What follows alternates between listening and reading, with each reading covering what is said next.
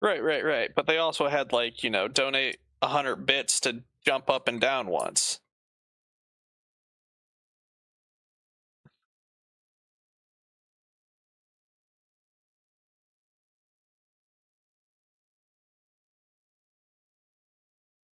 Sure. So would you, Cad? Okay, never mind. I'll ask you later. I'll ask you later. Downstream.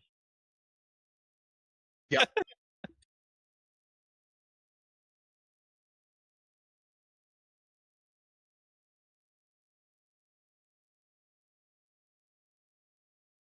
Perfect song for this, though. What?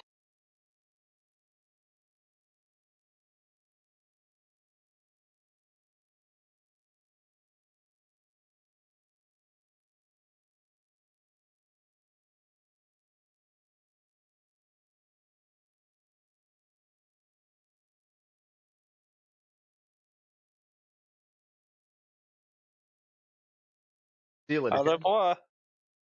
Bye-bye.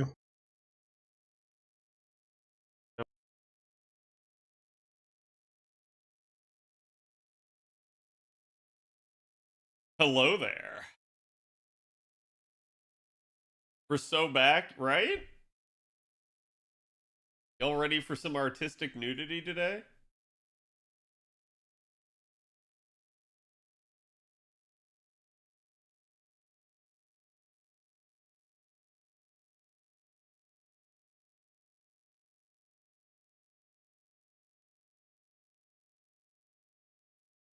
Oh, actually, let me reboot Aurelia here real fast. She's being a little rainy. 98.95 boxes? How do you know it's 0.95?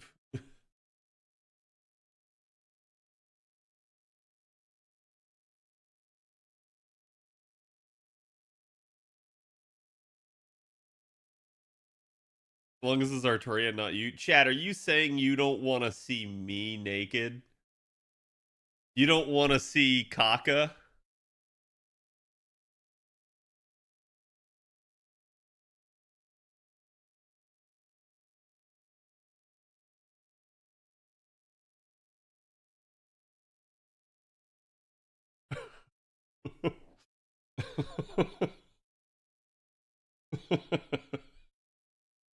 You're missing the tag for that? That is true. I am missing the tag for that. I would need to turn it on.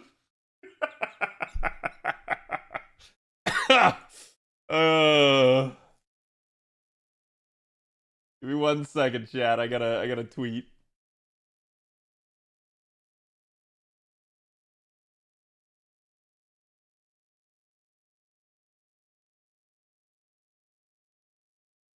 Okay.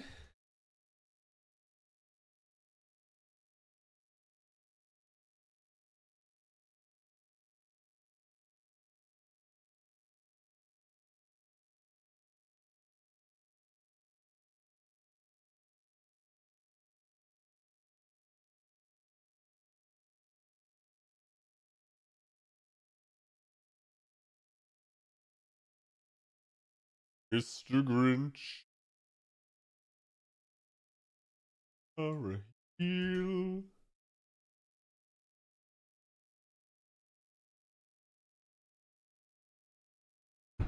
Okay. Yes, the tweet is live. Do me a favor, go give it some love. Is there any reason to farm 90 plus after a full clear of the shop? Yeah, it would just depend on what materials you want from the node itself. Like, the more you farm a node, the more likely you are to get drops from the node. So, again, like, the 90 plus has the 5.5 Demon Oni hearts, and then the, like, silvery crowns from LB5. And then I think the 90 has eggs and ghost lanterns in it. So, like, a lot of it can boil down to, like, what you desire in that regard. But certainly, if you have a much easier time farming one node over the other, that can also be a deciding. Usually it just boils down to stuff like that. Okay, I got today's art. Let's get ready to partay.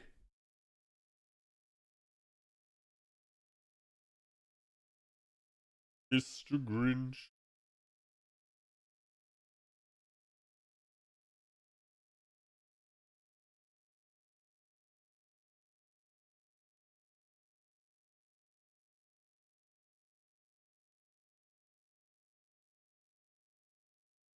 Dink. Dank. Dunk.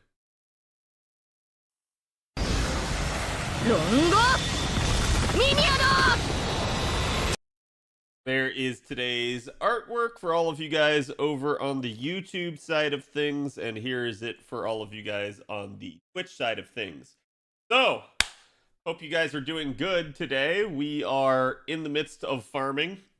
I will probably finish with you guys live on stream. I did not do nearly as much farming today as I did in the prior day. You guys know I did. I ended yesterday at 430 boxes. So we did a little bit of farming still during the media share. So I basically did 180 boxes yesterday, and honestly, I slacked off during the media share. So probably could have been about 200 boxes in one day had I not. So today I didn't do very much because I didn't have that much. How long until Adpocalypse 2 Twitch Boogaloo? So interestingly enough, that's what I tweeted out about, is that there's some Twitch news today, and I'll talk about that in a minute. Are you running the Bond node? You mean the ice node? I haven't yet. I'm still finishing my actual content here. Whoops. Lost you guys. I clicked right off my dashboard there. Thank you guys for the stream streaks. 40 streams and I can get nudity on Twitch. Yes, it's because of Jay. You guys can thank Jay. So that is obviously one of the news that we're going to be talking about. It's going to be really interesting to hear from the YouTube people on this side of things. But I've been trying different comps, even though that gets me through the 90 plus in 3 turns. Good old Chingong Gatling. Yeah, and that could be a case of like, if it's too cumbersome and you don't like to do it, you can always try out a different one. How is QP and FP different between 90 and 90 plus? So FP won't really be different. Friend points is basically just going to boil it down to your actual like amount of boxes that you're getting, because that's where you get FP in a lotto. And that can have a little bit of variance, but basically between the 90 and the 90 plus node, there's very little variance at all in the amount of lotto currency that each node drops. The big difference there is the amount of other materials that the node will drop. The 90 plus will drop all shop materials, so basically you will have the ability to clear shop using the 90 plus, but if you're just doing the 90, you won't get that. So used to brain dead farming without actually having to pay attention to cards, and my low power alt is kind of painful. Yep. What is my Twitter? My Twitter is Khadroth still. It's, you know, Twitter. Well, I guess it's X now. So if you're memeing me as to what that is, but yeah, it should just be at Khadroth. As you.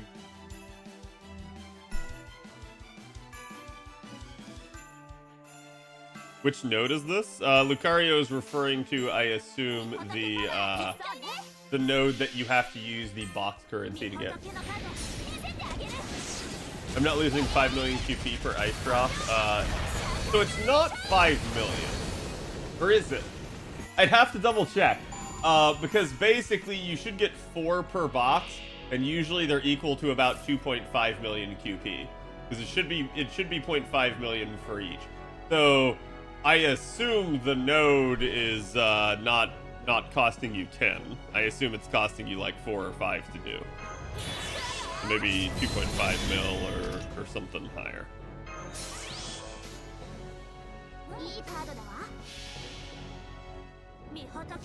On my way. I love that in every article I read a quote something with X is always followed with previously known as Twitter. Yeah, it's the social media site formerly known as Twitter. I have cat at 30%. I hear him fine. Is volume kind of weird? Got some bonus QP converting shop currency, I guess. Yeah, if you guys don't have a lot of time because you waited till like, you know, yesterday to start farming, don't sweat doing the like fourth currency node too much. That stuff is mostly going to be there for people that like really just don't need the QP and stuff. And again, like I'm one of those people, and I don't know how much I'll even farm it, so it'll really just depend.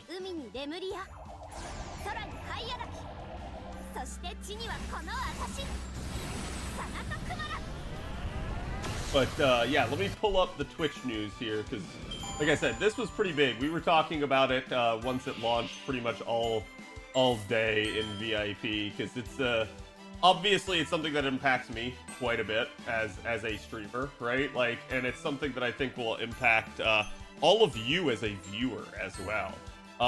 Even if not directly, at least in a roundabout way.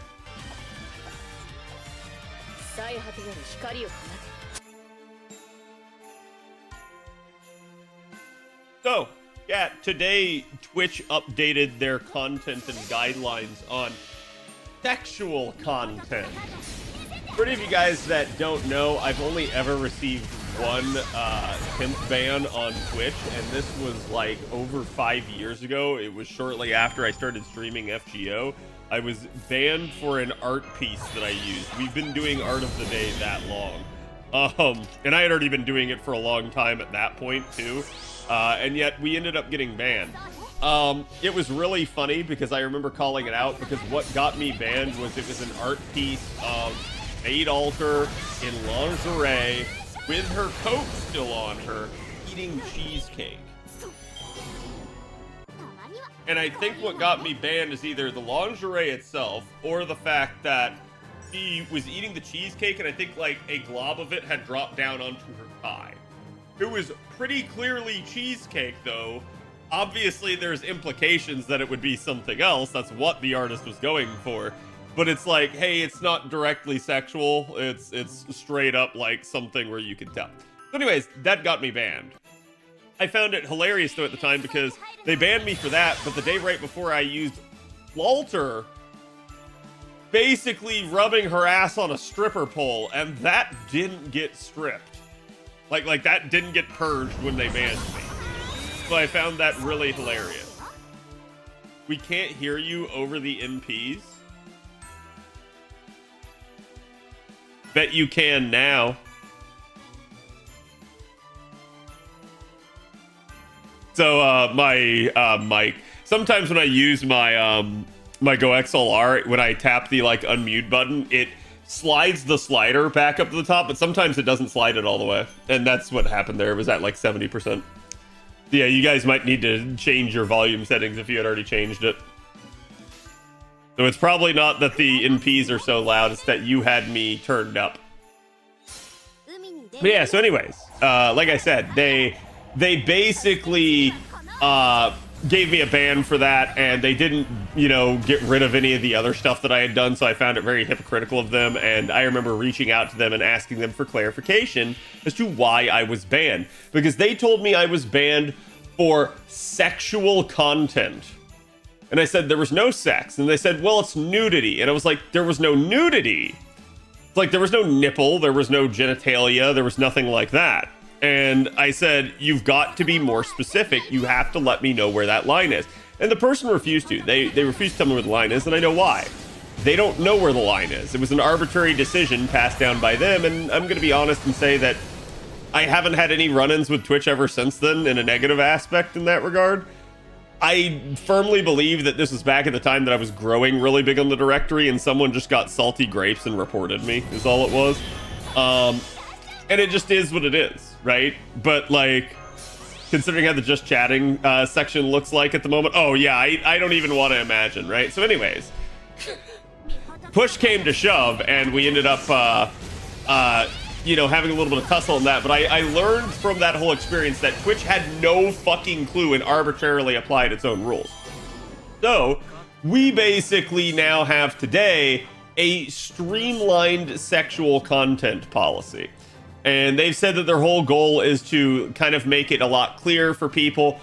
A lot of this came about because of the whole, you're gonna love this, chat, naked meta on Twitch, which was a meta where, like, kind of like with me, where you guys can see me from the chest up, there were a lot of female streamers that were streaming from the chest up, not wearing anything. Or at least that's how they were trying to make it look. They may have been wearing something that was like strapless instead, but they would sit there and like jiggle around. You could see the top of their tits like jiggling and stuff like that, but you couldn't actually see any nipple. And so people were like, what the heck is going on? Apparently this is finally the meta that broke Twitch. I'm sure Twitch is going to claim that they had this in the works for a long time, but I don't think they did. I think this is maybe something that they were thinking about, at least partially, but I think they rushed this one out. And I'm going to tell you why. Because as we go through this, I'm going to point out to you all the problems that I have with this and where I think Twitch is just absolutely not having any fucking clue of what can of worms they are about to unleash upon themselves. So anyways, they've decided to completely consolidate it into a single policy. You can see the full-on policy language, but they basically TLDR it for you here. So essentially, they're now telling you that you will be able to do various other things now on Twitch that you couldn't before. When you do those things, the only requirement is that you must classify yourself. You have these new content classifications that they actually rolled out earlier this year, where we have to like classify if we're gambling on stream or yada yada yada, right? Like any sort of drug use or anything like that. So you can still do it, but you have to classify yourself as that. And what they're telling you here now is that what this will do is whenever you're applying one of those classification labels that's considered a little bit riskier, I guess, they're saying all that's going to do is make it not allow your stream to be on the homepage.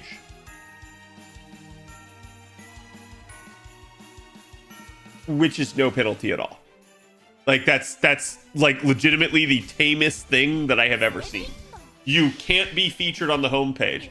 Chat, I've been streaming on Twitch for years, and I can flat out tell you I have never been featured on the homepage. In fact, in order to get on the homepage, you must actually apply for a chance to be featured on the homepage. So basically, unless you are one of the biggest streamers that gets naturally featured on the homepage, you don't give a fuck about this penalty. This means nothing to you. And even then, it would just be the case of being like, well, what do I care, right? Like, if I want to be featured on the homepage at that point and I'm big enough, I'll just not do something risque for that stream. So it's kind of stupid. Anyways, what they are also saying is that it's basically going to include anything that includes the drugs and intoxication, excessive tobacco use, violent and graphic depictions, gambling, or sexual themes. Any of those content classifications will not be there. What they do say is that basically you are not going to have this impact your ad revenue, and you are not going to have this impact your ability to be recommended as a channel to another viewer. So like I said, this does nothing. This is like, people are literally just going to go ahead and slap these on their stream. Like, just slap all of them and be like, well, now I can't be banned. Whatever I do, I'm covered because I said, hey, look, guys, it's like, it's a sexually themed stream. So I'm going to tell you right now. Yeah, chat's saying the adpocalypse is incoming. I agree. I'm going to flat out tell you, but it's going to be an adpocalypse of a different sort. No one's going to want to advertise on Twitch at this point. Like, we've already seen how advertisers seemingly act whenever anything slightly they disagree with or dislike happens, and they pull back. So imagine now Twitch just goes, tits everywhere. And all of a sudden, you're going to end up with, like, every advertiser going, whoa, hold on, what the heck? So I think that's going to cause them some major issues. Then they did a FAQ on this as to, like, what this is. And also, keep an eye out on additional feedback via user voice. So, what they're trying to tell you is what's changing with the new update. Some types of content that were prohibited will now be allowed on Twitch if appropriately labeled. These changes include previously prohibited but now allowed with a label. So all of these, chat, all of these were not allowable before this update, but will be allowable now as long as you put the appropriate label on your stream. So let's start with the first one. Content that deliberately highlighted the breasts, buttocks, or pelvic region even when fully clothed. Well, we already know that Twitch was absolutely arbitrarily enforcing this one, because I can't tell you how many times I've seen a female streamer sit there and like lean forward and try to like absolutely flash their cleavage to the camera, like, or bend over in front of the camera, and it's like, oops, tee-hee, I didn't mean that. Yeah, bullshit. We all know what you were doing. We all know that's why you were doing it. So now they're just saying, hey, as long as you label it, we don't care. In fact, do it. Because we all know that the Twitch staff basically sat in a bunch of these streams and were practically having their dick in their hand jerking off to it. Like, none of this is new. So basically now it's just leveling the playing field and saying like, hey, as long as you label it, we now know what it is. Streamers found it difficult to determine what was prohibited and what was allowed. That is to say, people felt like they were being arbitrarily punished, and in some cases, people felt like it was unfair, that some streamers weren't punished for it and others were. And they're absolutely right, it was. They would make an example out of certain streamers that were less monetizable and saying, see, we're enforcing it, and then not out of their biggest earners. So, when evaluating whether or not a stream violated this portion of the policy was subjective. It's because it is. It 100% is. In chat, it still will be after this update. In addition, the former sexually suggestive content policy was out of line with industry standards. They're right, chat. It is out of line with industry standards. I just didn't realize that Twitch's industry was OnlyFans.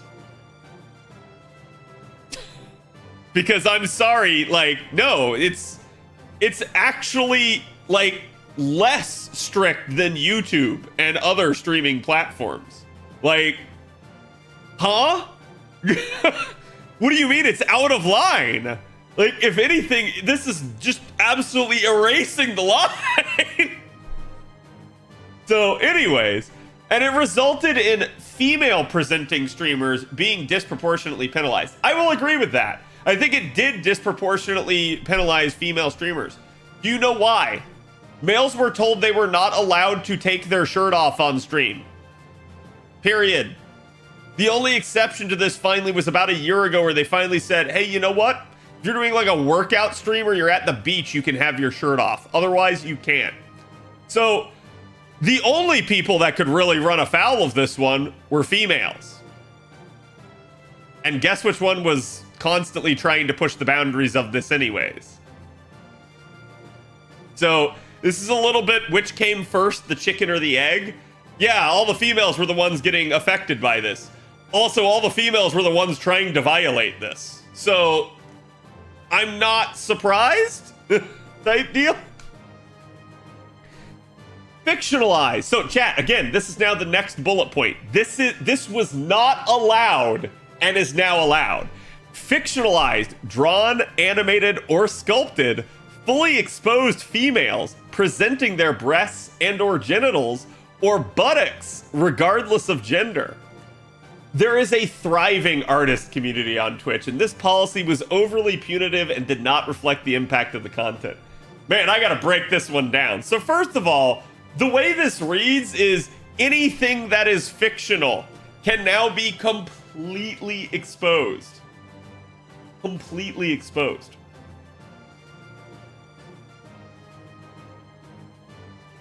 Sure, that includes art. That also includes mascots like Aurelia. And VTubers.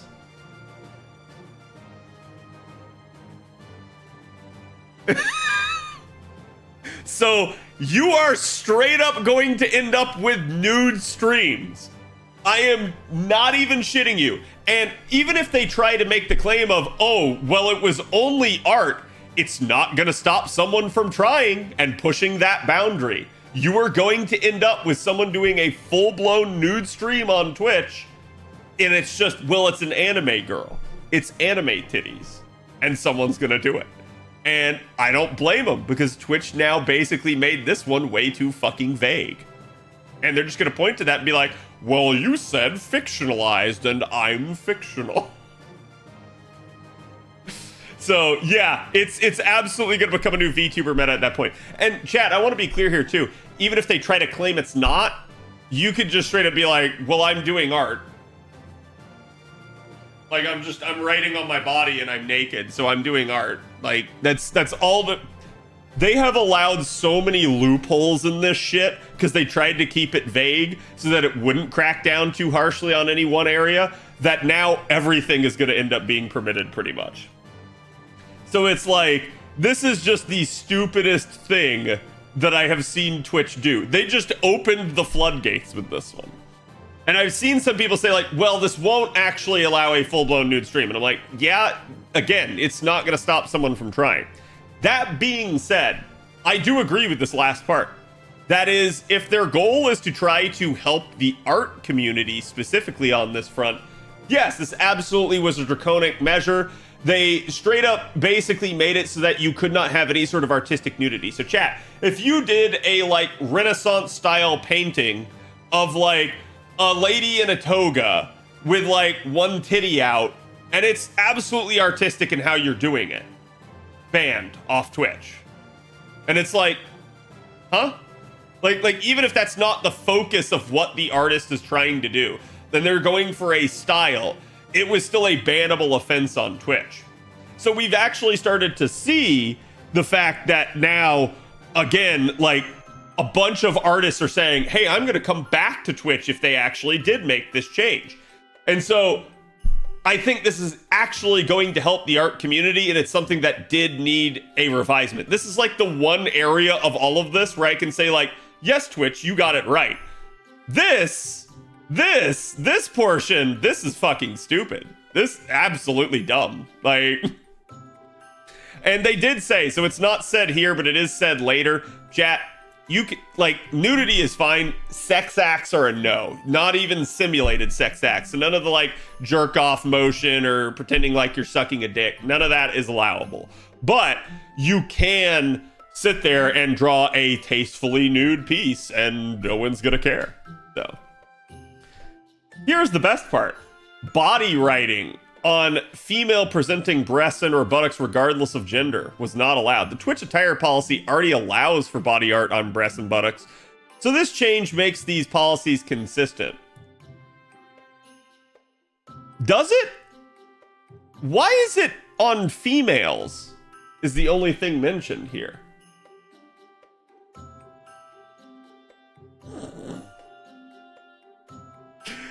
So they're gonna go ahead and get people very angry at them over crap like this.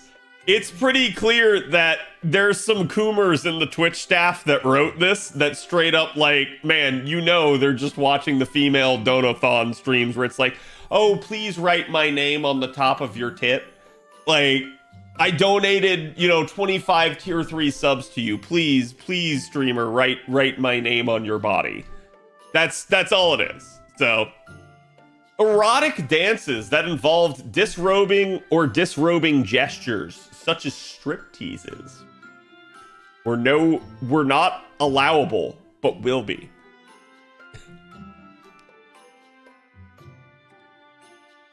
Chat, Twitch is gonna get sued.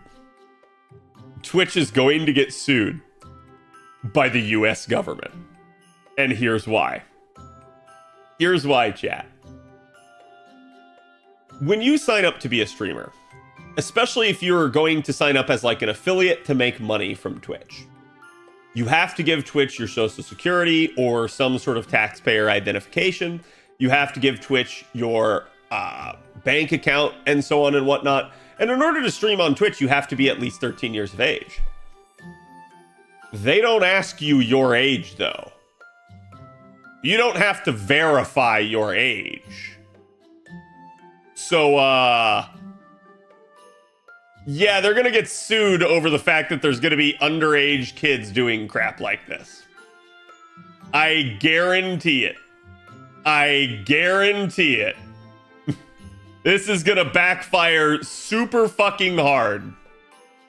So, like, and, I'm pointing it out here, chat, but it could easily end up being on something like this, too. It could easily end up being on something like this, too. So, They are opening a set of floodgates that they do not want to. Now, the next one, changes to popular dances. They already had a policy on popular dances. Popular dances such as twerking, grinding, and pole dancing are now allowed without a label. You slay, girl. Previously, some dances were prohibited and others were allowed with a label. Enforcing on such dances, regardless of context, meant our policy prohibited twerking at a wedding or taking pole dancing exercises class. Right, chat? Like, it's so harmless. Like, didn't you remember that time at your wedding that, like, someone was twerking on the stage or something like that? Like, God, it was so unfortunate that, like, I couldn't do that on Twitch. It was so unfortunate. Or, like, maybe, I guess, I don't know, at that point, why stop there? Like, why couldn't I stream my bachelorette party with the male stripper? Like, I just don't understand. Maybe these things are in place for a reason. Like, I'm sorry. This isn't real life? Yeah, exactly. So, or taking pole dancing exercise class. You know, chat, I don't know about you, but it's a great way to, like, get in shape is to practice my stripper capabilities. I gotta level up my stripper capabilities. The policy now takes context into consideration and only prohibits streaming inside of an adult entertainment establishment. So, chat, you can twerk, you can pole dance, just, you know, only do it for your bros. Like, don't do it in the actual strip club. As long as you're not in the strip club. In fact, chat, you could do it outside the strip club. You could straight up post up outside the strip club and, you know, haul the pole out there, put some weights on it, and absolutely go to town. You just see the strip club sign flashing in the background, but you're not inside, and you'd be good. So, are artistic depictions of nudity allowed? Context with a focus on fictionalized stuff, regardless of gender, are allowed with a sexual themes label. However, fictionalized sexual acts or masturbation remain prohibited. So chat, you're not allowed to simulate a sex act, okay? You are not allowed to simulate a sex act. So Twitch is telling you, no sex acts. Also, Twitch, hey, you can't simulate a sex act, but you can totally twerk, grind, and pole dance, even though that is literally simulating a sex act.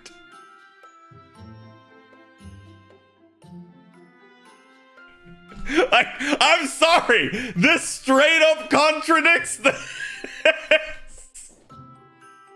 So I find this really fucking hilarious.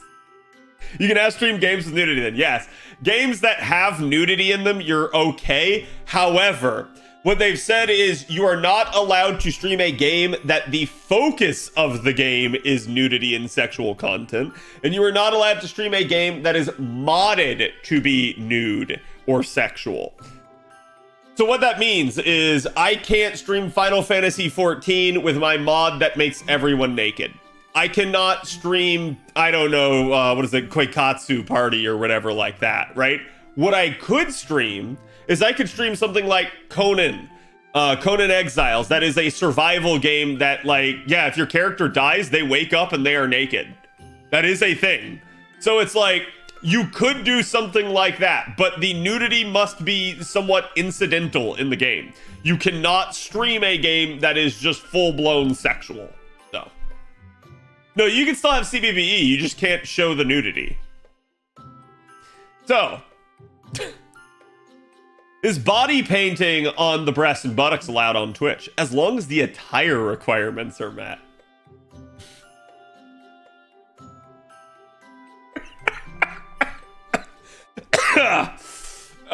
What attire requirements at this point?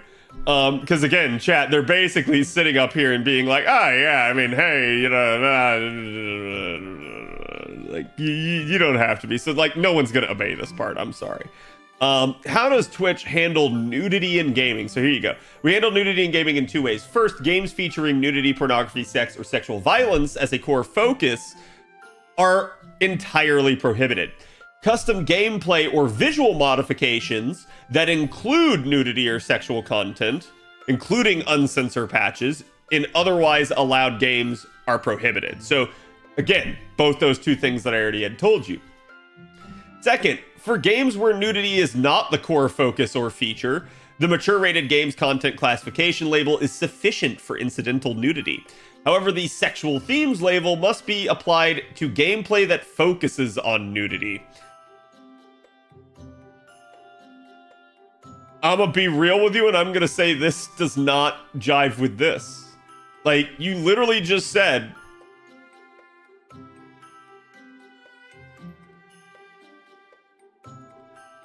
games featuring nudity as a core focus are entirely prohibited. However, the sexual themes label must be applied to gameplay that focuses on nudity. What?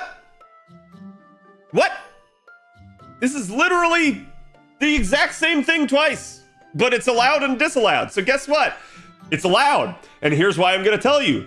Because all a streamer's going to do is push the boundary. They'll get banned by Twitch, and they will point to this and say, you told me I could. And then Twitch will be like, we told you you couldn't. And you'll point to the next paragraph and be like, you told me I could. I didn't read that first paragraph. I read the selectively approached paragraph that I knew would be beneficial to me. And it's just going to cause a huge fight. Twitch will absolutely still ban the person. They will still straight up get that, you know, like, oh man, you're banned for 3 days or whatever crap. But it's just going to keep, you know, people hounding Twitch as to like, where's the line, Twitch? What do you allow? What do you not allow? So this is the problem. And furthermore, they're going to get called out if they try to disallow it. They're going to say, oh, you can't stream that game. It has nudity. And then every single person that did is going to go, what's that over there, Twitch? And they're going to point to the just chatting category, or they're going to point to the body painting or the art category where there's full-blown nudity. And they're going to say, you're a hypocrite. So at the end of the day, this is just going to keep going back and forth. So users may not engage in simulated sexual activity, or, and I'm sorry, chat, you're all going downhill from this. You're not allowed to erotic roleplay with other players in online games. So my character can be nude. You can't hit on me and ERP me. Take that. They're just trying to say they will judge this shit on a case-by-case basis. Yeah, which is arbitrary and means that they're going to get called out for being subjective again. Why would you RP on stream? Why wouldn't you? I'm just having an artistic conversation. Blues figured it out. There you go. It was a erotically artistic conversation. Yeah, you can't ERP in 14 anymore. I'm sorry. You guys are going to have to leave Limsa. So, games that primarily consist of user-generated content, in-game role-player interactions, and virtual reality are not exempt. So again, just because your game is meant for roleplay doesn't mean you can ERP someone. If the mature-rated game that I'm playing includes violence, alcohol, gambling, or sexual themes, does that mean I also need to apply the content classification labels? Content classification label covers most content that occurs within the game itself. However, if the content is encountered as part of regular gameplay. So again, Conan, your character dies, they are naked.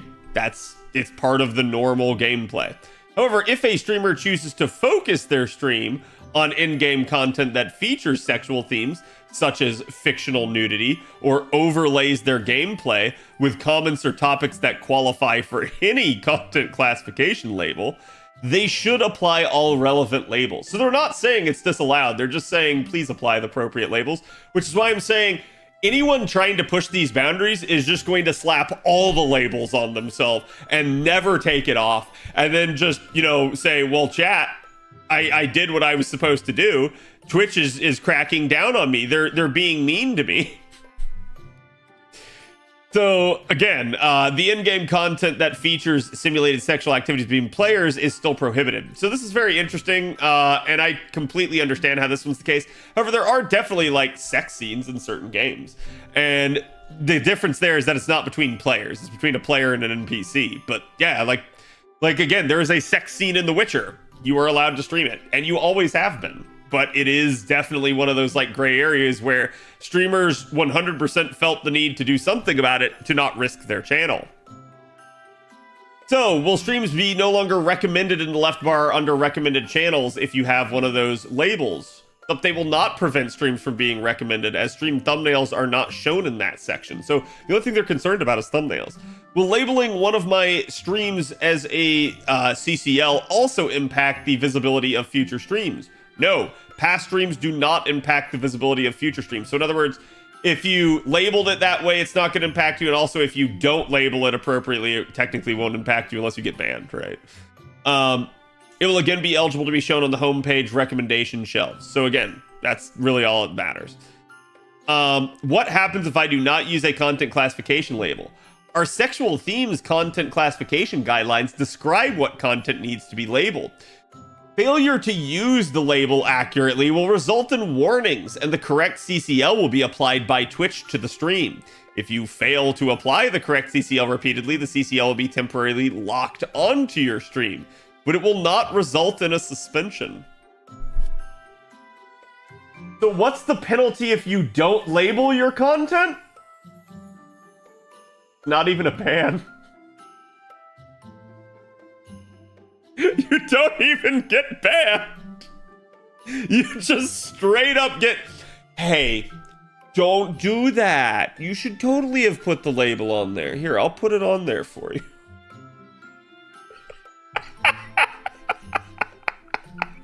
Chat, I'm telling you, there's no way this doesn't go south for Twitch. No way. So this is just gonna be wild to me to see this. I think we're definitely gonna have to experiment as to like when they say the home page, do they mean like your page on Twitch that you first go to? So let me see. Like, do they mean like something like the actual like front page of Twitch? Do they mean like a specialized section for you? Do they mean like, hey, when I go into the FGO directory, my stream will not be seeable? I don't know, right? Like that's where they're a little bit vague. They're a little bit too vague to help us. And that becomes a little bit more of a problem.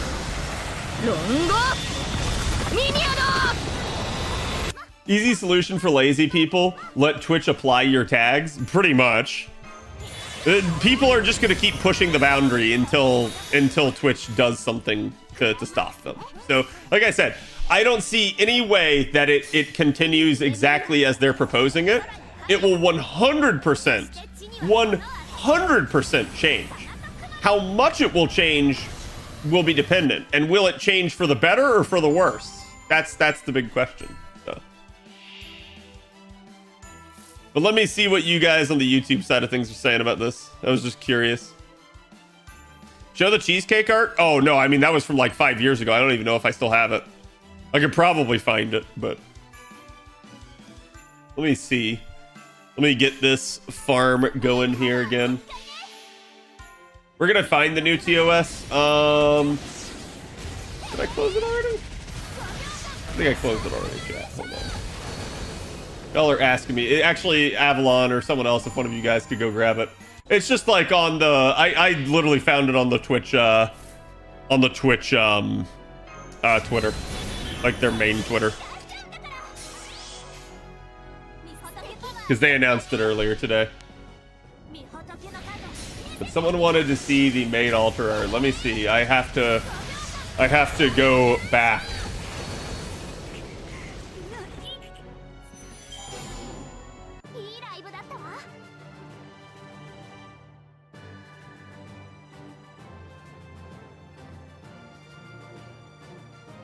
Yeah, this is definitely pretty far back because some of this isn't loading.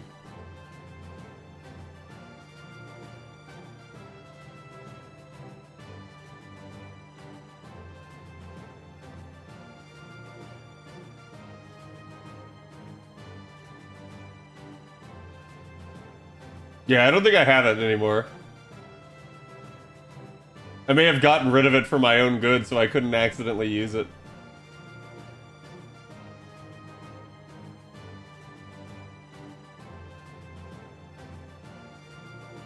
Chat about to get a label placed on his stream? No, I mean, like, chat, even at that time, I still would be perfectly confident in using it on my stream now. Like, Twitch was just draconian back then. Like, and like I said, even at that point, I still felt like it was a agenda to try and get me, because someone I think was like chain reporting my stream at the time.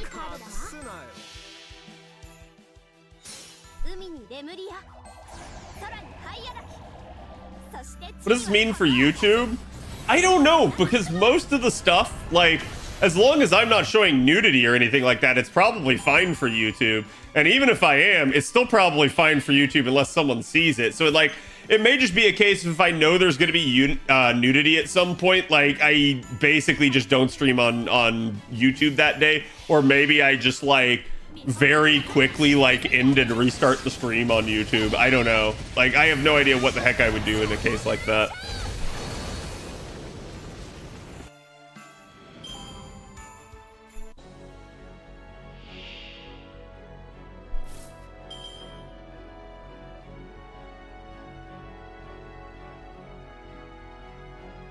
Okay.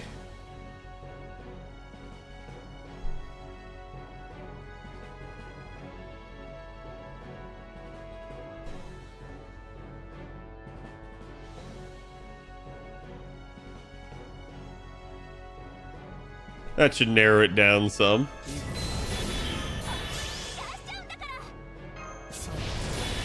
Naked Aurelia model incoming. Chat, I would need a good 3D modeler who is willing to work on her in order to do something like that. And to be honest, I'm not sure it'd be worth it. The sheer cost of something like that is crazy.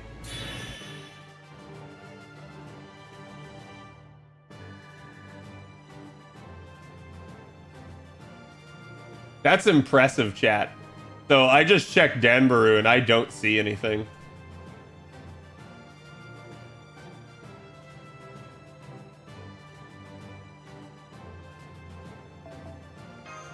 Oh, hold on. Let me actually check how many we're at. Which means that I legitimately have an art piece that is so rare that Danbaru doesn't have it. 286. I think we got to go to 294. So we are like 12 boxes away or something like that. How many C drops is the now, cat? Oh, you think I'm counting?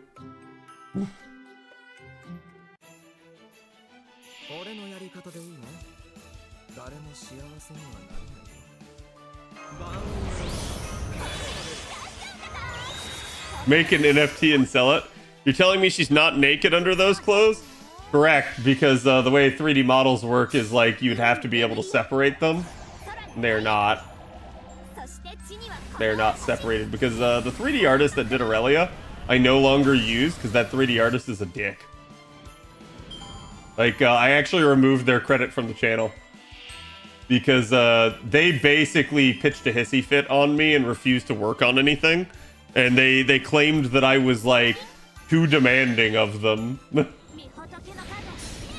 And this was, again, it was one of those artists where it's like, man, they just absolutely sucked and, like, never actually, like, got to task on anything.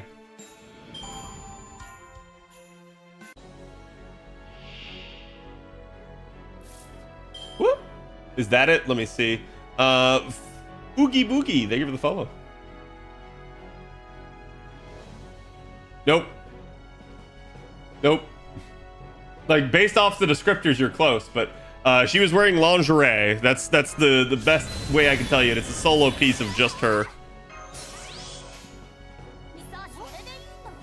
DeviantArt about to have a field day? I mean, DeviantArt I don't think allows certain things as well.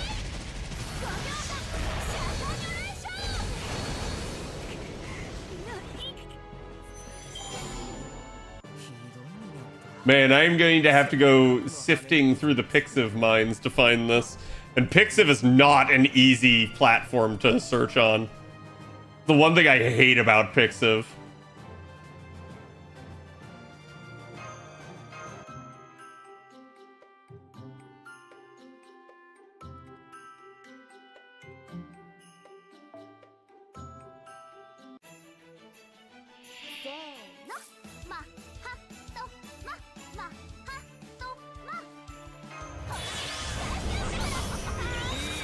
You looking for the one that got you banned? Yeah, Chop. Do you remember it?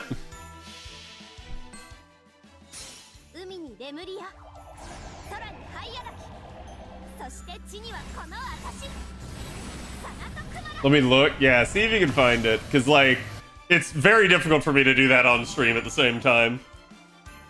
Pixiv put a convenience paywall behind it, didn't they? Yeah, I think so. Like, they give you a lot more, like, search features if you're a, what is it, like, Pixiv Premium or something like that. Especially if you don't remember the piece you're hunting for. Oh, no, I'll know it exactly when I see it, but, I don't know the artist off the top of my head is the problem. Like, I can describe it to you. She's got, like, one leg down, one leg up. The, like, cheesecake that she was eating had dripped onto her thigh that was up. Like I said, it's her third ascension. It's Maid Alter's third ascension is what it is. But instead of, like, wearing her dress, she's just wearing lingerie underneath her jacket. Royal Icing-esque one? No, not quite.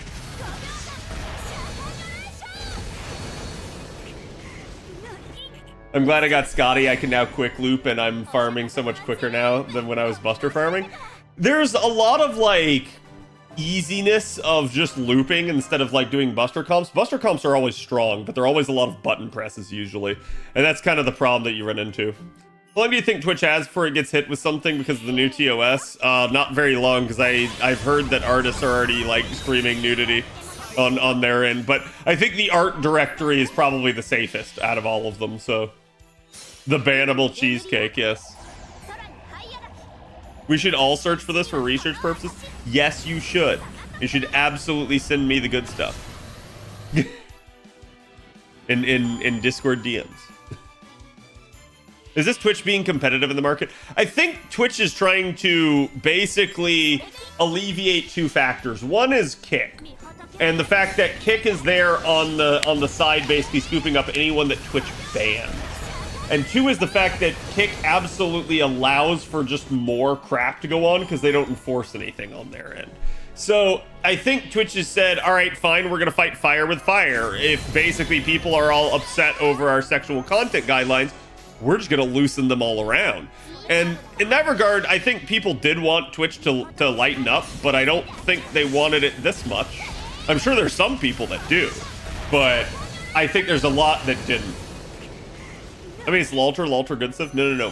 Malter. Maid Alter.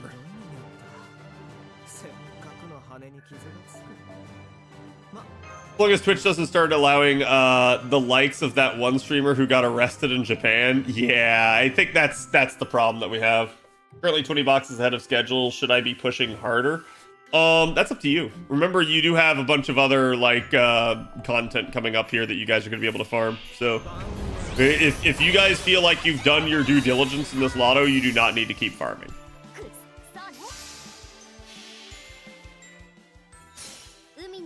What should your general advice be to those low on apples, 50 or so?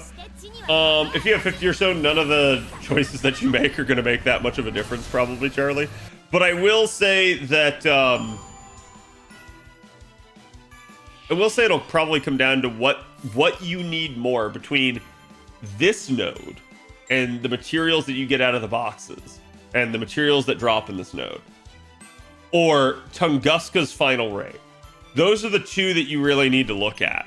Is what is the final raid drop? How much do I need those materials? And how much do I need those materials potentially at the expense of, like, embers, mana prisms, FP, and stuff that I'm also going to be getting out of the Lotto box?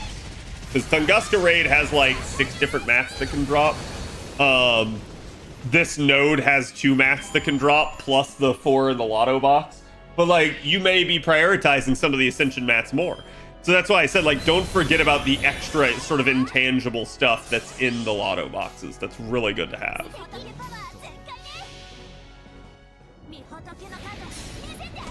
Did Twitch release a statement on Twitter or something? Yes.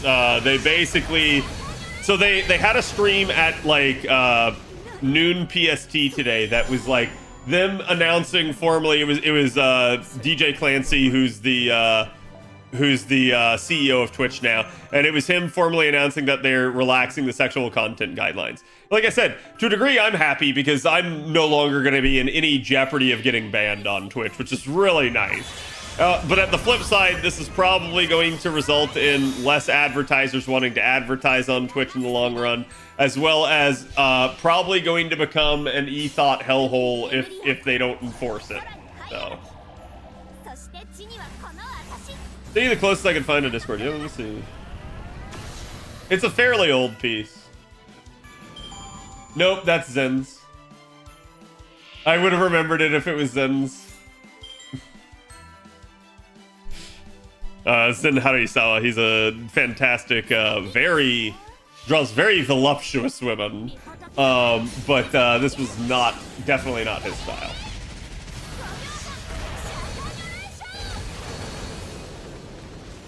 I'm just waiting now for someone to try to turn Twitch into CB. Wait, what's CB?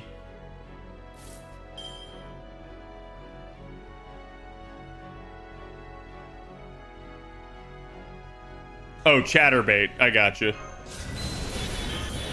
I mean, I did. We were talking about it earlier in VIP, and someone was saying, "Hey, it's probably going to be done to like let the likes of Project Melody back," and I'm like, I don't know about that. I don't know about that.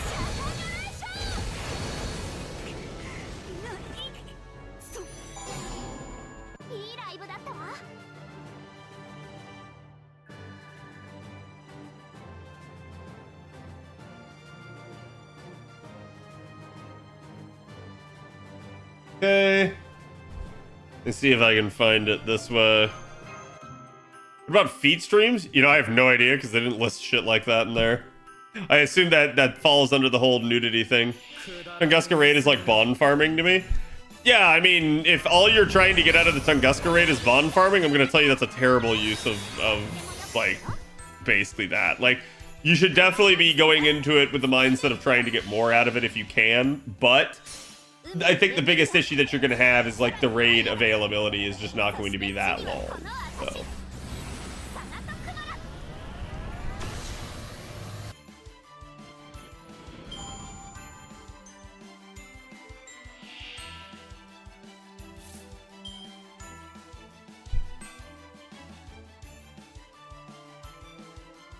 Okay, so first I gotta find Maid Alter's tag on Pixiv.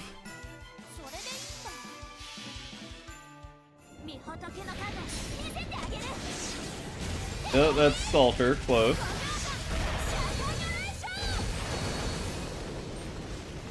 So don't use teapots?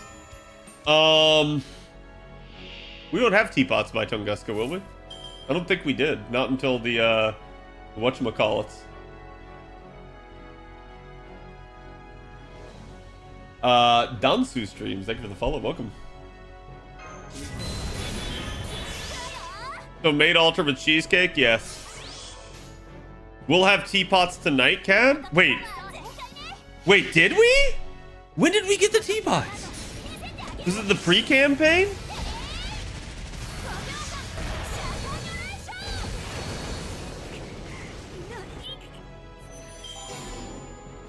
That's wild. I completely forgot about that. I've been focused on grinding Lotto, so I haven't been paying attention in that regard. They get introduced with the Mellison banner. Yeah, but I don't think it's the Mellison banner that's the reason. I think it's the what the Mellison banner is on, which is the like round 4 of the catch-up campaign. People that are behind on story. What are teapots? I'm so glad you asked. It's almost like I have a video on that.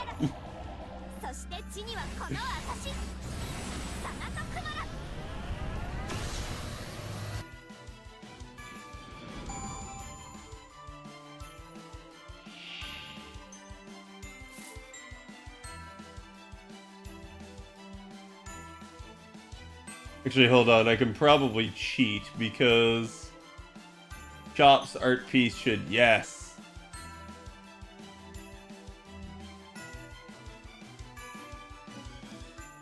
Mid Alta.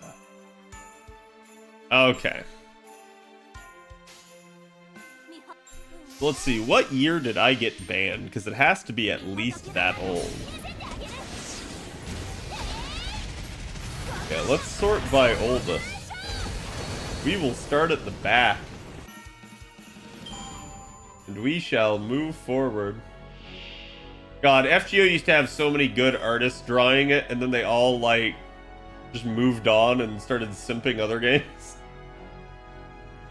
Not all of them. We still have plenty of really talented artists, but, like, there's so many that just, like, it is pretty clear all they do is clout chase. You got banned? I got banned years and years and years ago.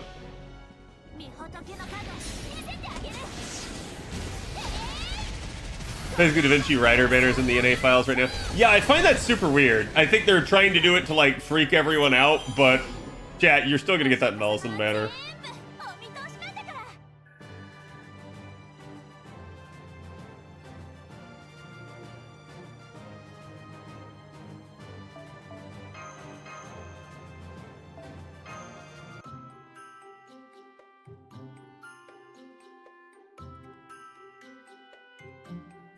I just hate this because there's no real way to, like, filter things on Pixiv.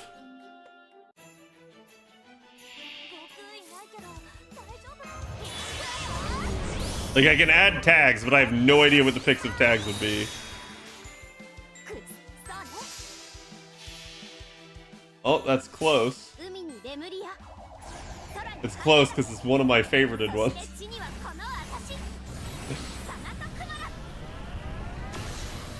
Ah, yes, that's also a good one. That is also a good one.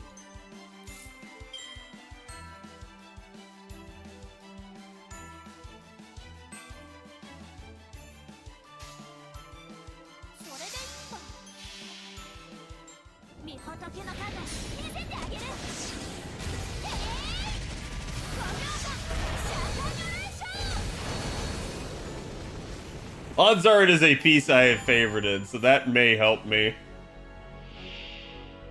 In fact, let's see what I can do about that. Is there a list of your favorites on Pixiv?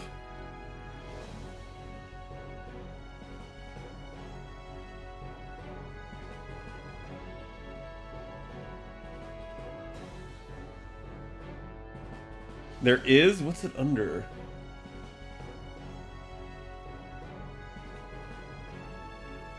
I'm gonna go to bookmarks.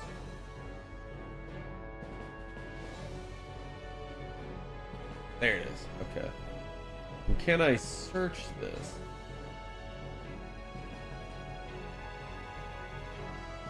No. It will not let me search my bookmarks. Well, shit. This is gonna take a while.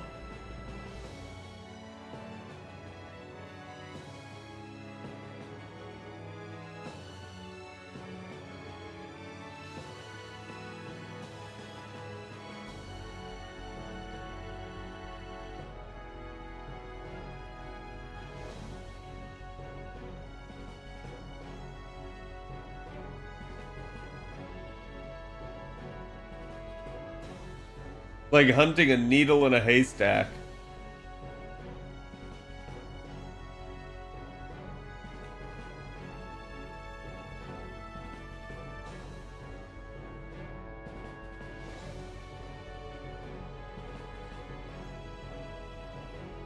I am a genius.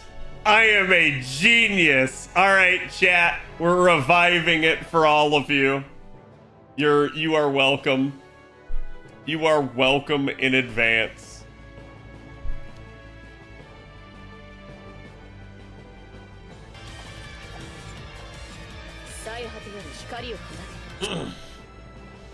Welcome to the piece that got CAD banned.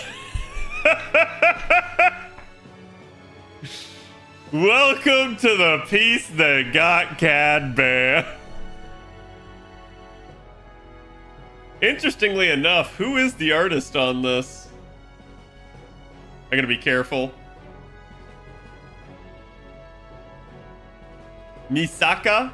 That's it. Hot AF though. Yeah, so you can see, right? Like, here was the cheesecake. Here was the like, hey, she dripped some cheesecake on her thigh, right? That got me banned. Yeah, this got me banned. You guys have seen worse on the channel, like, but this is the one that got me banned. It was her eating cheesecake. It's beautiful, yes. Here's the artist. Enjoy. I will add it back to my repertoire. We will certainly add this one for posterity here.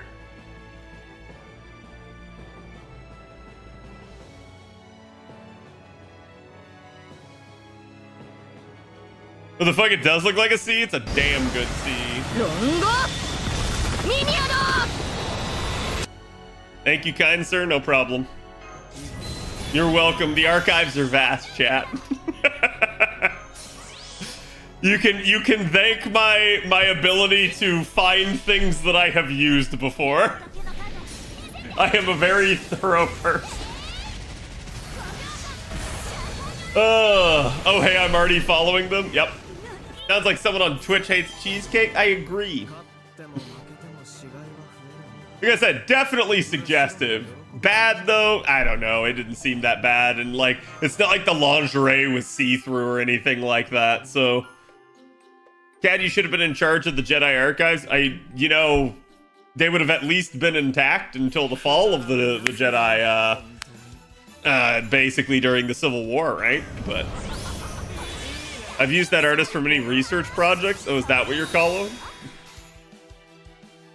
But yeah, and that's like I said, that one's so old that like none of like the sites seem to have it. Like Danbaru and stuff like that. Like, so that's the hilarious part, is I have many of those like year 1, year 2 when FGO was really stupidly popular. I have many of those art pieces saved for certain characters, and as a result, I am like basically the custodian of them at this point. Because unless you know how to find them, good luck.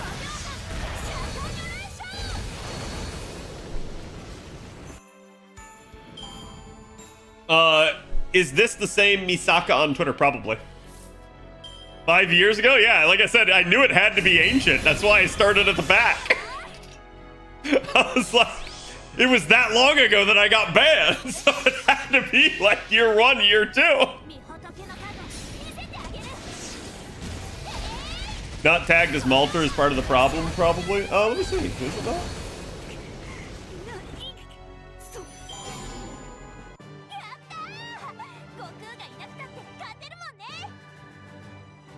You're right. It was tagged as Saber Altar, which is freaking hilarious.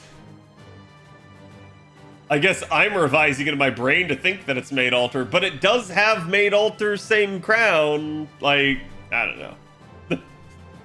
I don't know. It doesn't have the cheesecake tag either. Well, I figured that was probably part of the problem, is like no one's gonna tag something innocuous like that. Because I tried like cheesecake and eating and stuff like that and couldn't really land on it. Maid Altar is Altar though, yeah. All Maid Altar stuff is tagged as Saber Altar, but not all like Maid Altar stuff will be tagged as Maid Altar, unfortunately, as you can see. God damn, I forgot how much culture I had in it. Yeah, dude, like, it's so sad to me to, like, see just how, like, all these artists seemingly, like, loved Fate for, like, years and years and years. And then just, like, up and, like, decided, oh, you know, I don't care, we're gonna switch to, like, Genshin or something like that now. And I'm like, man. But honestly, and like I said before, I partly blame, like Delightworks / Lasingle. It just seems like they stopped actually investing in the art community. They stopped investing in the cosplay community. Like, they legit de-hyped their own crap. And I think that was stupid of them. I think they thought they were big enough and that they didn't need to do it anymore. God damn it, Twitch, let me use my Prime stuff already. Try refreshing. FGO hasn't had the best few years. Yeah, I mean, like I said, I kind of understand. I think the thing I'm most tired of at this point, though, is like, God, I'm tired of artists drawing the same, like, 5 Genshin characters. Like, at least with Fate, we had a very, like, robust, like, alignment of characters and stuff that people could choose from. But, like, with Genshin, it really feels like you just get the same, like, 5 characters over and over and over and over and over and over and over again. And it, like, it's to the point I've seen even artists complain about it. And I'm like, look, if you're tired of drawing the same damn character, here's an idea. Stop drawing the same damn character. And what it literally is like they're slave to the algorithm themselves. But I'm just like, at that point, stop caring about, like, how many followers you have on Twitter. Like, Twitter ain't making you money. What's making you money, if you're an artist at that point, is commissions, Patreon, or again, like, I don't know, like other ways that you have of, like, selling products like merch and stuff. So to me, it's like, once you're established on Twitter, you don't care about necessarily getting more followers. You just care about, like, actually retaining that sort of income that you have. If you search Saber Alter and sort by popular, it's on the first page. That's wild. That's wild. It's funny to me, though, that at that point, because it's like, I guess... Well, wait, can you even search by popular unless you're a Pixiv Premium? And in that regard, that's, you know, that's one of the advantages of it. Being able to see the popular pieces. Patreon, Fanbox, Gumroad, etc. Oh, I've talked with artists that I know about the whole, like, money-making strategy several times. Like, if I were an artist, here's how I would do it, based off of artists that I have seen be successful with monetizing their content.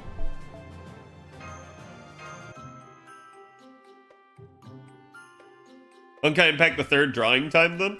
I mean, look, I'm gonna be real with you.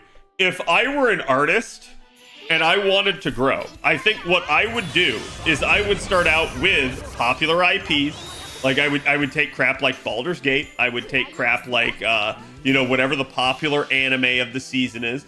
I would take, you know, like gacha games especially, right? And I would try to cover my bases, and I would try to, like, routinely put out an art piece every couple of months for, like, each one of those things, right?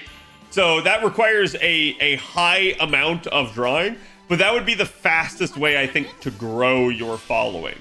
And you just have to be consistent from there. And that is absolutely the hardest thing for any artist and for any content creator, for that matter, is being consistent. It is super difficult. Is Baldur's Gate that popular? Yes. Yes. Yeah, it definitely has quite a bit of a following.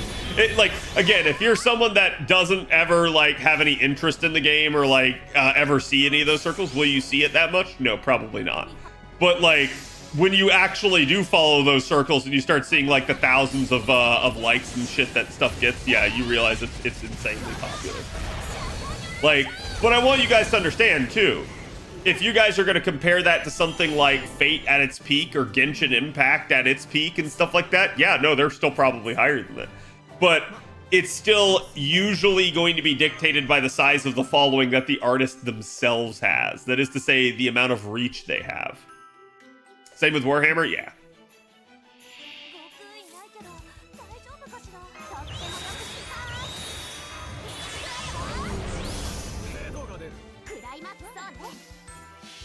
Maybe it's just me, but I don't see why they need to stop drawing one series just to draw another. And I agree with that, Red, and that's my whole point, is I think you're better off just playing to all categories rather than, like, oh, I can't draw this anymore. And I think that's the thing that I get pissed at artists about, is like, oh, you loved Fate, you got your following from Fate, and then you ditched Fate. Like, I don't like it when artists do that. And I've told you guys before, if you see an artist doing that and you notice that they just do not draw Fate anymore, and you don't care about whatever it is that they're now drawing, unfollow them. Do yourself that favor. Like, you're going to save your own feed from being flooded by shit you have no interest in, And you're also going to basically provide feedback to the artist that said, hey, I'm not just another statistic for you. Like, basically, you stop drawing the thing that I like. And I think that's fair. Like, because we see the same sort of stuff with content creators. And I think it's fair to apply to artists. But I do think, at least with artists, you see a lot more of like the, well, I like their style. And I don't mind that they drew that character from some other IP. And that's what I'm saying. Like, I think it's better when the artist just does multiple IPs rather than, oh, I'm only going to draw this one IP, and then they like defect to another IP. And then they go, well, now I'm only drawing this IP. And then they defect to another IP. And you notice that that's just how they are. They're just clout chasing. A lot of artists started out doing fan art for Fate too. Yep.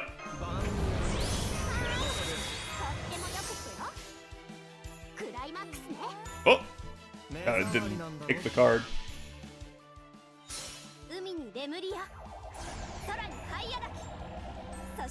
As long as redrop is here, I'm happy. I mean, at this point, redrop's probably on the payroll. Like any artist that's big enough to be on the payroll of Lasengal, I don't think you got to worry about. Like, if you're an artist that has at some point contributed to FGO, you are in the tank for FGO. Simply by virtue of it's to your advantage to be. And this is also why I say, like, I am so surprised that artists basically don't revisit their past content. They don't go like, man, I spent 5 years drawing Fate, and even though I've been a Genshin Impact fan for the past 2 years, hey guys, look at my old Fate artwork. How do you like it, right? Like, I'm really surprised they don't try to like sort of double down and revive their own content, because it's just easy to do so. But yet, like, a lot of artists basically just want to forget it.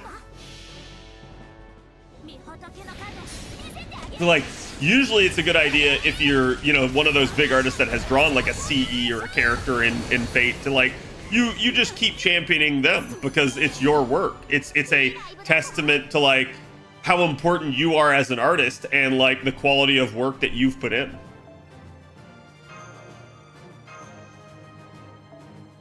Redrop's definitely on retainer, yeah.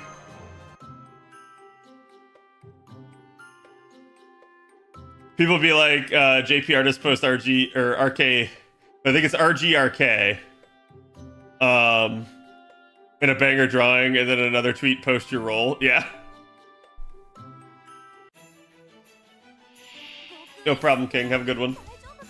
A lot of redrops clothing pieces for FGO are incorporated in a lot of other art.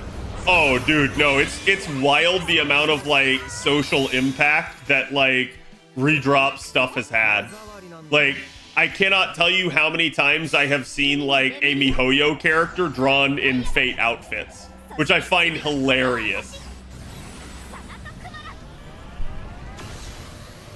So it's like a lot of people don't want to give this game its credit. They want to say this game is shit. They want to say this game doesn't matter. And this game still impacts the gacha sphere regularly. How many boxes this Lotto is your goal? 500.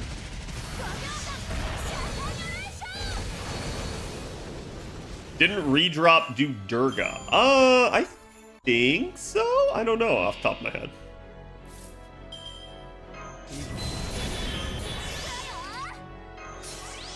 I know redrop did Kama, but I don't know about Durga. Durga is someone else? Okay.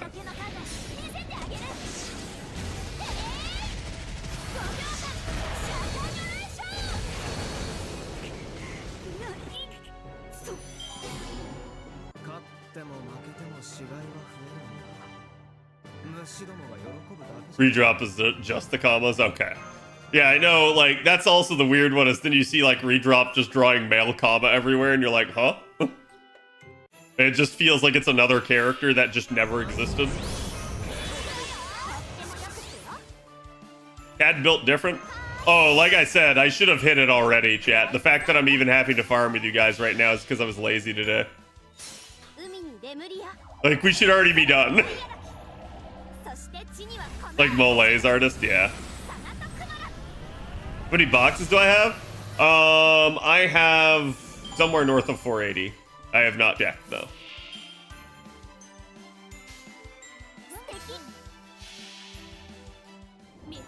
Star Shadow Magician for Durga Artist. Anyone else follow Tony for nothing but Mordred fan art? Yes, but I'm about to unfollow Tony if Tony keeps fucking complaining about his followers.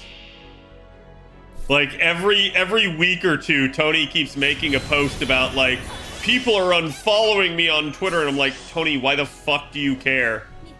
Like, he's going mental over it at this point. I'm like, just shut up and post your art. I don't care.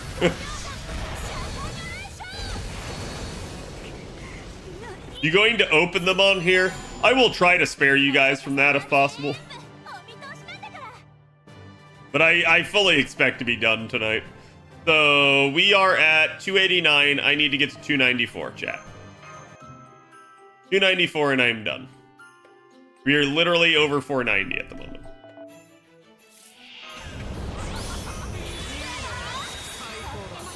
Midlife artist crisis. Oh no, it's just like I said, people care way too much about the statistic that is on their social media. They care way too much about like the number of followers they have. I'm guilty of it myself, straight up. Like, but the thing that I constantly remind myself is like, it doesn't actually matter at the end of the day. Twitter itself is like not monetizable really. Like, they're trying to make it monetizable, but unless you're like a huge account that constantly gets like, you know, 10,000 plus likes and stuff like that, like, it's odds are it's not going to impact you in the slightest. So maybe someone at Tony's level does because of the art pieces that he posts, but yeah, I'm sorry. It's like Tony is someone that should be making most of his money off of like art books and merch and like prints of his art, not Twitter.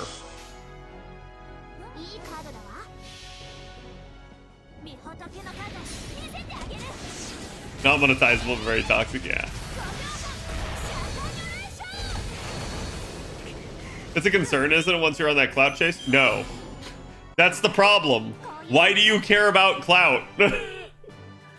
Like, especially if you're an artist, you only care that you put out good art pieces, the rest will come. Like, if you're sitting there spending more time complaining than actually working on art, it doesn't feel like you're actually doing what got you the following in the first place. And that's why I say that. Like, I have no ill will towards Tony, but like, it's just one of those where it's like, eh. Am I doing Florida Man stories today? Probably not, Ahado. Buy blue check marks today? Oh, I did. I 100% did. But I've said this before too, like, if you are a content creator, if you are someone that's trying to grow a community or a following, it makes sense to buy it. Like, it just actually helps. Has Tony designed a servant? No. Tony's just a fan art. Found a good one just now? Alright, let me take a look.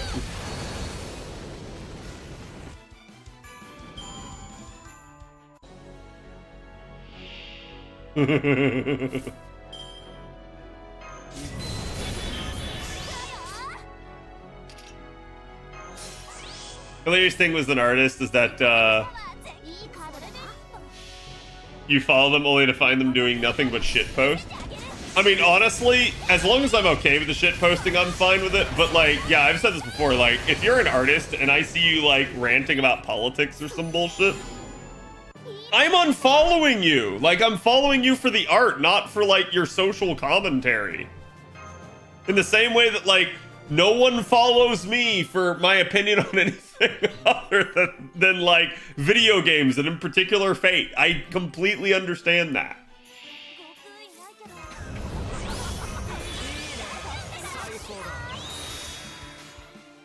If you say yes, I'll do the redeem. Wait, why do I already see the redeem? Florida man arrested after driving stolen ambulance to sheriff's office. Nice.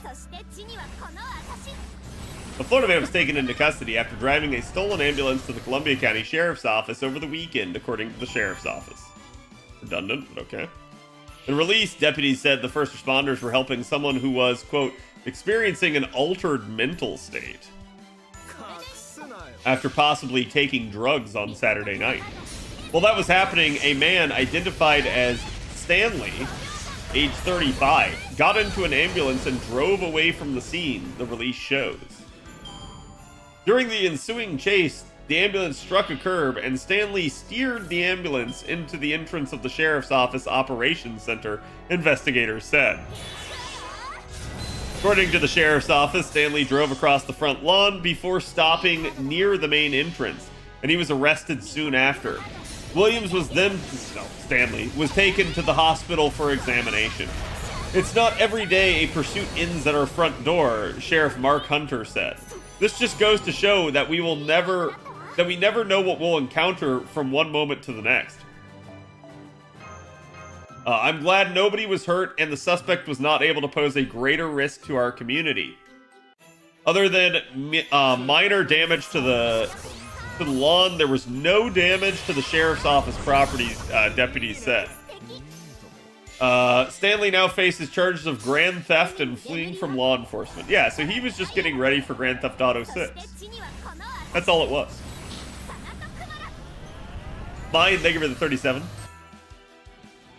Any story prefaced with Florida Man is usually going to be some shit. Yeah, that's why we have it as a redeem on the channel.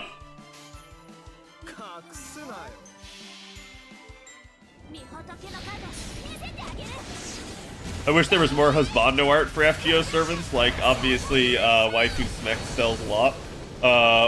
Why does the husbando art have to be yaoi? Because I can't make a comment without chat getting angry at me, probably. I'll just say there's definitely people out there that draw the husbandos, but it's certainly not as often, I agree. I followed you for financial advice, Cad. All right, don't roll. There's your financial advice.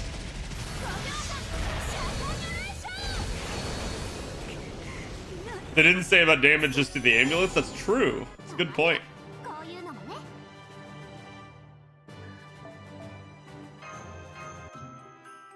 Good advice. I give the most sage advice to people. Stop spending money on FGO. Easy way to like absolutely double your profit. Your take home pay. You will be able to spend it on other things. Second MLB, nice, congrats. Tell me more. Okay, stop.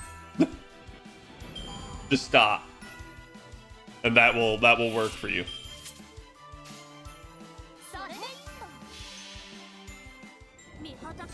Thank you, Hellfire. And apparently that started a scam train.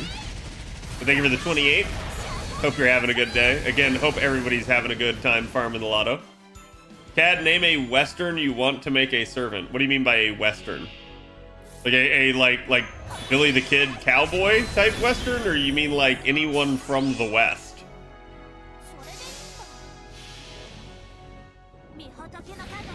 It matters if you're an SFW patron artist. Your Twitter followers? Not the slightest. All that matters is how many patrons you have.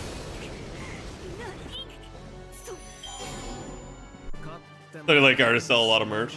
Honey Lake artists sell a lot of merch. Yeah, like I said, a little bit. Your monetization comes elsewhere. Twitter and all that matters about it is how it feeds you. But there's so many people that are like in your sphere that don't necessarily follow you as an artist. The only thing the followers matter for is reach. I'm not going to say that they don't matter in the slightest. I'm just going to say it's probably not worth going on an unhinged rant just because you lost a couple.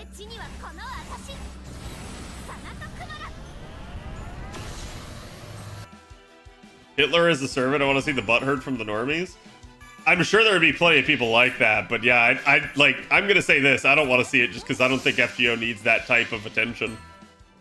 Like, FGO already gets shit on enough. And like I've said before, I think we are its worst critics.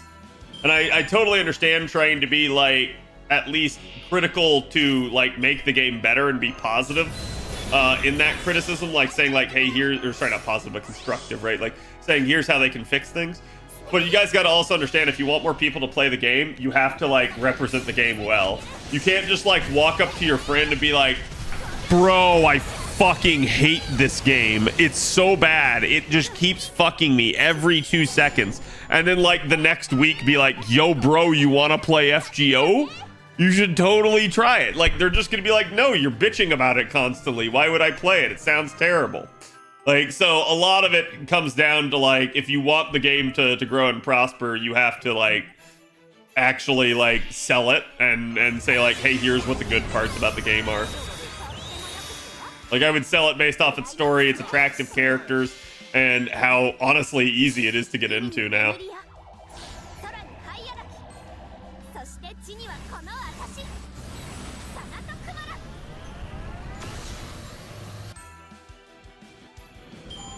You want to see religious figures as servants, but with the twist that they're all assholes? That's not a twist. That's like the common trope nowadays. We can't allow anything religious to be good nowadays, so everything has to be an asshole if it's any way associated with religion.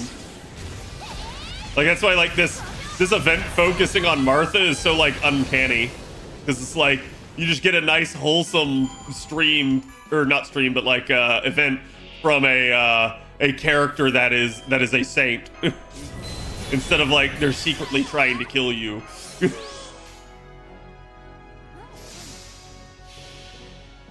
Or be doing a sponsored stream where you complain about not getting the servant you wanted and then quitting. Wait, I would never do that, would I? Did I do that at some point? I probably did. Past, thank you for the prime.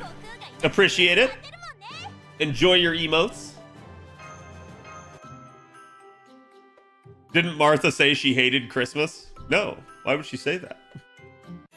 Oh, talking about Crony. Okay, I got you. Yeah.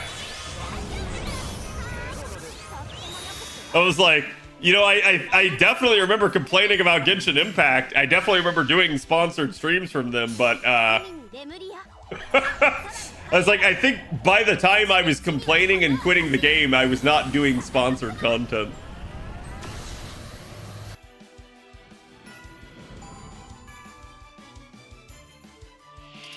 Nice way for you to get back on it. I mean, the big problem with FGO going forward, chat, is not going to be that it's, like, too difficult for you to play.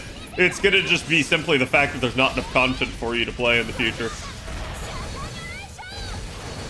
Georgios has always been presented favorably. Oh, yeah, no, don't get me wrong. FGO, in particular, is against that trend. I think a lot of Japanese stuff is just against the whole global, like, mentality on that sort of thing.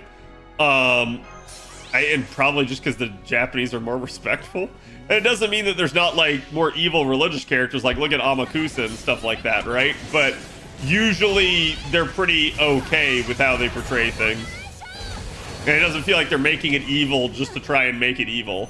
Like, they're basically, they set out with a character design in mind and went for it.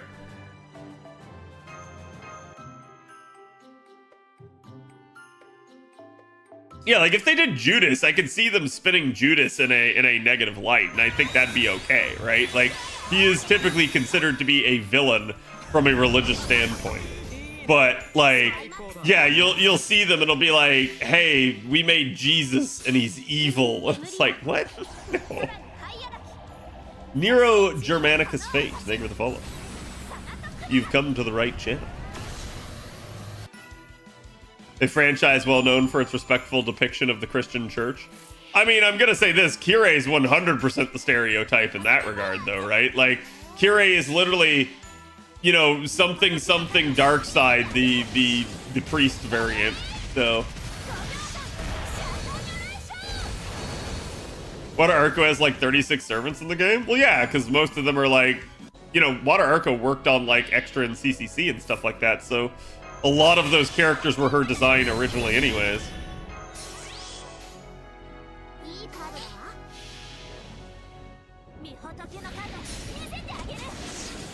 Oh, sorry, I didn't read the second part. I just read Judas and just immediately, like, went on. Yeah, that's my bad.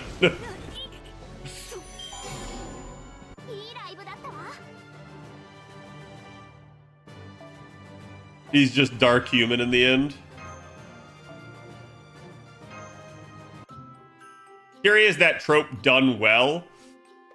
For the most part, I'll say this. I do agree, but I think the biggest problem with Kirei is his motivations don't make any fucking sense. Why did Kirei do everything that he did? I don't know. Kirei's entire reason for doing shit is just like it makes him feel more alive. That's it. Like, which is kind of a lame reason for doing it, if I have to say.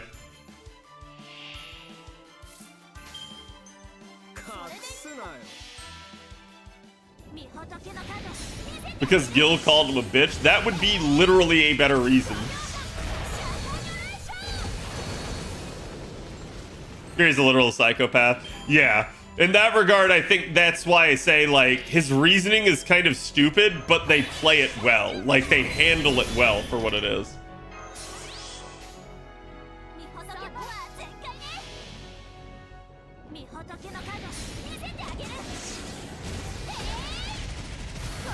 Dumb reason, good character. Yeah.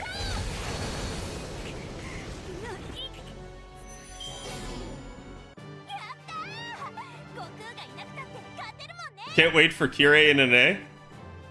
You can't wait to Yorikobi the Shonen. Chat, do you guys think you'll get lucky on Kirei rolls, or do you think you'll get screwed?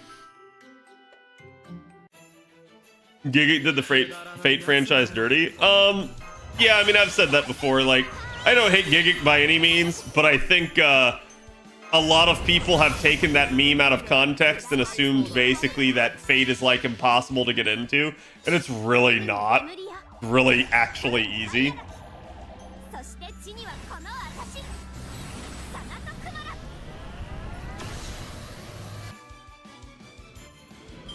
Oh, we get screwed because I won't roll for him? Nice.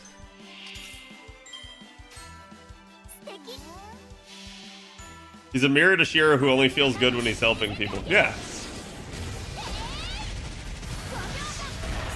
Just his VA going full ham. Yeah. God, what's his name? I can't think of it all of a sudden. I can literally see his face, but I'm drawing a mental blank.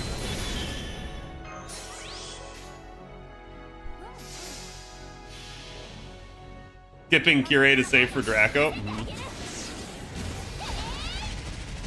Kirei's nice to have for certain things, particularly the way his guts works.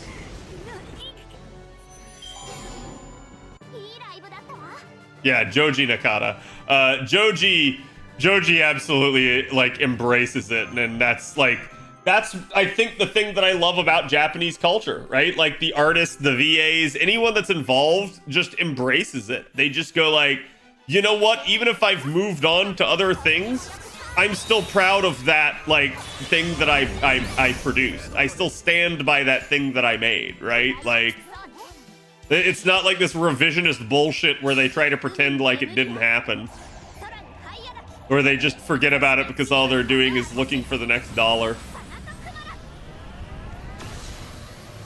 The vid of him running through the woods for Kirei's birthday, yeah.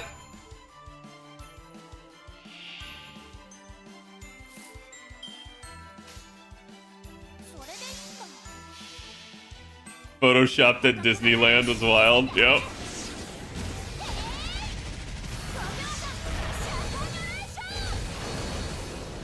Nobu always dresses as characters he voices.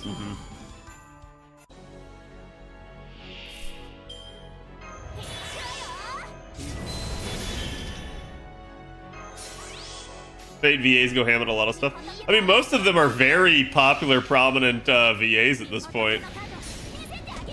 Like, chat, just go look up how many things Aoyuki has been in.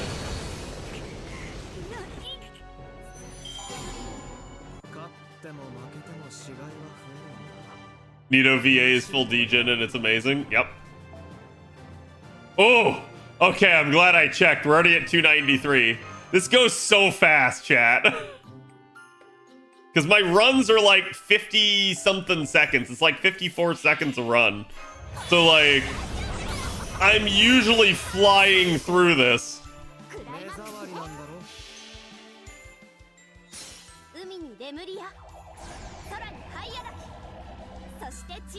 Ritanaka cosplay as Kiara. Oh, it's always my favorite to watch like the MiHoYo fans try to claim her for Lisa, and then like you see her just cosplaying as Kiara constantly.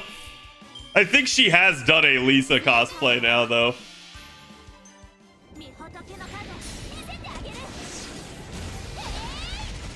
They don't guilt you as being nostalgic for enjoying prior works. Yeah.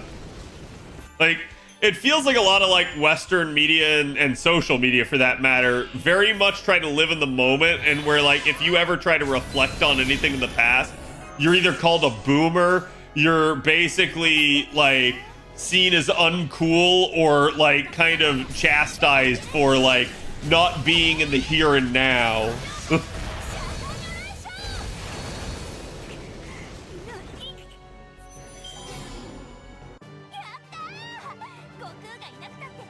Where do you think the story could go after the Lost Belts? Oh, I've talked about that numerous times, what like I would do with it and stuff like that. But I think that's sort of the issue that that we're gonna run into, is like, how long is it gonna take us to wrap up this part?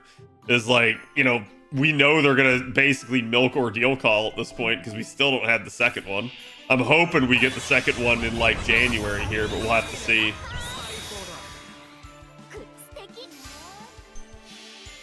But I think they could take it any number of ways if they really want to be done with like the current arc.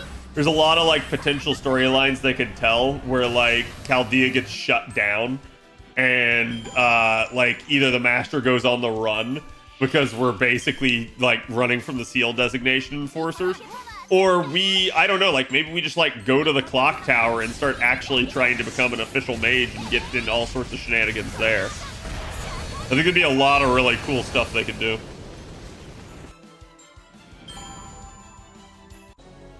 Like, in a weird way, the clock tower is pretty largely unexplored. I know it's pretty prominent in, like, case files and stuff, but, like, can you imagine a game in which you just get to be, like the equivalent of, like, Hogwarts Legacy, but it's like you're just a student at the clock tower? Like, that would be freaking amazing. We can go to Servantverse.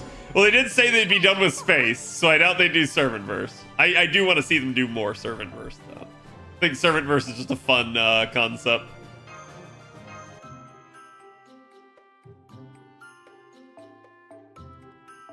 There's too many stuff unexplored, yeah.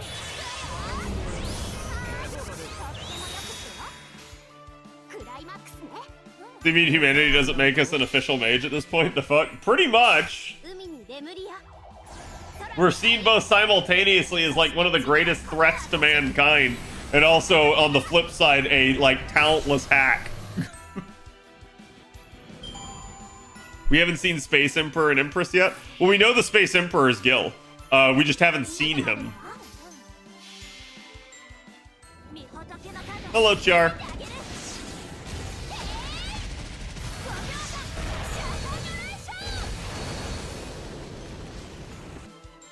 Khadroth said the MCU could never be a ceiling designate. Yeah, so whenever they tell you never, that means that it's gonna happen. You know why I say that? You guys remember all the way back in Fate Stay Night where Ku had the undodgeable spear? And then it got dodged? They tell you a rule in order to break the rule later. That's easy storytelling.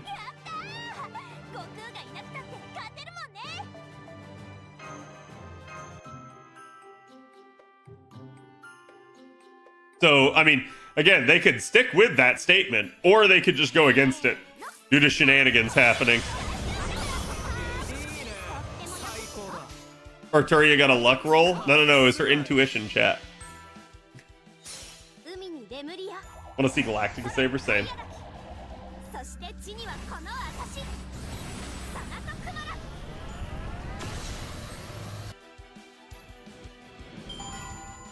Is it dodge if it missed? That's true.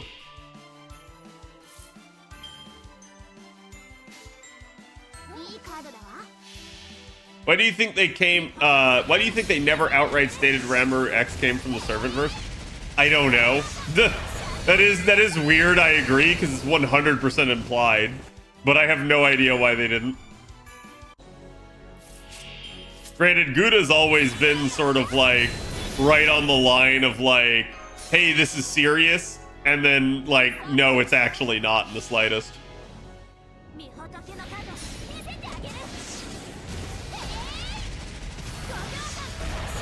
Remember when Rin said Zerkers couldn't use reality marbles? Yeah, I mean, I know I can answer that one for chat. Rin didn't know at the time that she said it. There we go, chat. We did it. 500. Okay? So, allow me to explain. We are at 294. If someone would like to do the calculation, it should reveal that we are at 490 boxes. I have already opened 10 boxes, so we are at 500 boxes. You're done. Easy. Easy mode, chat. I could have easily done more. Easily. Told you guys, this is probably the hardest I've gone in a lotto out of the gate and just like tried to hammer it in a long time. Normally I don't try that hard. It's usually not that big of a deal. But like that's kind of how it was. Is like we just did not have a lot of time, so I was like, you know what? I'm gonna try. And here I am with 10 opened, enough for 3 and 4, and I want 100. Yeah. You going hard on JP Christmas that starts on the 20th? Well, that's the other reason why I needed to get done. We have JP Christmas coming out on the 20th, and then we have Tunguska on the 22nd. So, like, fuck me, I guess. I'll have, like, you know, a couple of days to farm the JP lotto, and then basically have to switch over to Tunguska.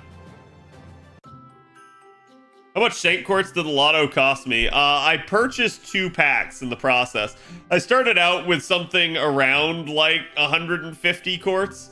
So you do the math, right? Like, and I think, how much quartz do I have at the moment? I have 28 remaining. So take 2 packs, add 150, back out 28. That's how many quartz it was, roughly. The problem is any bond up quartz won't get revealed in that. We need a Cad Whale emote? You have a Cad Whale emote.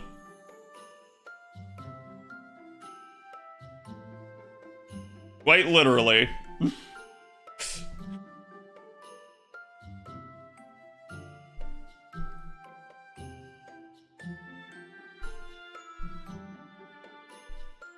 How important is Tunguska? Tunguska, I at least want to farm the final raid because it has the LB6 bells. But how much do I want to farm it? Really depends on that bell rate, and I need to look at that. Because I think that's kind of the issue. Including Lost Belt 7, what do you think the chapter has been the hardest? Which chapter has been the hardest?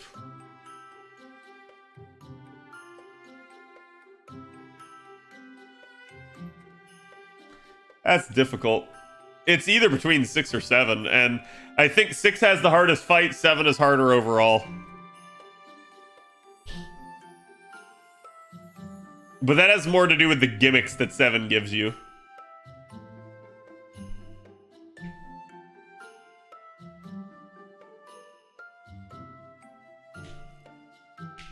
Yeah, 5.2 isn't harder. 5.2 is rough when it came out, but chat... 5.2 came out 3 years ago. Like... almost, like 3.5 years ago. Like, think about that. That's... been a long time. Don't remind me, please? I know.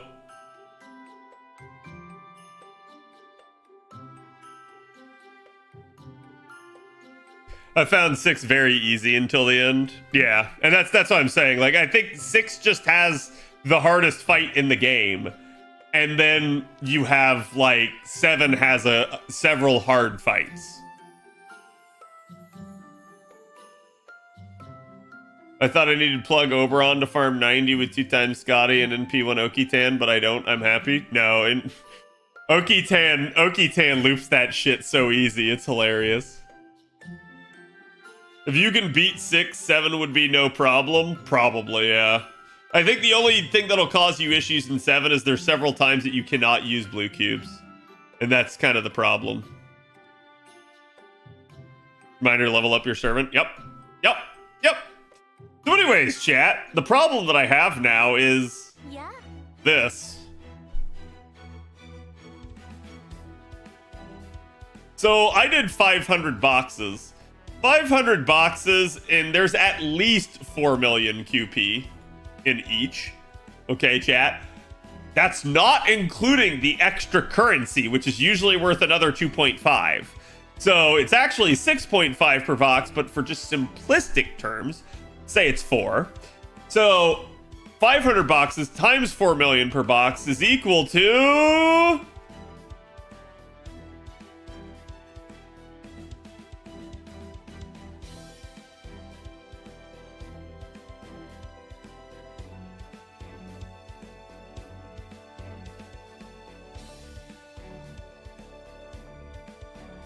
So,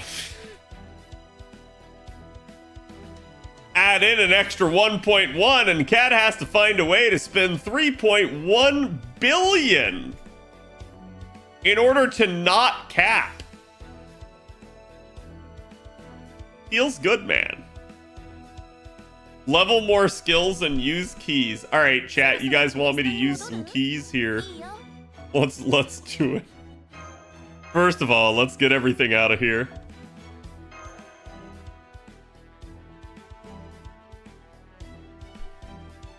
Let's go ahead and do what we can. So, wait, where are my keys? Command code is where that one's at. So, let's see, what new saber faces did we get this year? We definitely had Mixa.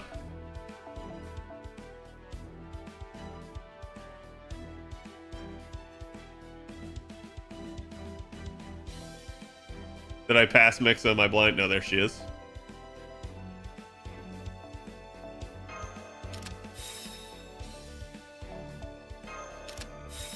Managed to get my QP up. Yep.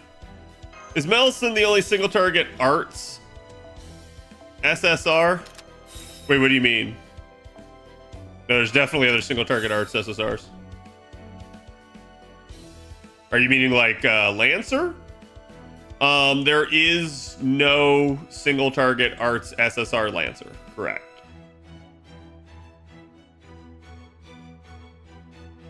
I still don't go as far as using Sandquartz to refill. Oh, absolutely. Like, if you guys want to be free to play, I highly recommend that. What am I doing? Hold on.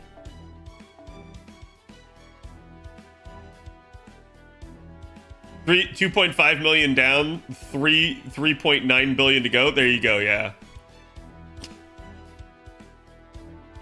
Let's see, what other saber faces were there this year?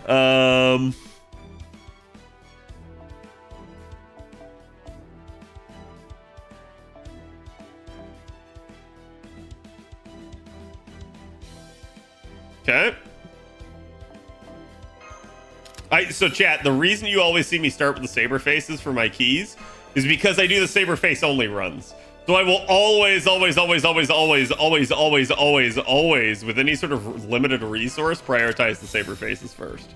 Because it just gives me a greater shot at being able to clear. And there are definitely some fights that without having done stuff like this, I would not have been able to clear. So 100% a requirement in my book.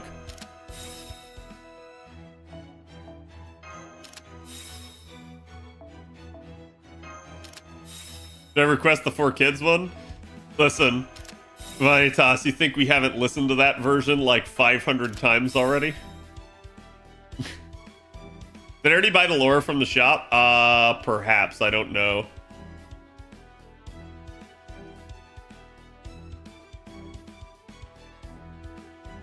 Oh, I'm definitely unlocking Muramasa's shit. Holy crap.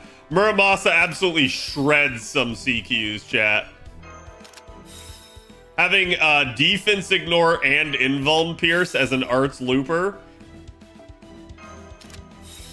Yeah, it's basically like saying try and stop me.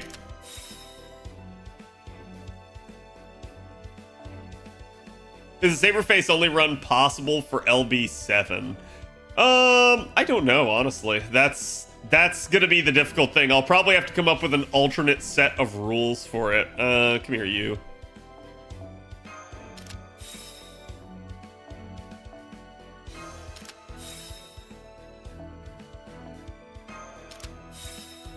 When's my next saber face? Not for a year and a half, so I'm pretty good on this. So I don't have to hold keys in reserve.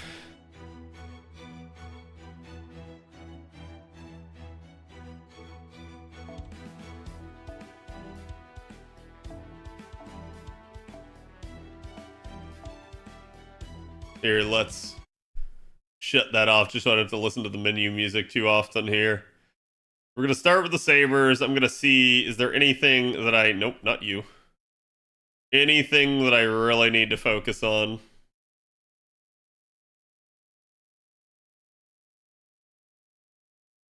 Why use Muramasa when you can use Jason? Oh, you're right. Unlock Ozzy, probably. He's on my to-do list. It just basically boils down to how many keys I have. Oh yeah, that one's getting unlocked. That one's definitely getting unlocked, and I can think of another one that'll get unlocked as well. Have you unlocked Koyanskaya? I think so. I usually unlock every meta support the second I get them.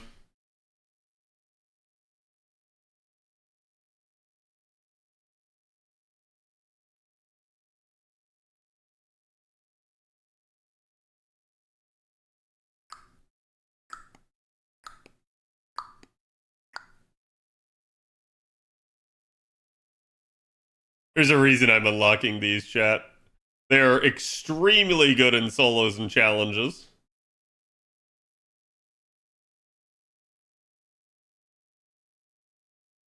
You had to unlock Snoo Snoo? Yeah. I don't know why I hadn't. I had done Morgan, right?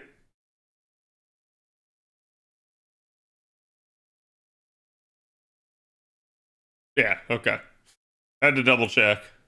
There's definitely like more people I should do. You guys asked about Koyan. Yeah, we can check Koyan and Oberon. Koyan's done already.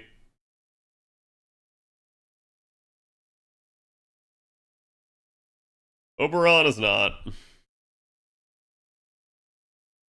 your favorite story chapter so far?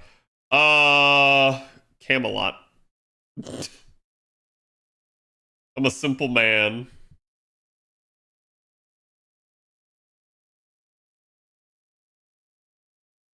Your Serenity isn't unlocked? That's a good point. She'll stay that way for a while. Extra classes often get a lot. Which Camelot? There's only one, chat. How do you decide on what command code to put on who? A lot. Okay, so like, do you want like a bullshit easy answer, or do you want like the actual true answer?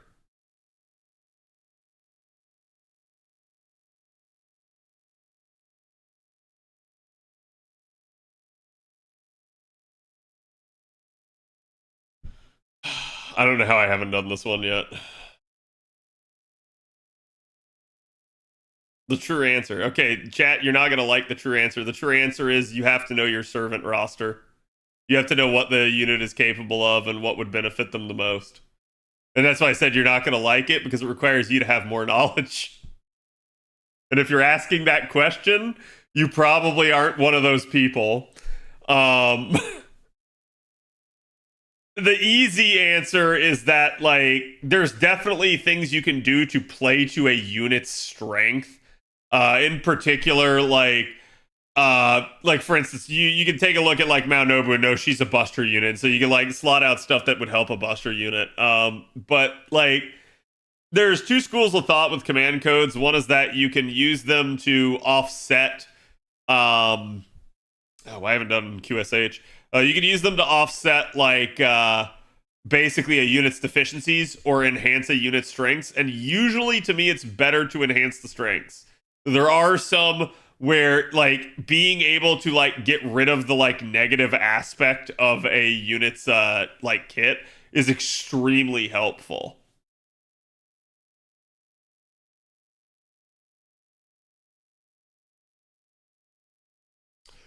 Oh yeah, come here, you.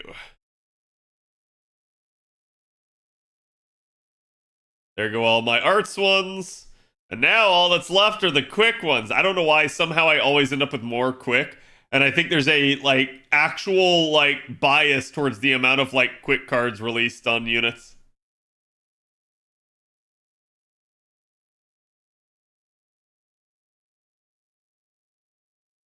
I like the Merlin charge CC for those triple buster units. Yeah, anything that can help out is usually nice. But I guess like it depends on, are you trying to like solo and like kind of get them to the MP over and over again, or are you just trying to crit? Because like it really depends on what your goal is for the fight as well. That's why like it's such a hard question to answer. I can absolutely tell you certain synergies that work really well, but beyond that, I don't know, right? Like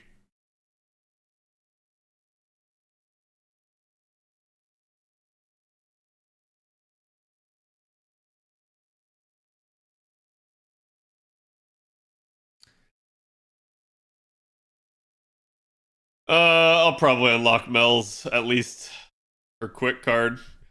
Like in some regards, just getting a singular card unlocked can be useful because it at least allows you to put a command code on. Take a look at the writers over here. Yeah, we'll do Ozzy's quick card.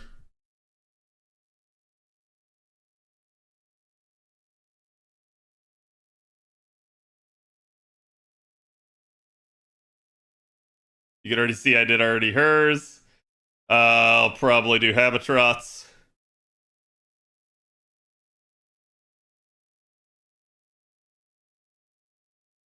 And like I could unlock quick specific units, and that might help them out as well. And that's probably what I would have done had I made it through an entire pass and still not been sure who to do. So chat, to give you guys an idea of how much of a dent that put in that, I am still at 1.1 billion.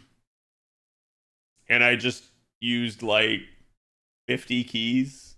Like, this is the problem. A pin skill spree? Yeah, this is why I'm doing this. Is like we're going to sit down and figure out just who needs what. Okay, so I don't have any gold foes on me at the moment. Let me double check here. Let me actually turn off experience. So it's just the foes that I have in there. Oh, hold on. Now let's turn it off. Okay. Had to make sure that there wasn't something getting filtered out because I didn't have the 5-star part on. Did you buy out the shop? I believe I did. Well, you know. Didn't buy out the blue prisms, but that's because, Chad, I don't even think you could use the blue prisms for Tunguska. So, like, I think it's a, like, oops, we're just kind of screwed. 21 hours left on this. Just in case. Like, I could buy the footprints, but I'm not going to. It's not worth it. Are the CQs hard this time around? I don't know. I haven't done them yet. Baracus, thank you for the follow.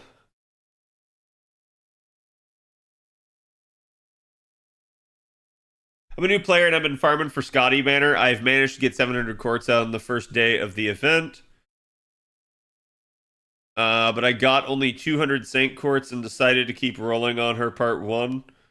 Banner to try and get in P2. Yeah, I would not have gone for Scotty in P2.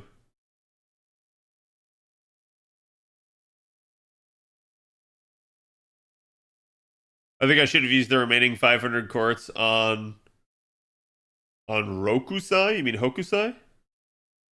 Did I make the right choice? Should I have tried for Rokusai? Wait, I'm confused. Who else were you trying for?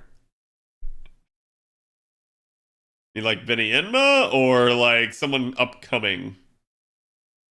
But yeah, like I will say this, I would probably not have rolled for NP2 regardless of whatever else your goals were.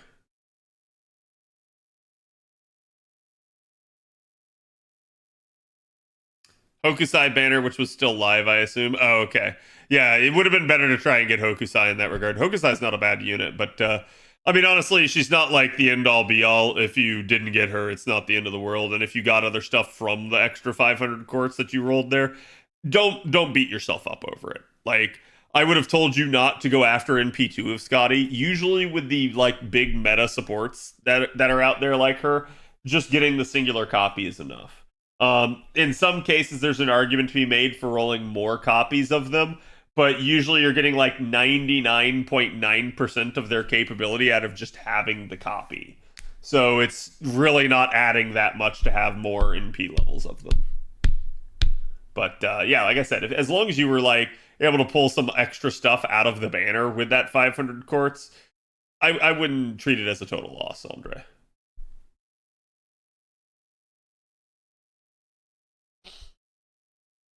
Hemi is slower. Hemi can be slower. It depends on like what you're facing. Isn't Lady Avalon the exception? No, I mean, like, I think the big argument to be made for rolling more copies of a meta support would be someone like Scotty or Oberon that actually have damage dealing NPs. Maybe, sorry, Summer Scotty, not original Scotty. But like, yeah, it's usually you would need to actually be gaining a decent benefit out of it. It's not that you don't gain benefit with Proto Merlin.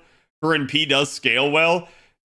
It's still the same argument as Scotty, though. It's like you get the majority of their usefulness out of just having the unit.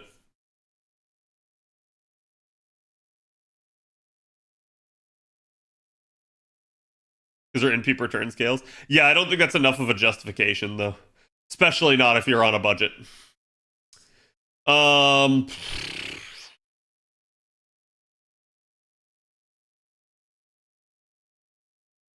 Chat, those are the 5 units that I have not... Well, hold on.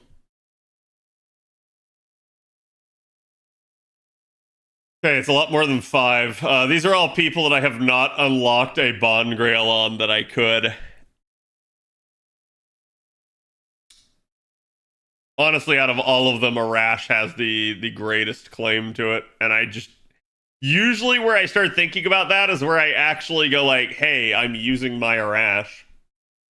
Because it's not like I won't use these units. It's that I use them rare enough that it doesn't really warrant the Bond Grail at this point, because it's highly unlikely I will reach Bond 11 with them without trying to. And if I find myself in a situation in which I'm going to bond that unit up enough, that's usually where I just slap the Bond Grail on them and go.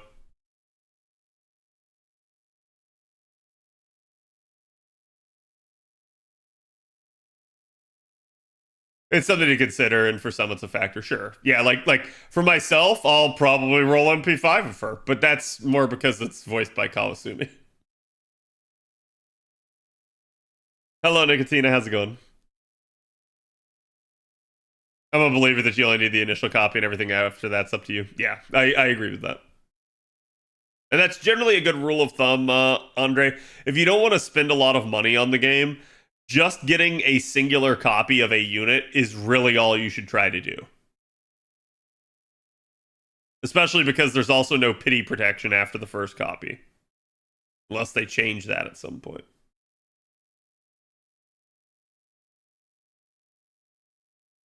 You got Hercules, Jack, Martha, and P4, Emiya, and Kai.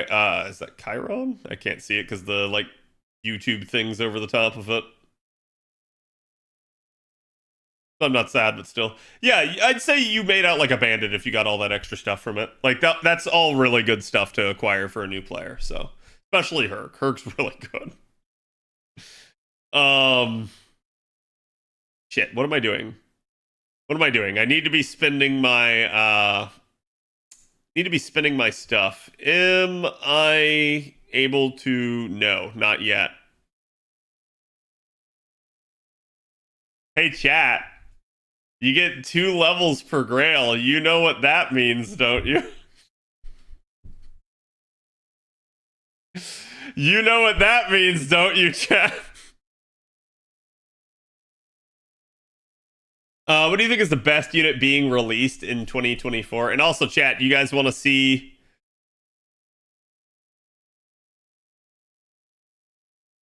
You want to see how this normally works for box opening for me? That's why I say, like, you don't need to box open, or you don't need to, like, do your stuff.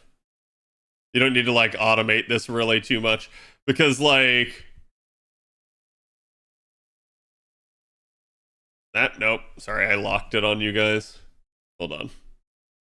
I'm activating what's called switch control on Apple phones.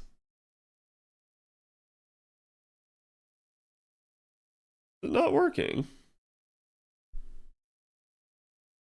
There we go. Yeah, so switch control, especially when I have it set up, it just literally taps my screen in the same place over and over again. You could say it's macroing. It's all it's doing is saving me finger presses. That's it. Oh yes, an auto clicker. Yeah, this has largely been like when I talk about like botting and FGO and stuff. I'm not talking about this. This has been something that we've been doing for years, and it's widely practiced and accepted in the FGO directory at this point because no one liked it. I'm gonna say they gave us the 100 spin, and it actually does really like offset the need to do this, but it's still a lot of presses. Like. It's like, oh man, if you think about it this way, it's 500 boxes, is at least three. It's more like 5 presses per box. So at that point, it's 2,500 presses now. Now imagine it used to be that times 30 is how it used to be. So instead of it being 2,500, it used to be like, I don't know, like 100,000 presses or something like that. Like it's legitimately an annoying amount. They could give us the 300 button. They won't. I know they won't. Carpal tunnel's a real thing. Yeah. Your finger used to be jacked after lottos. Yes. I'm used to doing it manually, and 3 taps per box makes my life easier. Yeah, like I don't have to do very much, and I do this mostly just to like get done with the early portions. It's like the later portions that make this difficult. But you will see there is part of a reason as to why I'm doing this. Because I'm not going to subject you guys to this long term. Granted, it really will not take very long. Okay. There we go.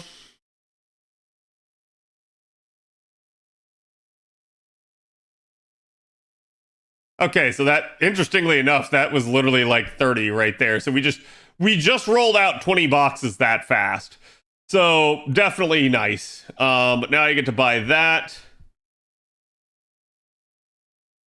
Chat, I will just go ahead and buy these. They don't fucking matter. I'm basically, at worst, that's just going to be like 3 less runs I get to do of a node, or like basically a couple million QP. So I'm actually like tanking my QP in a weird way.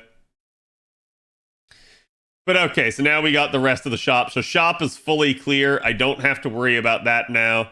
And I should have gotten some stuff for here. So also, chat, you will get the tickets.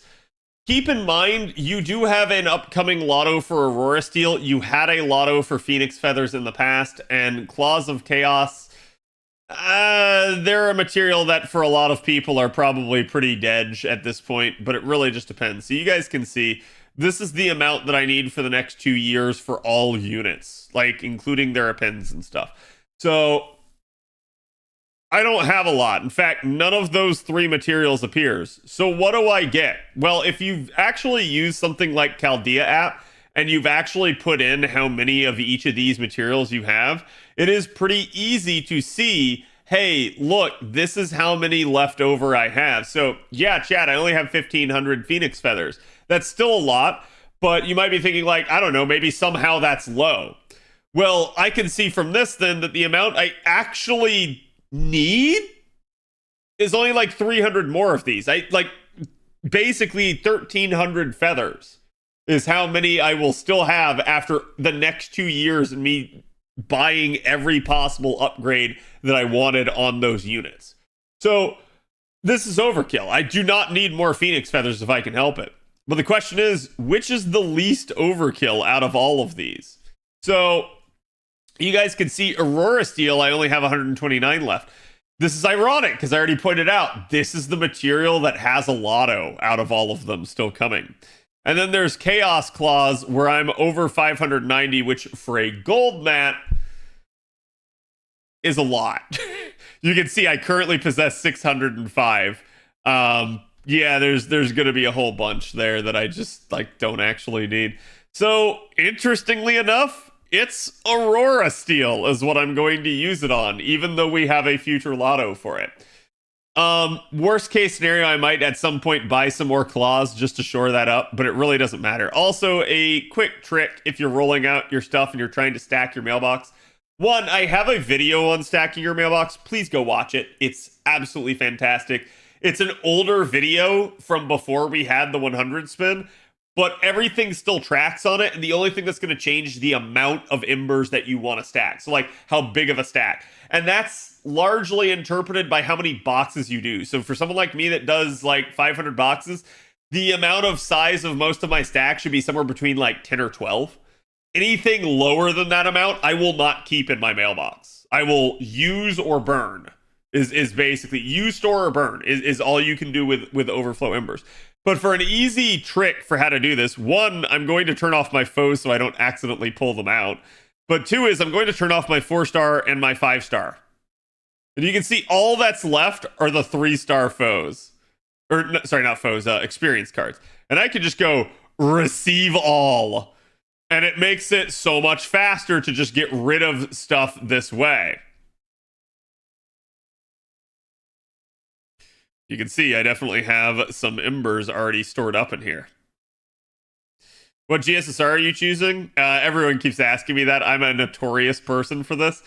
Because I have so many of the units on an A and so many of them at high MP levels, it's nigh impossible for me to pick a good GSSR. So usually I don't pick until the day of, and usually it's a like, I have to sit there and like figure out which one is the least bad option. So I have no idea. I basically have no idea what I would do. Cad's clearly going to support one? Probably not. Like, there's usually some that I can eliminate right off the bat, but it's very difficult to actually choose one. Because there's so many that just have a chance to give me a USO. You think we'll get Destiny Order early for an A? No, not a chance. I do not think you will get that. And especially because that's the big thing that is hype about that anniversary. Unless you were just super hyped for Morgan Summer to show up there, which, yeah, I mean, I think a lot of people will be, especially on an A that seem to like her quite a bit. But like, I think that was the main like quality of life thing that they added with that anniversary. So I don't see them decoupling it. Okay, so now you guys can see that's usually how I do it.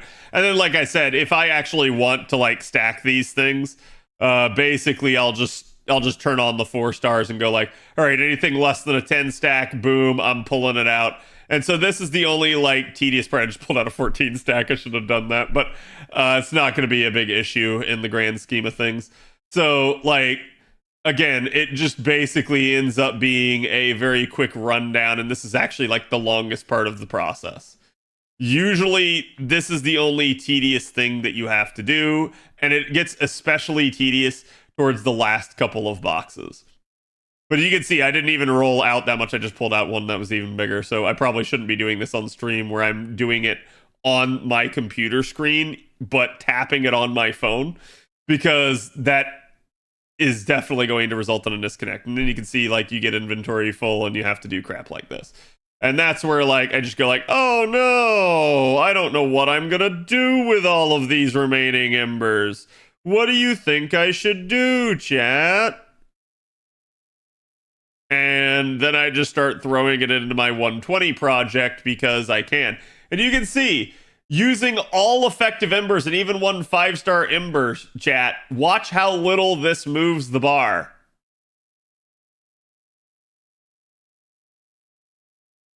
Man, that was a 20 stack and it moved from like here to like here.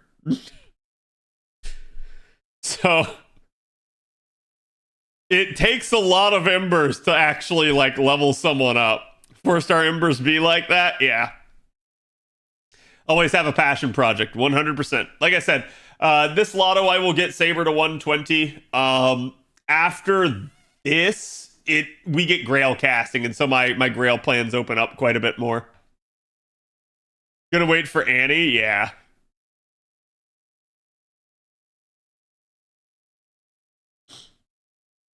I've watched Cad for so long. When I first saw him burn embers, I was aghast, but my account matured to the point where I can get why he has to do it. Oh yeah, you want to see why I have to burn embers, chat? Here you go. Let's hit this fancy button here called not level max. So you have a 120 Grail project. You have an esports and an esports.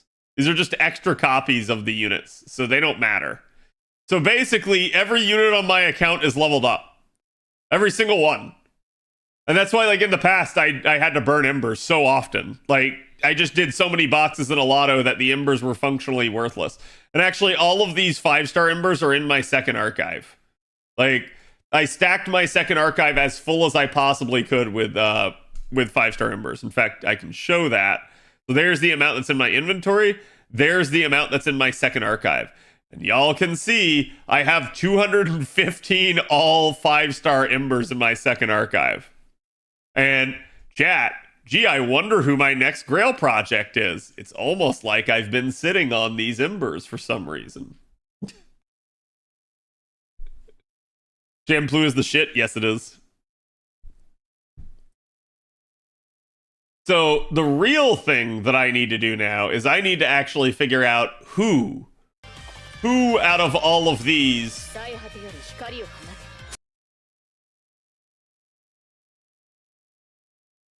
can we actually, oh god, who out of all of these can we actually get away with upgrading at this point? Like, who can I spend my stuff on? And so this is why I've said, like before, it's really helpful to have a planner tool like Chaldea app, like WebCrow Simulator, or any other app that allows you to plot your stuff. And the reason why is because it gives you an idea of how much you need and like where you're at, like who needs to be worked on. You can eyeball this stuff, but eventually you make mistakes. Even I've done that where like I go like, oh yeah, I think I should take it to here. I went back and I looked at my plan. I was like, oh, I didn't plan on taking them that high. So that's the big thing you got to watch out for. And in particular, you'll see there's certain units that very quickly you can kind of spy and see like, oh, hey, look, I need to actually level up that skill. So what I'm going to end up doing is I'm going to come over here to Ibuki instead and see, do I actually need to skill up Ibuki? Because remember, like I said, I have a lot of QP that I have to spend down. And ideally, chat, I want none. I want 0 QP at the end of this. The reason why is because we got Tunguska Raid coming up. Gonna have QP. And we will have Tesla Fest in March. So I don't think I'm going to be QP bereft. I think I'll be fine, especially with my role plans. So it's one of those deals where I'm going to let the Tunguska raids dictate how much QP I have. Yeah, and Barbados. I don't know that I'll farm Barbados, but I keep purposely leaving out Barbados because I don't care about Barbados. You guys might care about Barbados. He will be in the Case Files rerun in January, so definitely going to be a thing. This is going to be your weekend project? Yeah. So this is, like I said, like I have to come through here and look at all of this, and it's also helpful then to make the changes because it's going to change what I need as well. Okay, so if we look at Ibuki, yeah, it's actually, ironically enough, it's the Flaming Oni Hearts. So we get to come in here and change Ibuki from an 8 to a 9 to a 9, and from an 8 out of 10 to a 10. And that actually gets to use one of my crystallized lures, so that is a good chunk. The higher the like rarity of a skill, the more I get to like spend QP on it. So that's really nice. You can also see the mana loading there is a possibility. I wish they would actually give you a button in the skill section to switch to appends instead. Like, so like when you're upgrading a skill, let me switch to the appends. I feel like that would actually be a really nice like segue type thing for quality of life.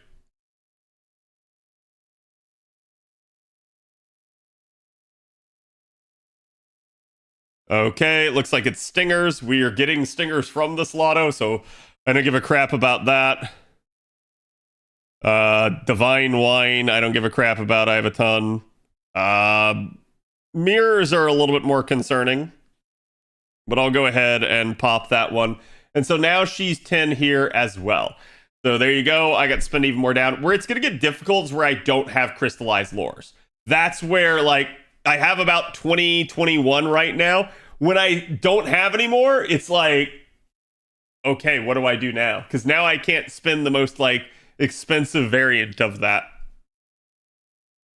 And there's going to be some on here, like Saber Karna, where, like, I could easily sit down and level this. Or, again, maybe even something like,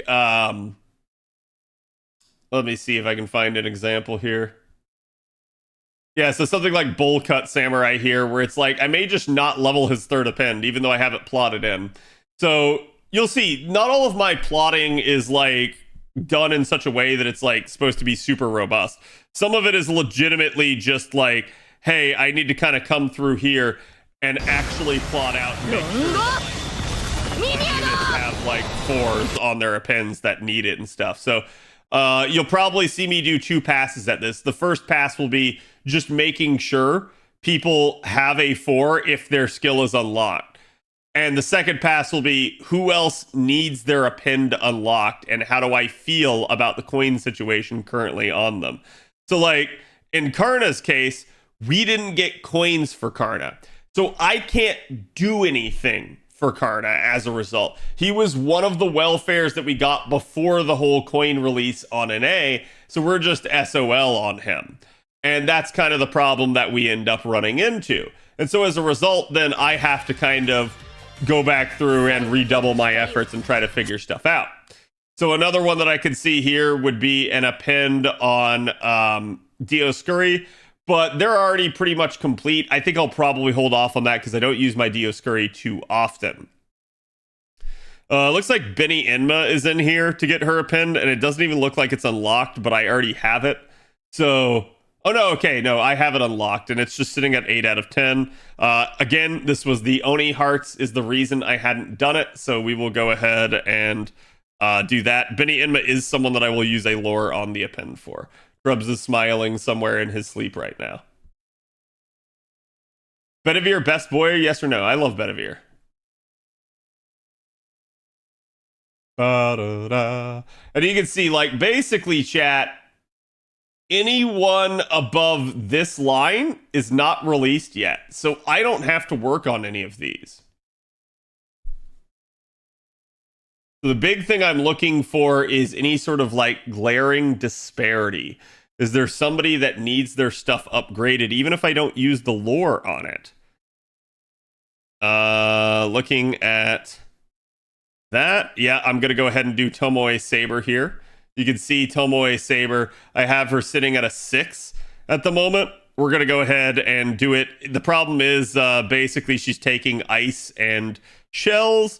And yeah, there you go. The 9 out of 10 is the Flaming Oni Heart. So there was probably a reason that I stopped on that. I'm going to leave it at 9 for now, though. Not going to do more because I just don't want to use the lore until I have to. And I may double back and do it, chat. So it just depends.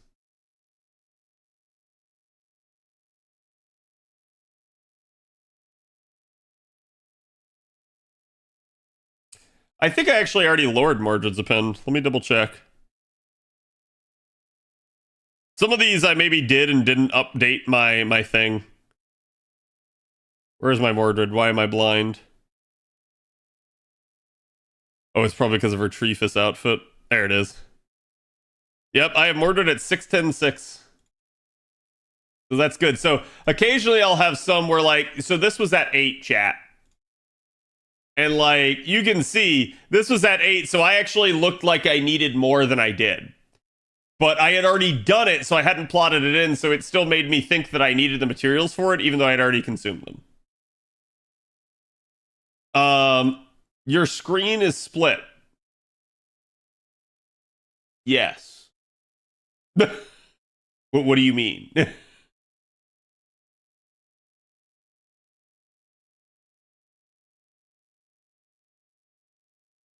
Yeah, the 90 and the 90 plus is basically the same rate for lotto currency. There's other considerations as to which one you would want to farm.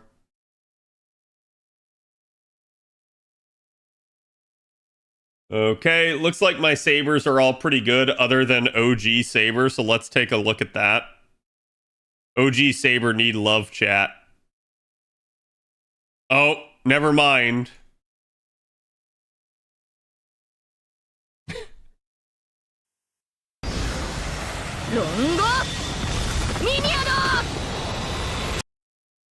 Chad, I'm sorry, there's saber face bias on my account. I just went ahead and did this. I didn't even remember doing it. So, this is freaking hilarious that I basically did this one in my sleep. And it's also hilarious because I didn't have it plotted to 10 originally. I had it plotted to 9. So I went ahead and just did it. I said, to hell with this. She's my waifu. And I just went ahead and freaking 10 it. Normal saber face behavior, yes.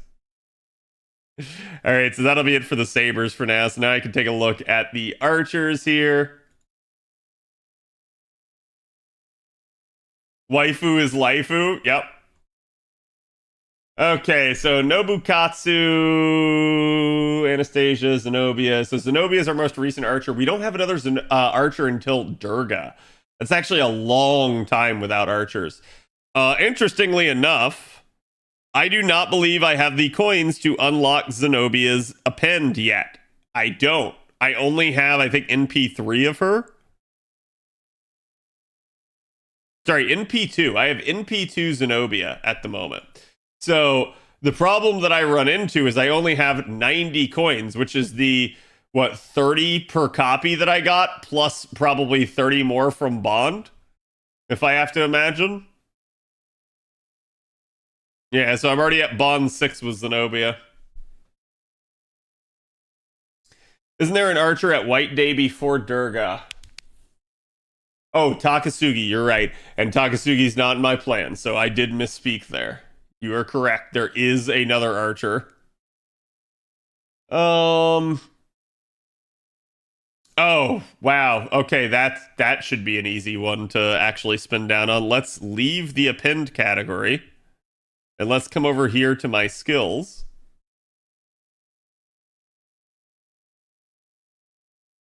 And would you look at that, chat?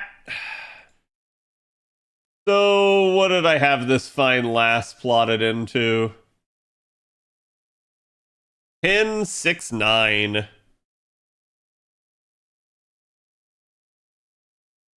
Takasugi pretty good though? Yes. Roxas, thank you for the 56.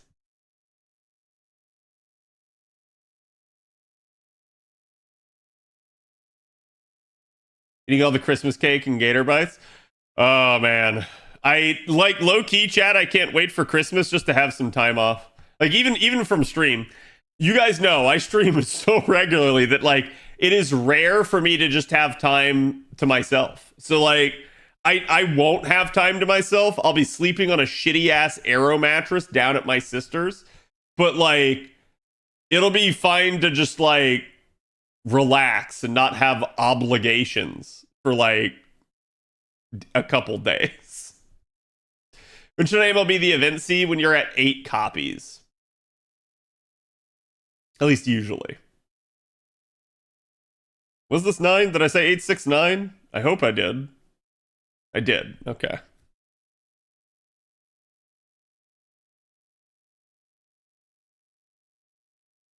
And then did I have enough for her append?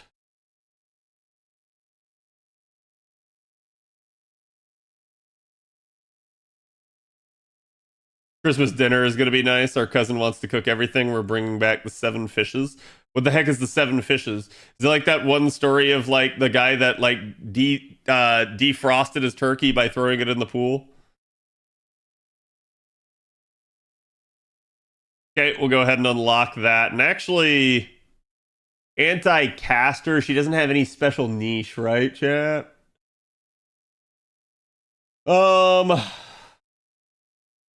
That may be an interesting one to choose.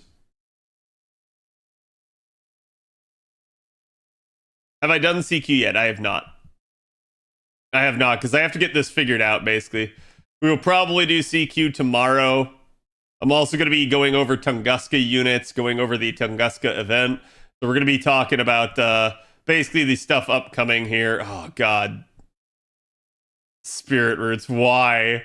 I just never have enough of them. I will hold off on that. She's going to sit at 8 for now. I will unlock her extra attack finesse. Because I think it's going to be better than anti-caster.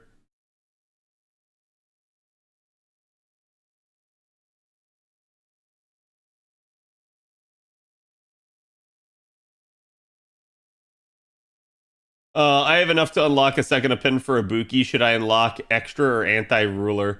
Do you see yourself grailing her is the first question you should always ask. Before you ever spend coins to unlock anything.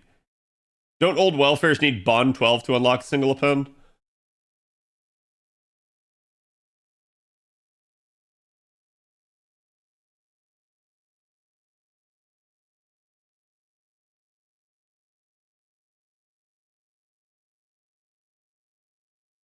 It's 180 for all your stuff. And I think it's like... What is it, chat? 30 for the first 6 levels? Or sorry, 30 for the first 5 levels. 6 through 9 is 60, I want to say, and then it's 90 for the last. 80 for Bond 10. Is it? It is Bond 12? Okay. I can't remember off the top of my head the exact breakdown of it. I used to know. But yeah, so like, you know, again, I'm sitting here with 235 coins. Should I spend these coins? Well, this isn't that impactful, so probably not. But the question I should ask myself is, where do I see a 4th or a 5th append? And is it worth sitting on it versus having it? I don't know. I don't use this unit too often. This would be an easy way to just get some more QP spent down. But it's only the first 4. It's not really going to be worth a whole lot, so I'm probably not going to. I will probably sit on these coins. But I will never, like, feed them to be burnt, but I will at least sit on them just to kind of see. Okay, so that was Anastasia. Zenobia, we can't do anything with the append. Ooh. How are you doing? Wait, I have you at 8s? I don't think I was supposed to do that. Hold on. Oh no, okay, that was actually fairly accurate. And then I don't have enough with her to do her 3rd append. So we're okay.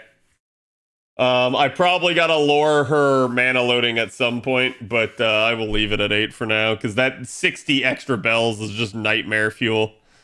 But I think I can work on her skills. Ice Queen, thank you for the 11. One more year. Happy New Year's. Thank you. Appreciate it. Yeah, in chat, like I said, I don't know what my availability will be during Christmas, during Tunguska. I will be down at my sister's through Christmas. You know, now that I think about it, chat, and Avalon, you might have to look this up for me real quick, but what day should we be getting the final raid on? Because, like, I should be back after Christmas. Like, so you may just miss me for the early Tunguska raid, which, who the fuck cares, right? Like, the reality will be I'll be gone for the beginning of the JP Lotto at that point, but, like, I don't think that's that big of a deal either. Over level 100 takes coins, right? Yes. Yes, it's 30 coins per grail. And it's 2 levels per grail. So you need 10 grails to get to 120 after 100. And as a result, then it's 300 coins since it's 30 per.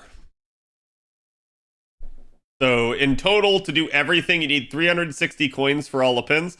You need 300 coins for grailing to 120. Therefore, the sum total of how many coins you would need for any character at most right now would be 660.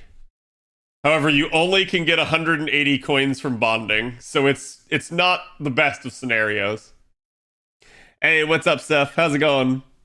Thank you for the raid, guys. How are you doing? How was stream? We actually managed to finish farming our 500 boxes in the lotto. So I'm now trying to find ways to get rid of QP. Boobs! Thank you for the 38.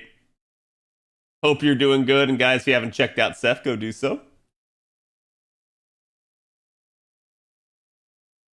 It's a lot, yes. I started out going hard in the initial like days of the lotto just to make sure I would have enough. I'm barely gonna hit 200. No, that's fine. If 200's good for you, don't have any regrets about that. Because it's not like we don't have, you know, 2 raids coming up. We have Tunguska, then Barbados, and then we also have another lotto in March. So you're perfectly fine.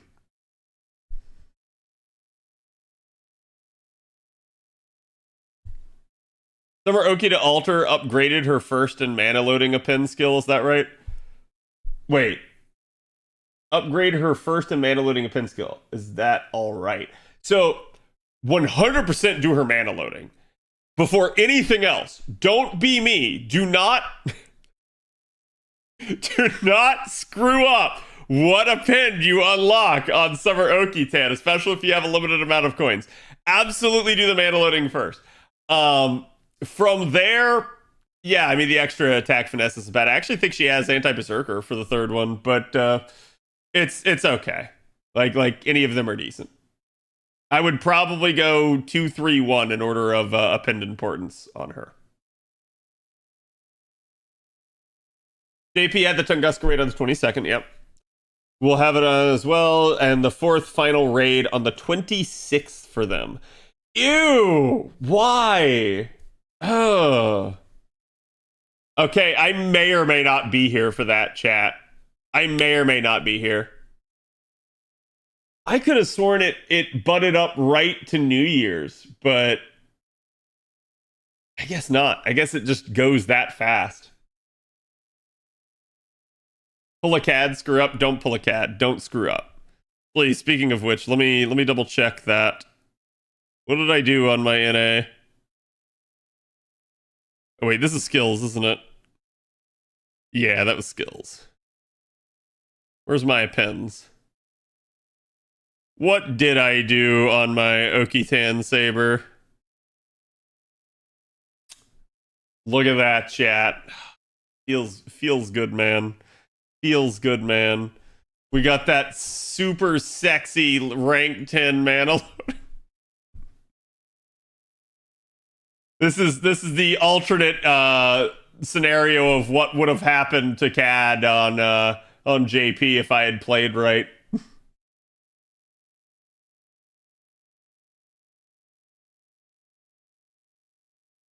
It was 2 hours? The final raid? No, the final raid was available for about 28 hours.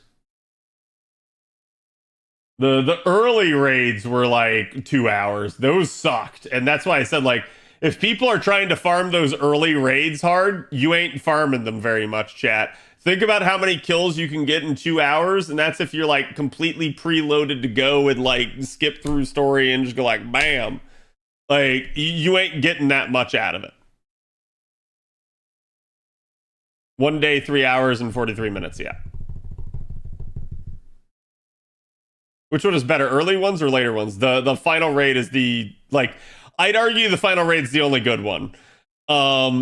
There's definitely some that can drop good materials in the earlier ones, but it, like I said, the difficult part is actually having enough time to spend on them.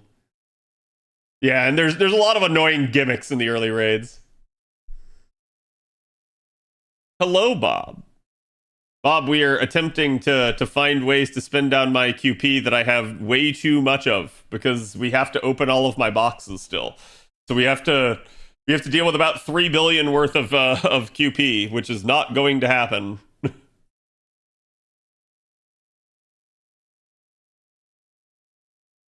Super Ryan? What did I do on Super Ryan?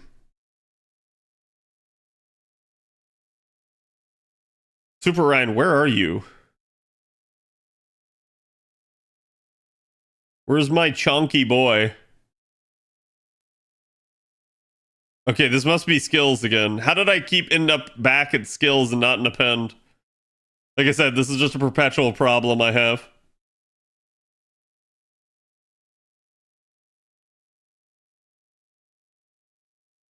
Okay, so we actually did his extra attack finesse. Go me.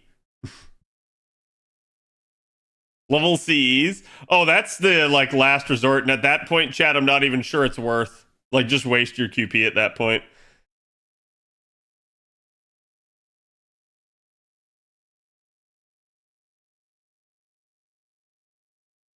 Okay, we should be good there.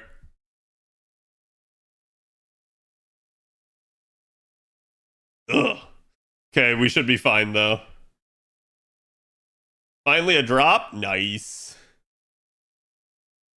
Okay, Super Ryan. Come on down. You get rank 9. Do I have a... No. No. I do not. Okay, so he's done.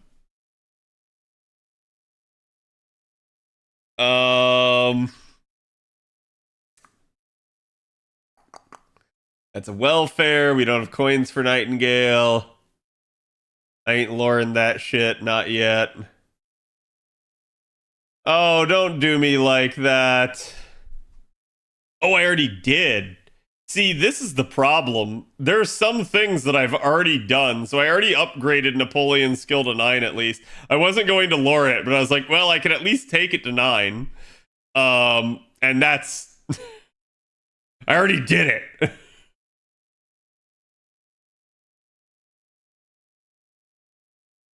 Let's see. Another welfare. Welfare. Oh boy, Squirtle.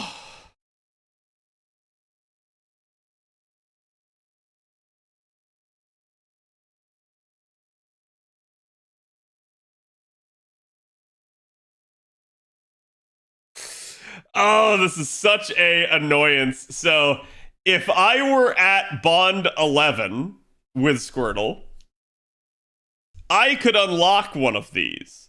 But seeing as she's probably my next 120 target, that would mean I would need 300 coins plus 120, chat. Do you know how many that is? That's 420. I hold 410. Oh, so it's like, it's probably not worth it to do right now. And that would be immediately like luring it too. That would be so much QP. Surely you can bond her before she hits 120. I could if I focused her. It would probably not be to my benefit to do so though. Like, I don't want to just sit there and just do Squirtoria. Especially because she's a very useful unit. I very much like using her. Okay, there's a potential one here. Where is he?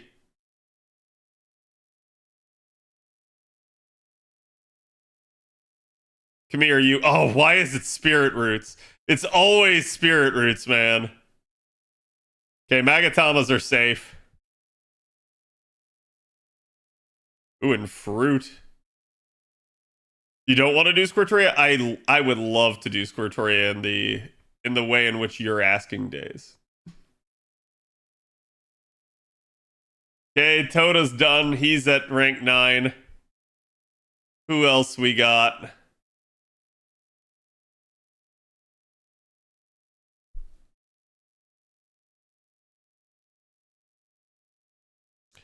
David 8 to 9? Oh, whoops. Is there going to be a comp spreadsheet for Tunguska? No, probably not. It's both a time issue and a, like, really the only one that matters is that final raid. Like I said, when I go over it, we can probably get you guys a list of units that we think will work well, but we're probably not going to sit down and do a bunch of hard calculations. Also, because it's a little bit difficult to model because it's a 3-turn.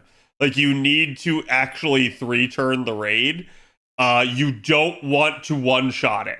Because if you one-shot it, you're just going to miss out on drops. So it's actually not to your benefit to one-turn it. And trust me when I say this, there are people out there that might regret having as strong of a Melisande as they have if they try to use her in this. Like, if you're one of those people that's like, oh man, bro, I'm flexing my 120 NP5, you might accidentally one-tap the raid boss, because she is a bonus unit in the event. Okay, there he is. God, I was just blind there. Oh, look, Chad, it's the silvery crowns. No wonder I hadn't done that. You happen to know the NP limit for her? I think you can do things to make sure you don't one tap, but like it'll probably be like not taking a good CE and stuff like that, so it'll really depend.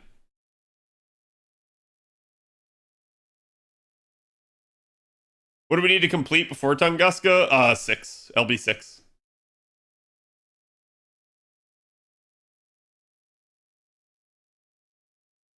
Gilgamesh. So I actually have Gil's side appends set, but I can't touch them because I have 110 Gil coins. So that's it for my archers at the moment. Unless...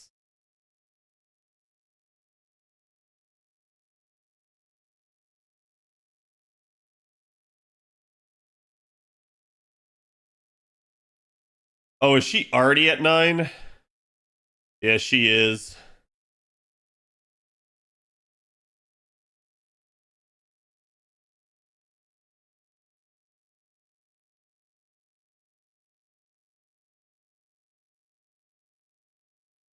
That's the only one that doesn't have the charge. Shimata. I'll go ahead and use the appends on this. I feel like getting a charge skill to even numbers is always going to be worth. So that's two crystallized lures I just had to dump right there. Not good, but it's at least it's a ton of QP. Not quite as much as had I spent it on a 5-star though. Okay, so now Balbon's done, and I don't have to worry about Balbon for a while. Lancers.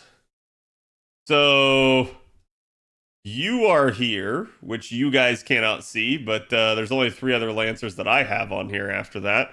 Oh,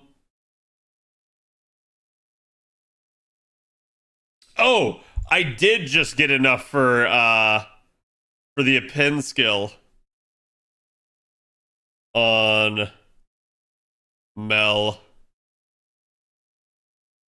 And there we go. We are going for the basically the mana loading. And some people will be like, why would you do mana loading on Melisson? So the logic here, chat, is if you have a 50% CE, that you can take mana loading and pop her first skill to get to full. And that allows you to start out as a buster unit. And so as a result, whenever you pop her third skill, it allows you to start out in her third form. So whenever you pop her third skill, then you just get more MP damage.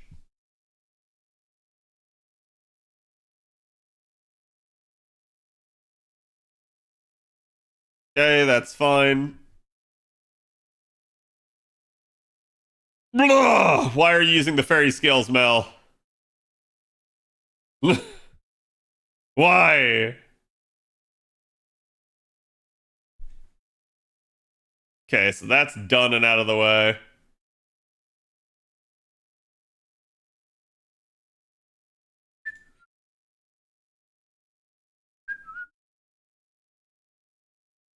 Okay, she's good. How many coins did I get for Percival? Oh no, he is 5 off. Damn it, Percy. I bonded you so much in this lotto. No! No! Oh. I looped the archer node with him. He was really good. Because you basically just needed a support Castoria to loop him.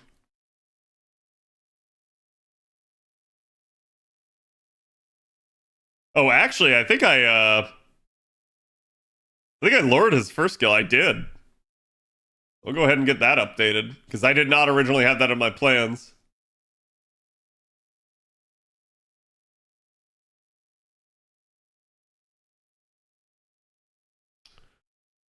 I don't think I have the coins for Vitra. Consort U, the bane of my existence. I am not spending lore on you, Consort U. But I will up your skill.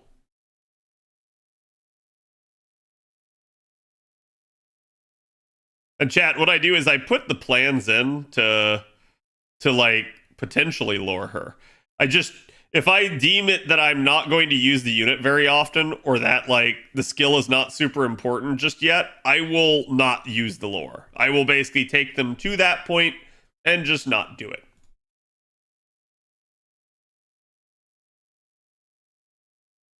Ugh, shells, why?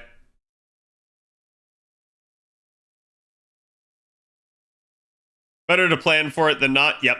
And that's what I was saying before, is like, this is sort of how I handle a lot of this, like long term, is I put the plans in motion. Whether or not I use, like actually do them is another thing. Eris is supposed to go to 9 on her skills. Oh, yeah. Yeah, it's arrowheads. We're good though now. Now we're in like a post arrowhead world where like arrowheads will be featured in a lotto, and so I only need enough arrowheads to get me to that lotto. So I can go ahead and utilize that. So that's done.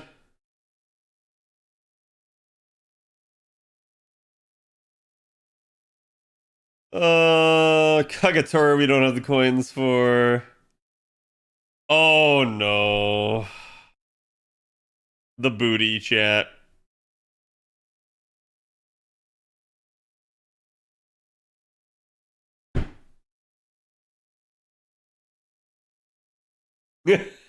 Why? Why? All right, let me take a look at this.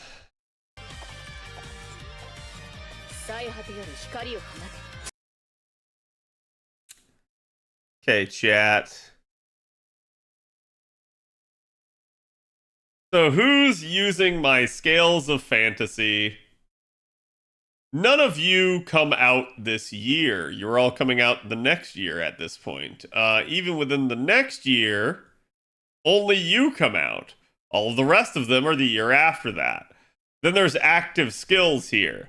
Arcue's gonna need 24, you're gonna need 45, you're gonna need 48, and that's where we kind of cut it off again. Everybody else is after the next year. Pen skills. Oh fuck. I will probably hold off on this. I will not do it. Not yet.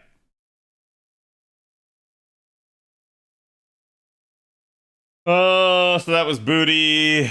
You're good. You're good. So the big things I only have to do, and I know it's kind of hard for you guys to see on your screen, but I'm basically just looking for the red numbers. The red numbers means they're incomplete. So for instance, what the heck is this? Yep, that's what that is. I'm not surprised. Mama Raikou Lancer. I will actually use Raikou Lancer though, so I have no problem doing that one.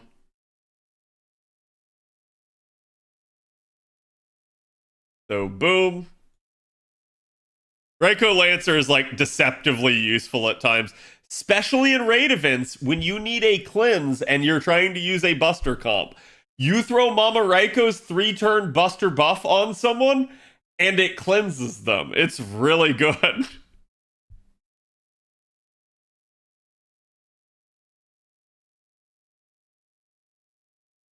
Enkidu's third append. What the fuck, Enkidu? Alright, let's go take a look. Yeah, I'm probably safe. Actually, how many people are using this? Oh, like no one. We're definitely solid.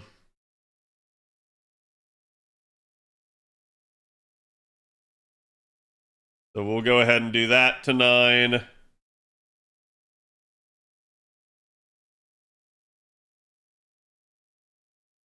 And chat, the best news that I can hope for is suddenly it goes, hey, you're out of QP. The sad part is, I bet we can't even spend the billion that I have.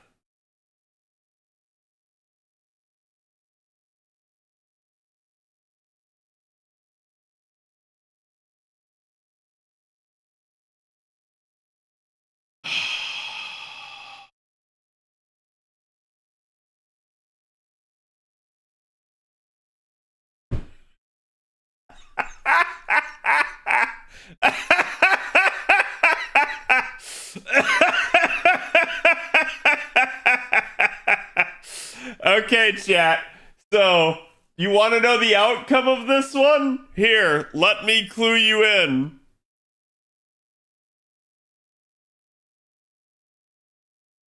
I had already lured it.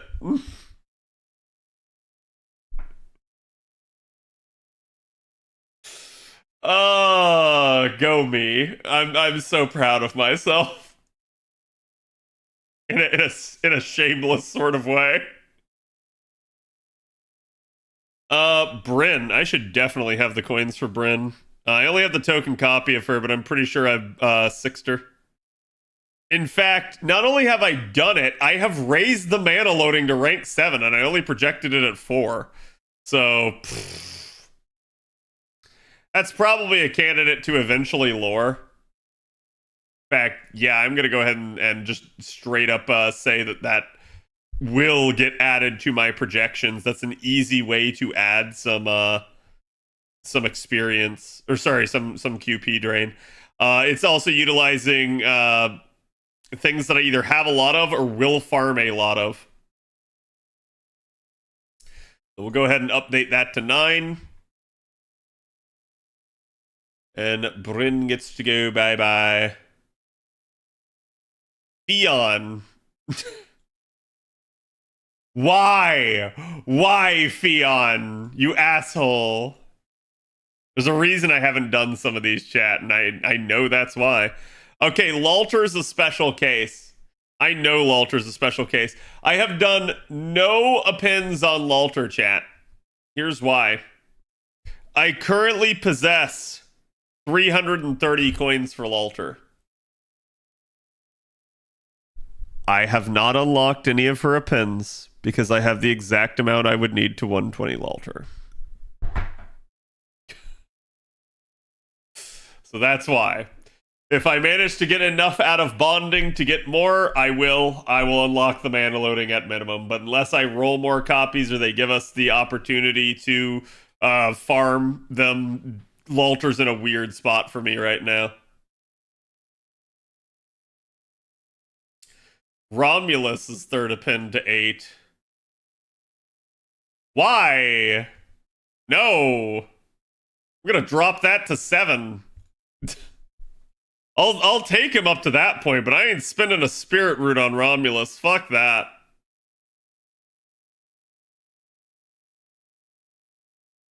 You need to roll more Lalter copies? You know, if she just happened to be on the banner that I was rolling a 5-star on, you wouldn't hear me complain. I'd have to double check what banner she is on, though. Wait, did I actually? Yeah, okay. Romulus is done. That Lancer Ellie? I not have the coins for Lancer Ellie? I am 5 away. Oh, there we go. Hold on though. Lancer Ellie's mana loading takes serpent gens. And those are like free real estate, chat. I will absolutely take her first and second append to 6 because there's no reason not to when it's serpent gems. The game literally can't run me out of serpent gems without releasing like 10 units in a row that use 72 of them. A piece in each of their skills. So that's an easy one. Who's third append being anti-berserker? Yeah, I'll do that. I'll do that. It's an easy one.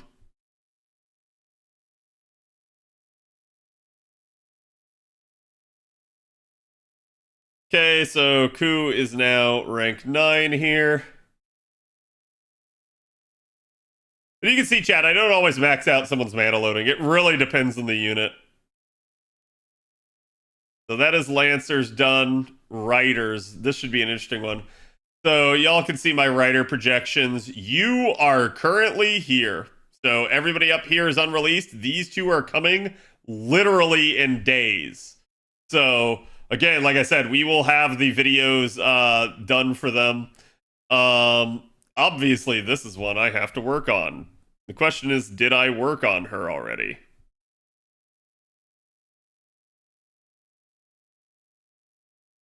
Yep, I did. Damn it. Why am I so proactive? Alright, so I had her at 6, 9, 10, and I had already done 6, 6, 10. So let's see what that middle skill is. Lamps, that is her Buster buff. Aurora Steel, I don't give a shit about that. The Divine Spherical stuff. There we go. She is now 9. What do you think needs to be done for Quick to be brought back to a relatively equal with Arts and Buster? Just needs more supports. Needs better support options. Particularly people that can grant survivability or the ability to split up charge. Okay, so she's good. Wait, we should have the coins for her.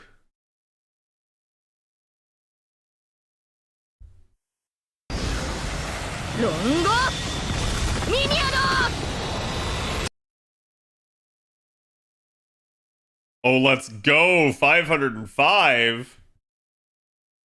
This is my jam.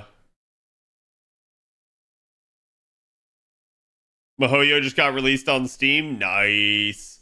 Perfect timing. I low-key, actually hope that it's a Mahoyo Christmas on JP. That'd be a really cool idea for an event. But sadly, with that welfare tease, I don't think it is. I wish I had some QP syncs. Deontay, you don't get to complain about appends and QP in the same sentences. You know you're not using your appends. That's why you don't have QP syncs. And even with mine, it's still not going to be enough. Well, that's enough.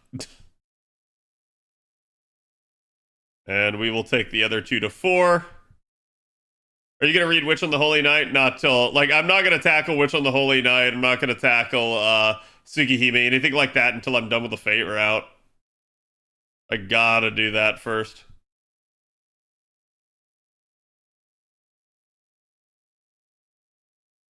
Spent like 250 million? I know. That's the problem with this chat. You know what? You know what? I'm actually just gonna go ahead and use the fangs. I can. They're a bronze mat that I have way too much of. Not like we running out.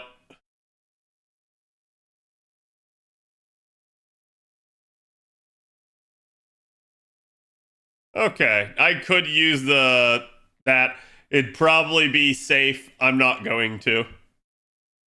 If you guys have ever had a problem getting Dragon Reverse Scales, you know exactly why I won't overspend Dragon Reverse Scales.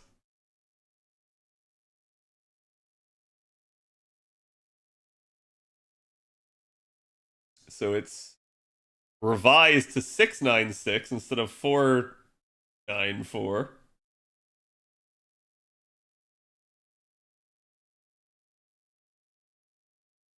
Okay, and then did I get enough coins of Canis? I did.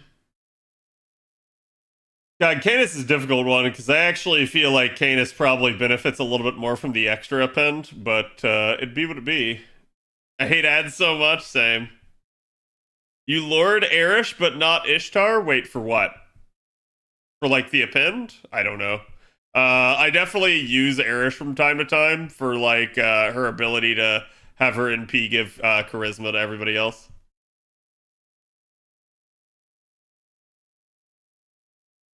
I'm waiting on it, chat. You know it's going to be an LB6 mat.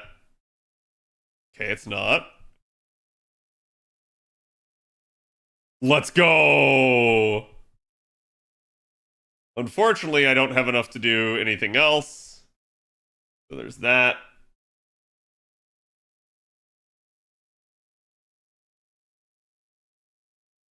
Song? Just type in exclamation point current song? Okay, so Canis is good. Oh boy. Oh boy, oh boy, oh boy, oh boy, oh boy.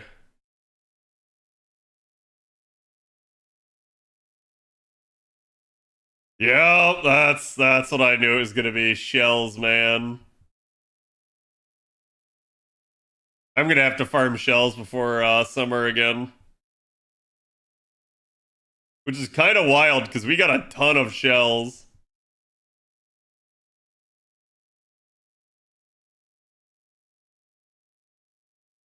How many...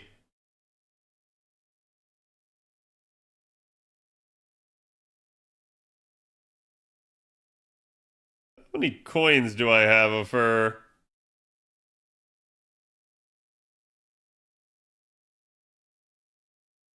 Not enough, not yet.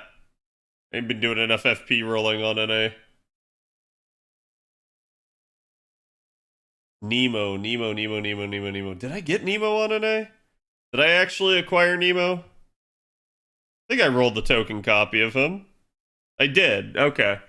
So I have him at 494, and he is supposed to go to 610-6. It's always the freaking...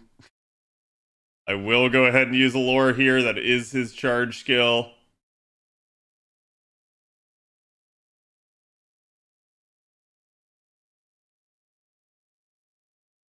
Why did I stop at 6 on these? Were the materials just that annoying? That's not that bad. That's just gears.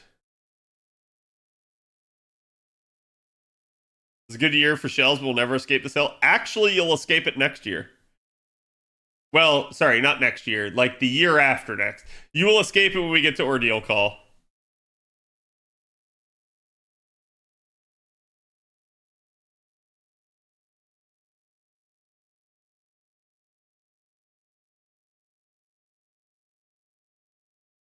Okay, so we're gonna up that to 7 on each of those.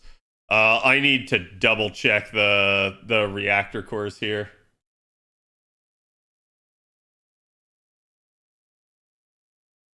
Ranmaru, Koyanskaya of Dark. Okay, so what was my plans like? How am I doing on reactor cores? I am supposedly done with them at the moment.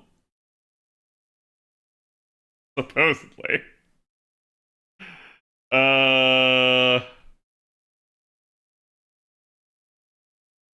I have a lot. That's actually safe.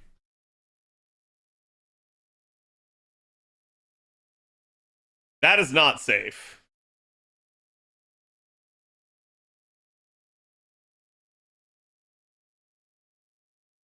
Yeah, I only have 46 Spiritrons over, so I'm not going to risk that one. But I will at least take him to 8s. That's definitely nice, because that's another, like, 5-star I get to squeeze a little bit more QP out of. And the 5-stars are always, like, good for that because of just how much they cost. This is actually me revising my stuff upwards. Now, I should have gotten Nemo to bond 6 because that chat... Like, I basically sit here and go, did I roll 1 copy of the unit? If so, bond them to 6. Like, if it's an SSR, in order to try and kind of get away with more needs.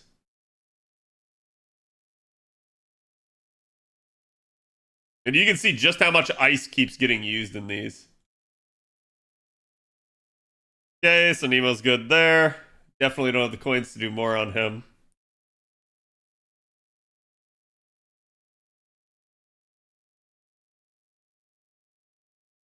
Really? I not done her?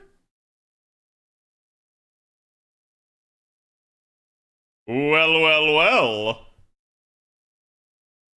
Murasaki Writer. Chat, if you've ever had the pleasure of looping with Murasaki Writer, she is just really fun to use. Ah, steaks. Excellent. Why? So much ice, man. Almost all of my ice needs are in appends though, so like using ice on an append is a relatively safe investment.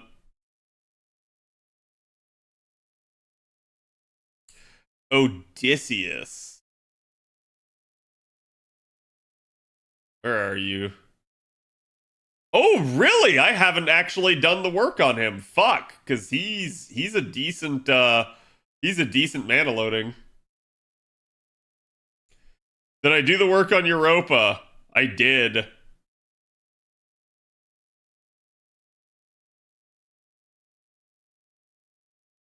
At least I got Granny out of the way. How dare you? Listen, chat. Chatted all about that Granny.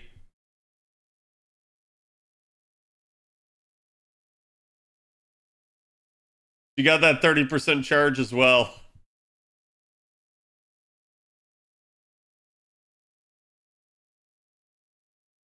That's sus, yeah. Okay, reactor cores are still good. Ooh! Ooh! Stop there.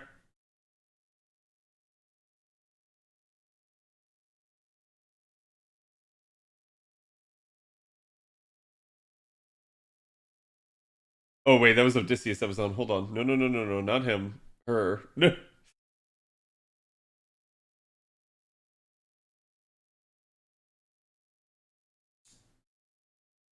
Armilla? I don't have enough coins. Kumazoku. For whatever reason, Type Moon pulled me back in and I'm here for the long haul now. Nice. Welcome back. Thank you for the 2 months. Enjoy your emotes, and you're just in time for a lotto on it, eh? You can get while the getting's good. I am just trying to find ways to spend my QP down at the moment. Da Vinci, really? This is a non-lord one? Wow, this will be a lore chat. If I can complete it without burning a hole in my head.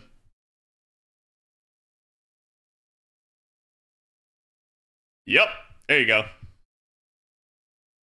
Yeah, that's Da Vinci Writer is just really, really solid in some cases. And I've actually had a couple times where I put her in a node and went like, what the heck? What happened to my mana loading? Why isn't it maxed? And I think it was the yarn was why.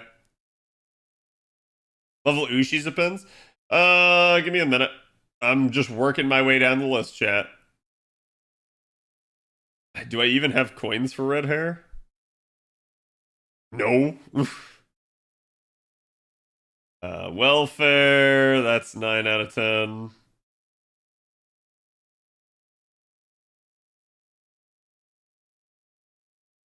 Ivan is sitting at 9 out of 10. Maid Alter. Hello there, Maid Alter. How are you? How are your coins, Maid Alter?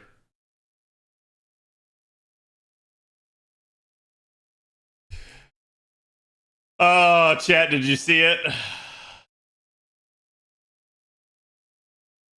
Calculated.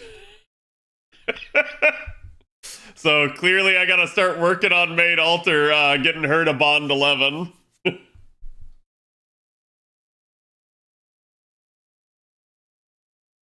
But apparently I didn't have that I had upgraded her first append there.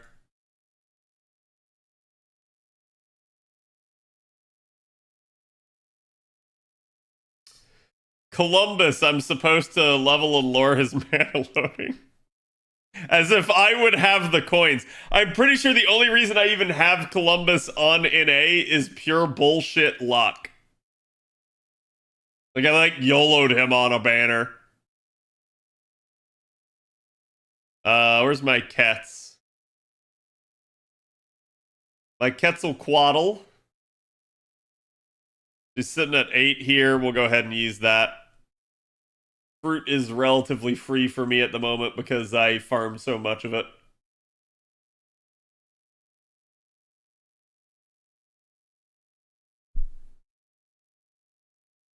I need to work on through terrain main. Yeah, it's mostly just like I need to bond them is all it is.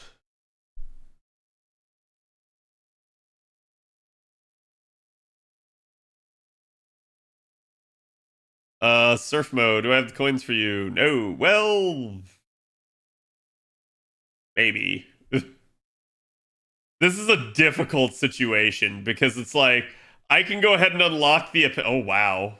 Oh wow. How is my surf mode not bond 10? How?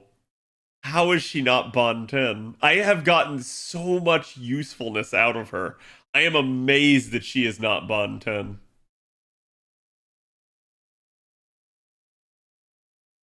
Wow. No, like that's actually really good that she isn't. That just means I have more surf mode to abuse for like even longer. Surf mode is just redonkulous at NP gain. She is one of the highest NP gainers in the entire game. I think only Squirtoria really outpaces her, and Squirtoria kind of cheats to do that, so. Oh no, it's not neglect, chat. That's absolutely not the correct word to use here. Yeah, I'm not gonna use you, Ozzy. I'm sorry.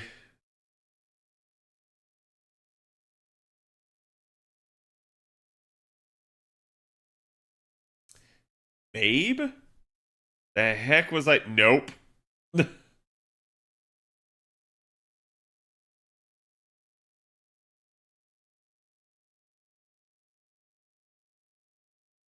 Yuri Pirates. Where you at?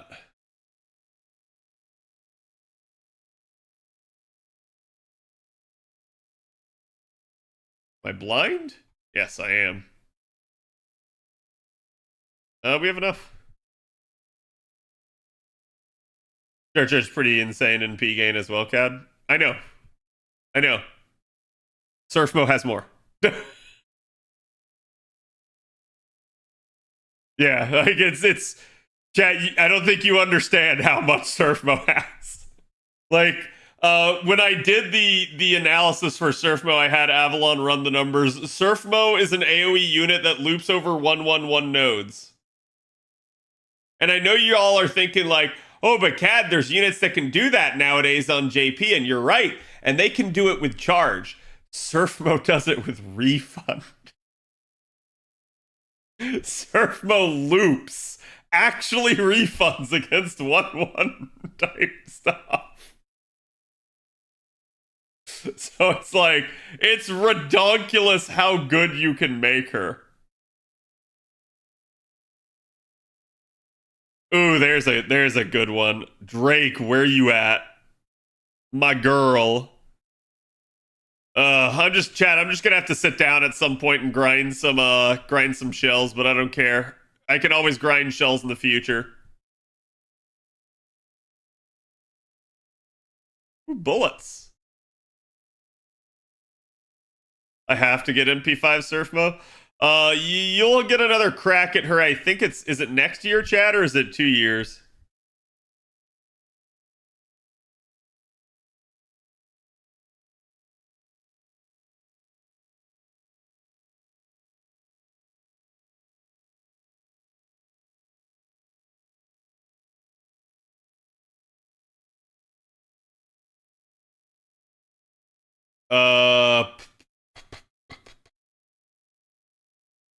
Where's my homies? Right here. My homies got enough room for another. Do I want anti-Avenger or extra? We'll go with extra first. Granted, I can do both, so it's not going to matter. How is Surf Mo's damage? That's the bad part. Surf Mo's damage is piss poor. But that's just... Listen, there has to be an offset for having some of the best in P gain in the game.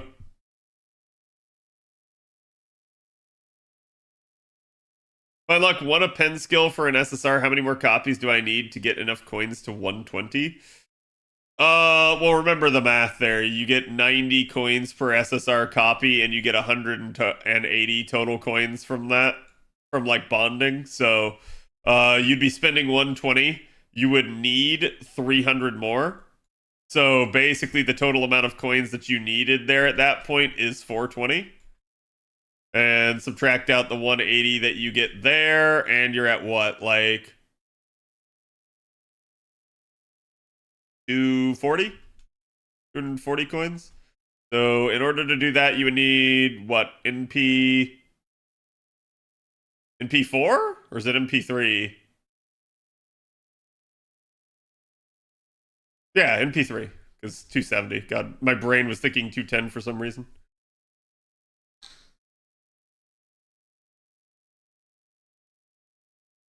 Okay.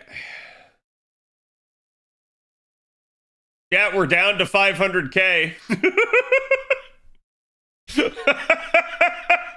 Oh, this is so, like, just annoying to do. This is why I knew I needed to get done with the lotto early. This takes me far longer than, like, opening boxes.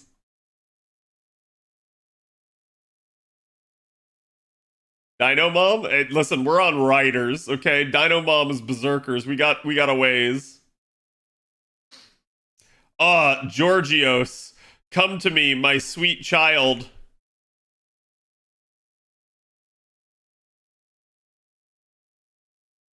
Okay, in fact, all of his are going to 6 because I can get away with it.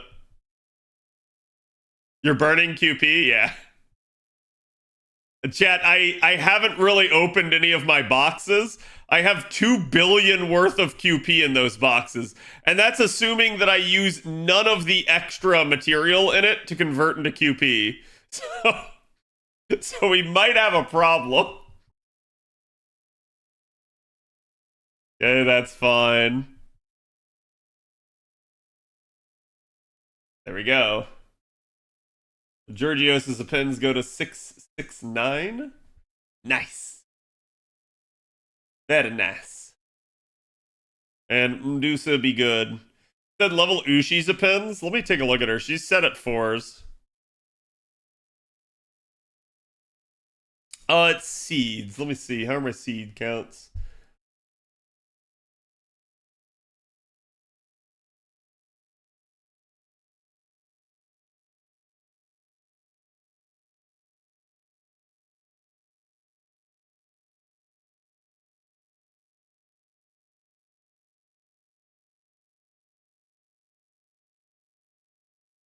I'm probably fine. I have a vast amount of seeds.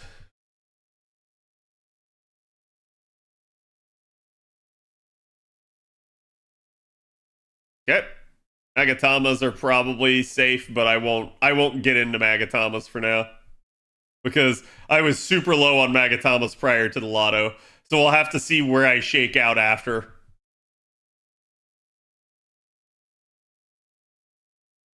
Yeah, that at least allowed me to up them to 6.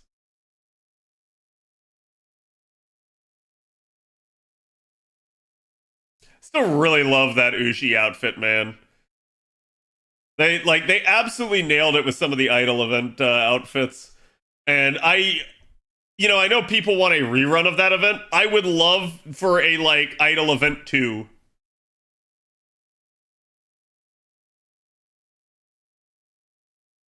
Okay, casters, we just got Martha, so she's an easy, immediate candidate. Chat, also, make sure you level up your Martha.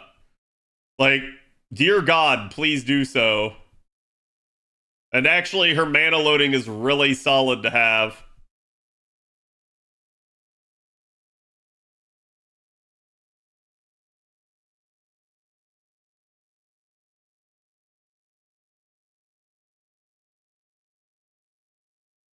I should worry about burning as well. Like, for someone like me, the reason you'll see me, like, burn embers, and honestly, I won't probably do it in the future, but the reason it's kind of important, though, too, chat, is because, like, if I don't get rid of certain things, I end up kind of stuck, is the problem that I run into.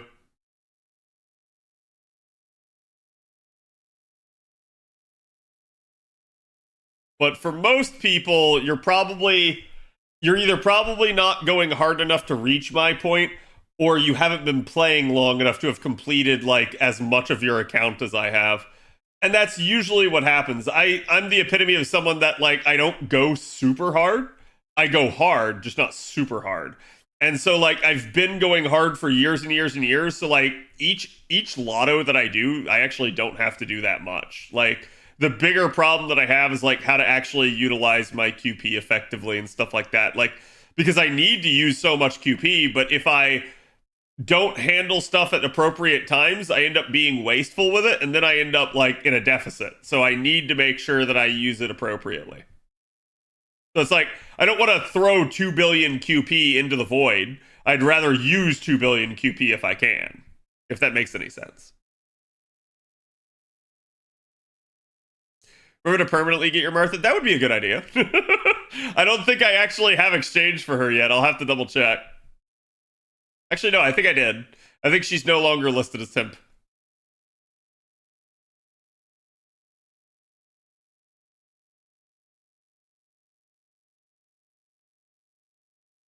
Okay, so Martha's good for there for now. I'm actually going to go ahead and revise it and bump her up to 10 on the middle one, but I'm not sure I want to do that right now. 7s is good enough at the moment. Oh, you excellent lady, you. It'd be 4 shells.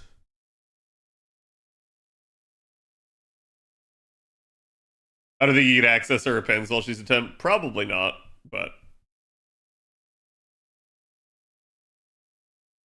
I can't say I've actually tried directly.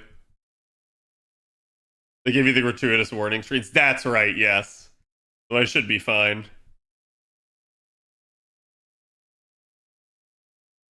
This is supposed to be a 10. I will go ahead and use the ice. What fresh new hell is the... Oh, no.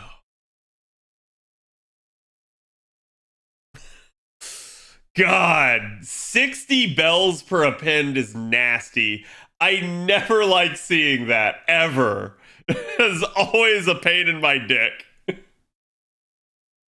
Okay, I actually do need to skill her, though, so there's that. At least I think I do, unless I hadn't already done it.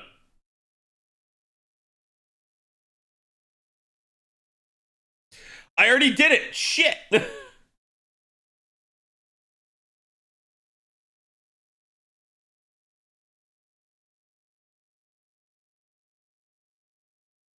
Okay, so she's good.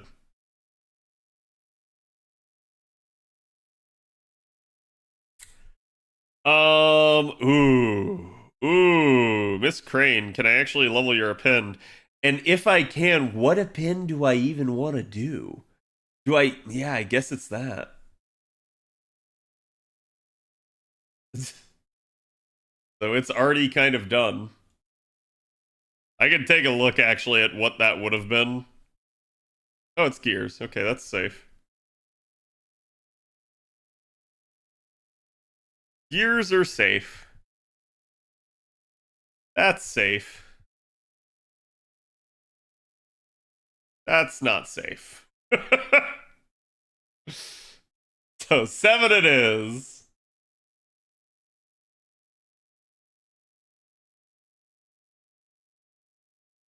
Dad, when was you may Ren summer unit? That was summer 4.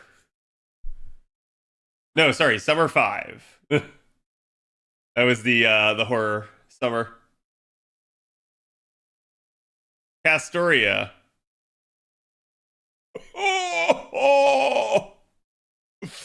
Oh God, Castoria, why? Why do you do this to me? Holy shit. You know what? I'll go ahead and do the other one over there, but like, god damn, that's right in the balls. Sorry, right in the bells.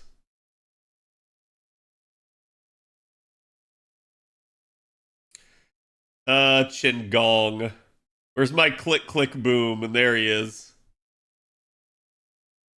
Gong we have at 488.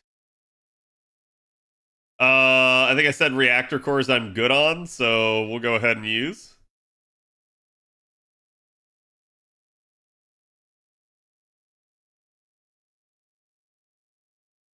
He's now 499.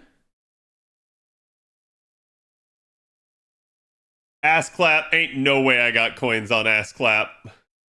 Ain't no way. Yep. Murasaki caster.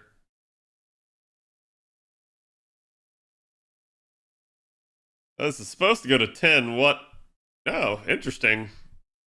Surprised I stopped with Lanugos. They're not bad. That may have just been I ran through and like upgraded it all to 4. Alright, I'll stop at 7.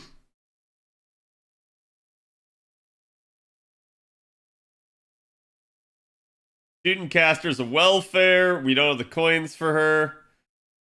Scotty, I don't think I have the coins for Scotty. I did do her mana loading though. Sieg, we don't. What are you?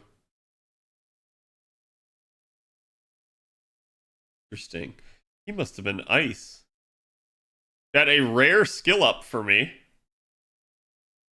That's on a non-new unit. That's right here.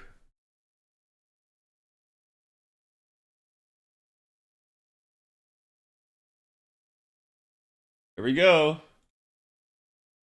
Taking him to 9. I actually have it set to lore, because I think if you lore him, he gets to 79.5 or something like that.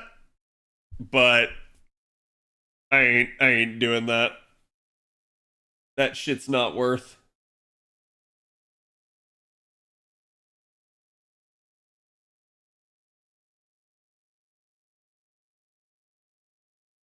Oof, that is a nasty append though. Chat, Avika Bronze rank 8 append is eggs and divine spherical veins. I ain't touching that one.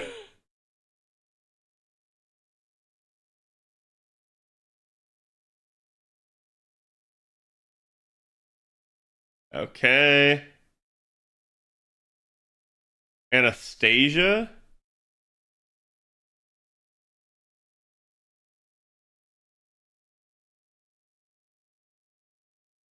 I actually have enough coins on Anna. No, I don't.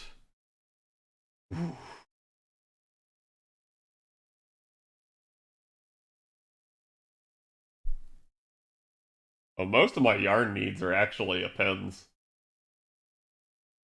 Only 100 of them come from skills, for me at least, over the next 2 years. 116 from Ascension and skills combined. The rest of these are appends. However, I see some units that I would much rather have appended other than Anna, so I think this is a pretty safe nope on my part.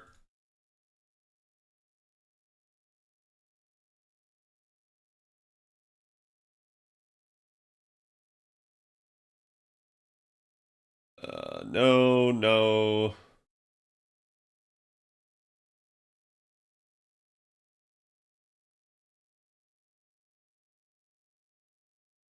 Oh, 270 coins. Feels bad, man. Actually, what is her third append? Ruler? The weird one.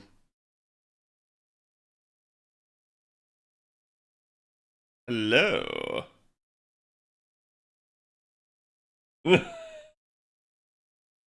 How am I doing on them LB3 bells? Sendo Riku takes 72.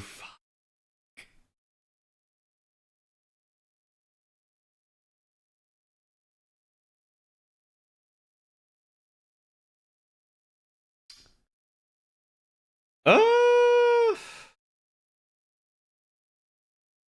this is actually probably pretty safe, though.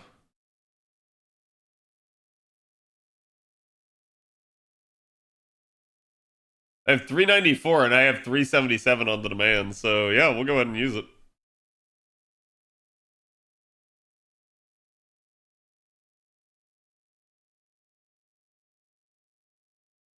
The problem's gonna be if they like launch another unit that suddenly just needs a shit ton of these, then I'll have to farm more. Will be the issue I'll run into.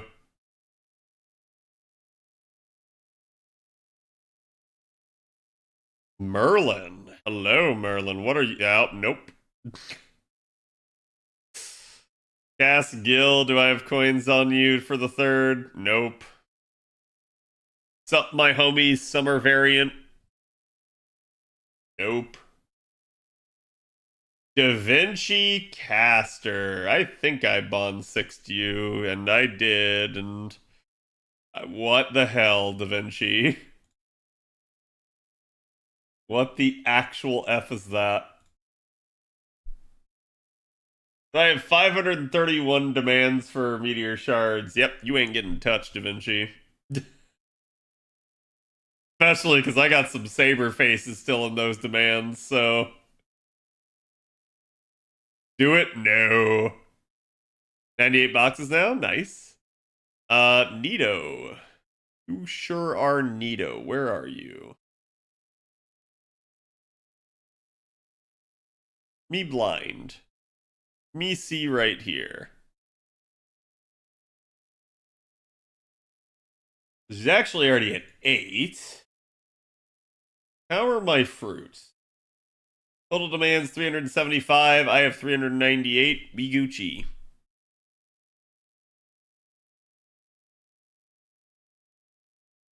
Remember Da Vinci is good? Yes, she is. Did I not want to go any further? Arabs.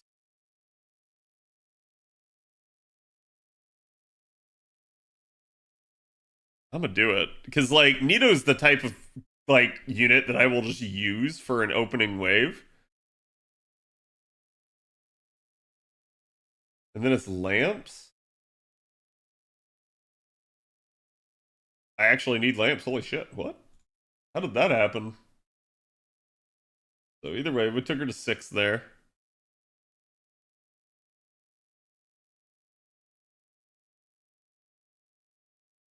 I felt Nito, yes. Sanzang. Wait, what's Sanzang's third append? Wait.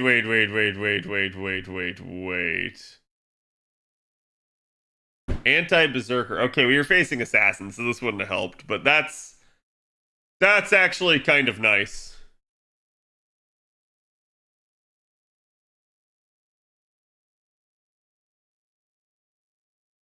The spirit roots are not, though. So we're gonna hold off on that.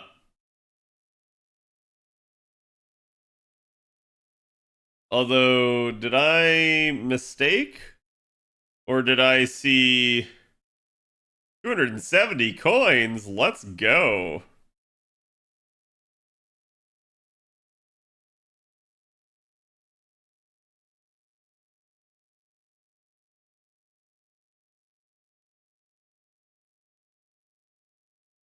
One of the best third defenses in the game.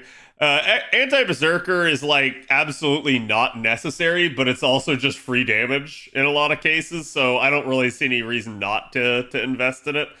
Other than if you have a shortage of coins, right? Like if you have a shortage of coins and you need to spend it on other stuff, I think it's perfectly fine also not to. The Iris Veil we don't have. Helena. Oh, I'm gonna be angry at myself for that because I could have definitely what? Helena, why? Why egg? Why you egg? Me need egg.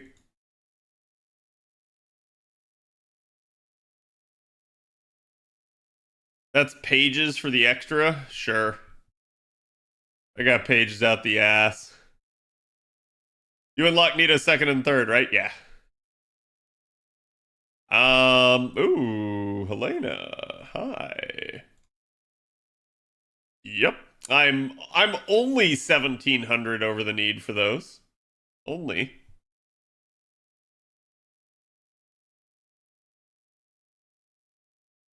How am I doing on final fluid? I'm only 2100 over the need for those. So that's another safe one.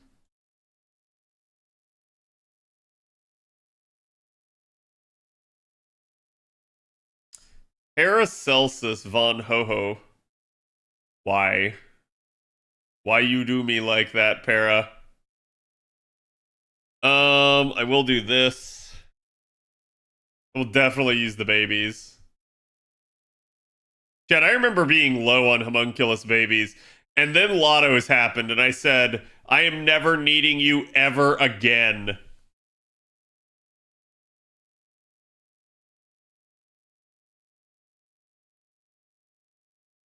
So you can see I'm trying to waste QP in just about every way I can. Oh, hi, Cascu.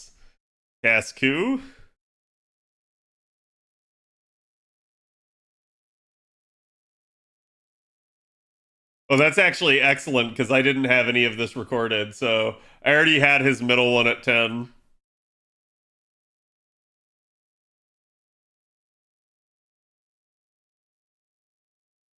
I'm back. How did it go? How did what go?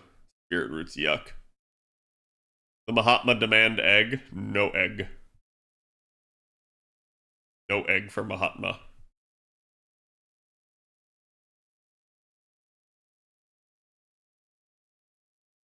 Yay. I'm hooked on a feeling. Bum ba dum ba that you're in love with me. Amamo is at 9 already. I want a Lauren. Yeah, I will go ahead and use Lauren Tamamo's mana loading.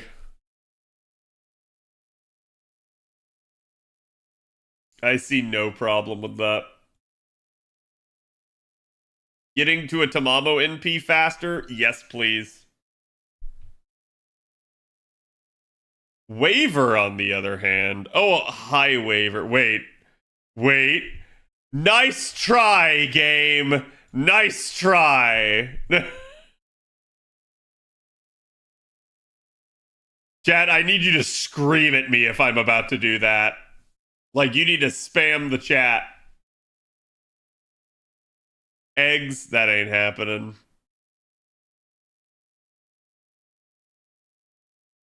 Gears, though. Gears are fine. Almost, yes.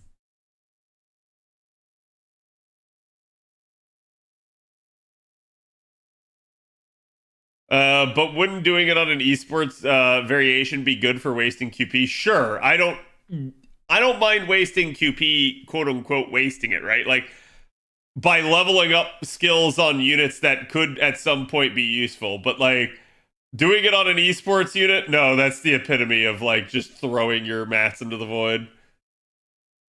Which I don't want to do if I can help.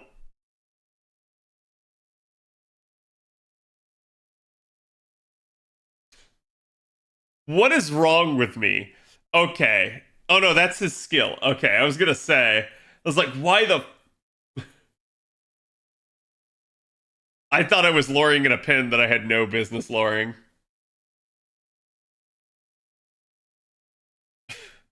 I assume I don't have coins for this, but where is he?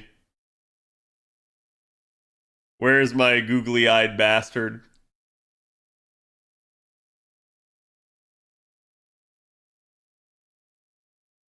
Yeah, there he is, right there at the bottom. Only 90 coins. Feels bad. All right, chat. Casters done.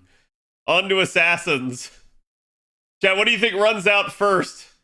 My ability to spend QP or my QP that I currently have?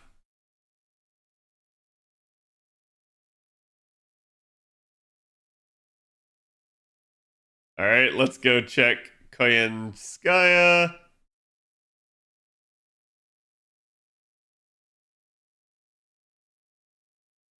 You. Mirrors.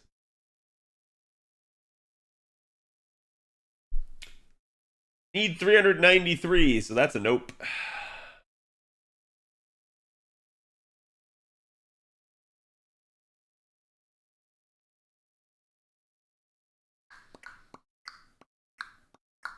Chat, did we have coins for Little Big Tengu? I don't think we did, right? We did not.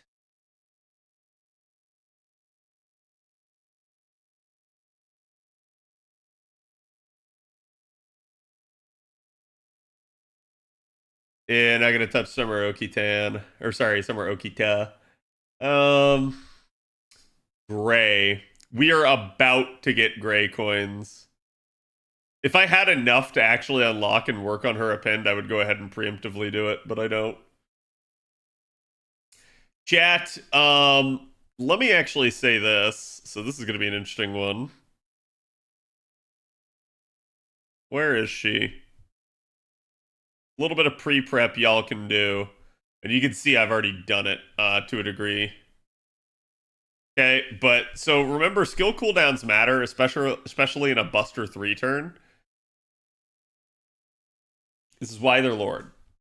Prior to this point, there was no point to actually luring this skill. Getting it down to a 6-turn cooldown is why it needs to be lured. So keep that in mind as we start headed towards Gray's upgrade. She's about to get an NP upgrade that's going to allow her to 3-turn in a Koyanskaya setup. So that will be why you will want to potentially invest in those.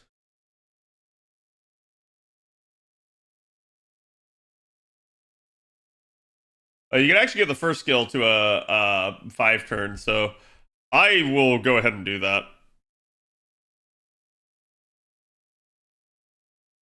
Because that just forward ramps the damage.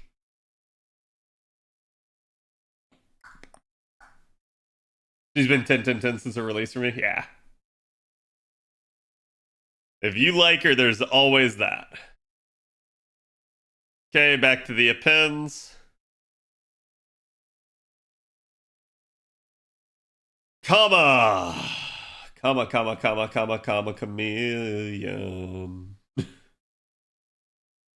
That's mirrors. Chat. I think we get mirrors with the Tunguska raid, the final raid, but anyone else know of a good mirror node coming up?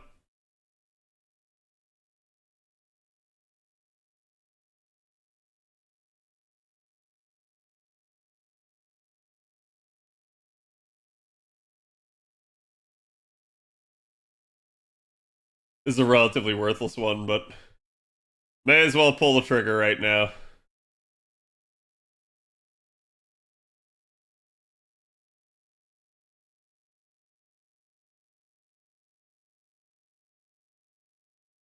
Yeah, they're usually in Lotto nodes, so you're not wrong. Wait, did I not take that to 4? The heck? The heck? And the first one was already at 8. What the doing?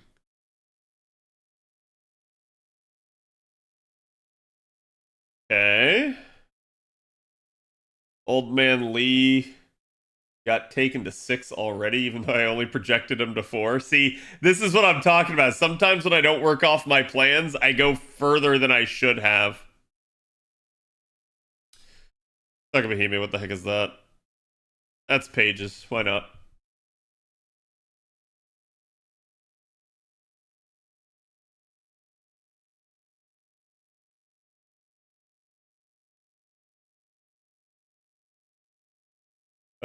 Extra attack is what we'll go with.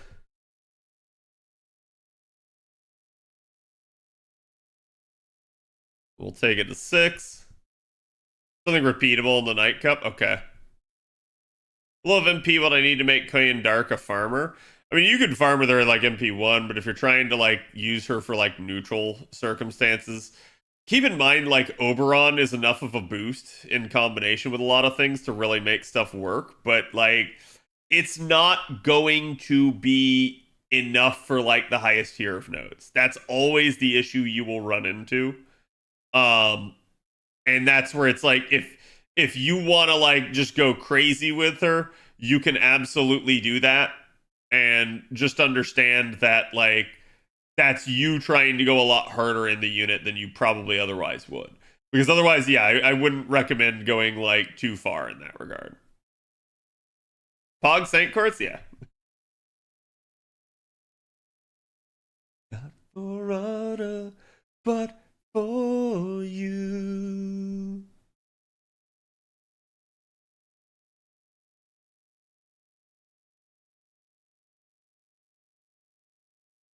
Yeah, the we knew about the Da Vinci banner coming. So wait, chat, what do we got to do for the teapots? Is it just missions?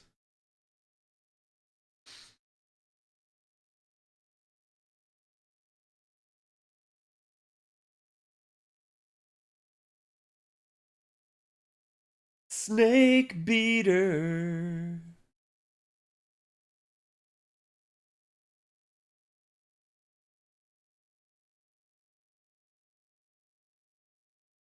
Consort you, where you at? No, you. Ushi, assassin.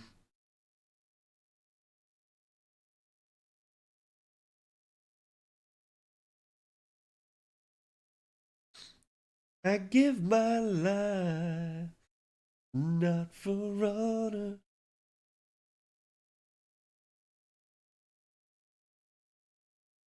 Simi, I already took Simi's a pin to 10. I don't know why the heck I did that. That was dumb of me.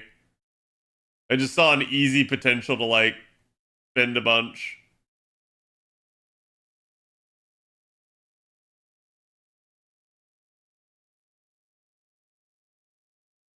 Otto Danzo. Danzo, where you at? You a 4. Don't have coins. Chiome.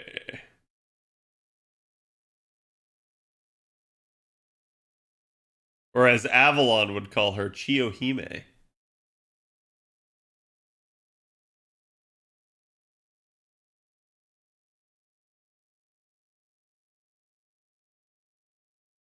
Gramps is for shame? Well, hold on, I'm not to Gramps yet. Assassin Nito. Where's the bed sheet? There she is. No coins. Grandma. Where Grandma be at? Nope, that ain't happening, Grandma. Not a chance. Not a frickin' chance. Mr. Fister. No coins. Gramps at 4. You are correct. That is a shame. How bad be my gallstones? 183 for need. Not bad. What's beyond that? Stakes? I don't know about that one, chat. I'll take him to like... He'll get to 6. Probably 7. But he ain't going beyond that.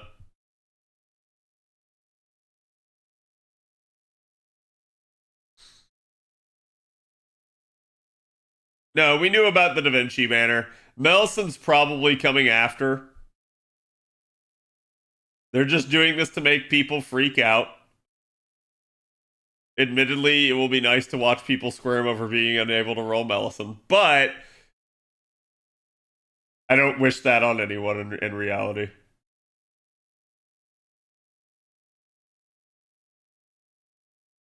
What the heck? What did I do on Cleo?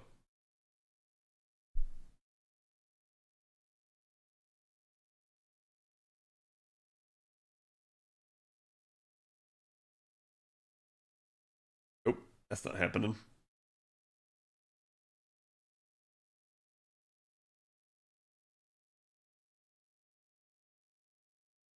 That's not happening. That's not happening.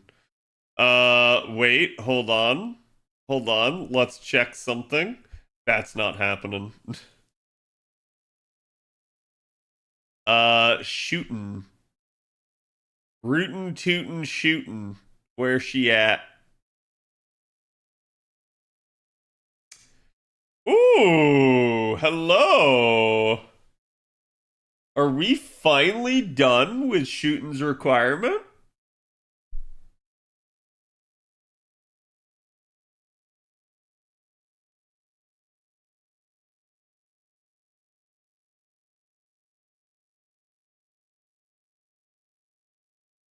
I believe we is.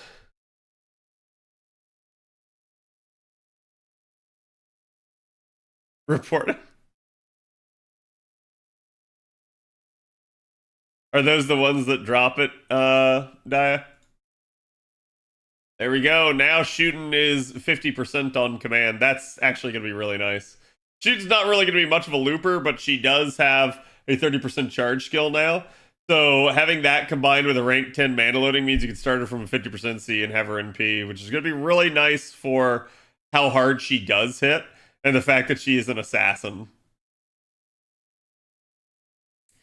Cheeky I can't do. Where is Old Man Emiya? Anti-Avenger? Really? No, this is just me setting it to 4, so go with extra attack. It's 11, by the way. Oh, I'm aware. It logged me out.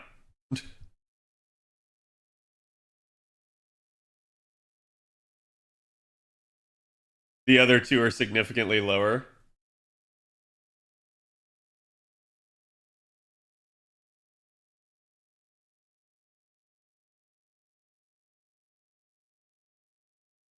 I will go ahead and do that. That's free and easy.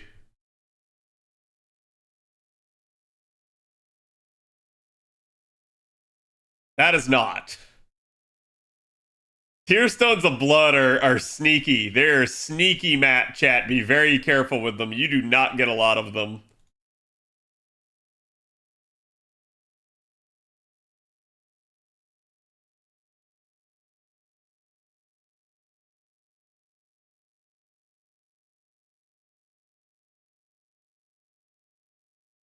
Okay, so we're out of coins for him.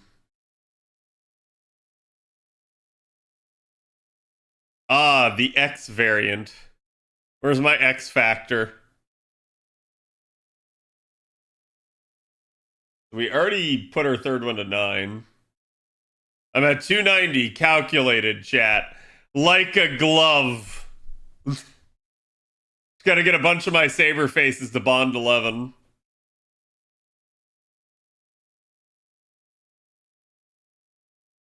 And she actually has a good third of pin. Hers is anti-saber. Which is like, holy crap, the synergy there.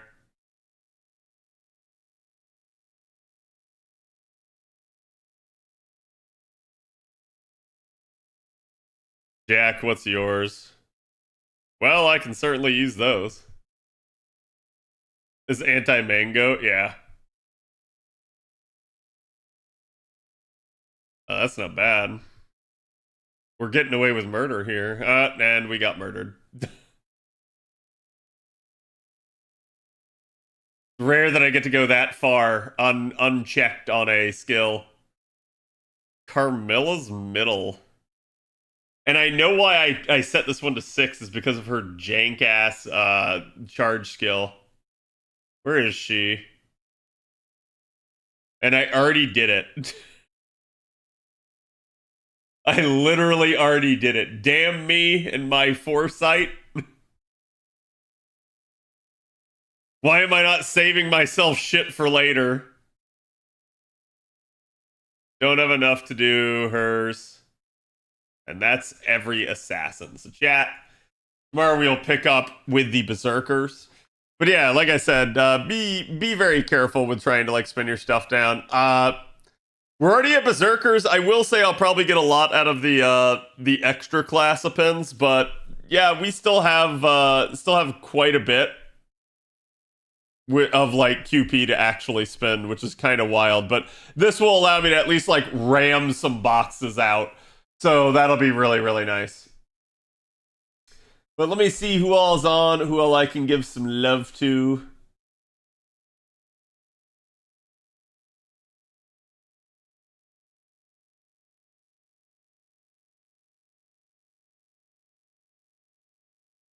Yo, there's a face I haven't seen in forever.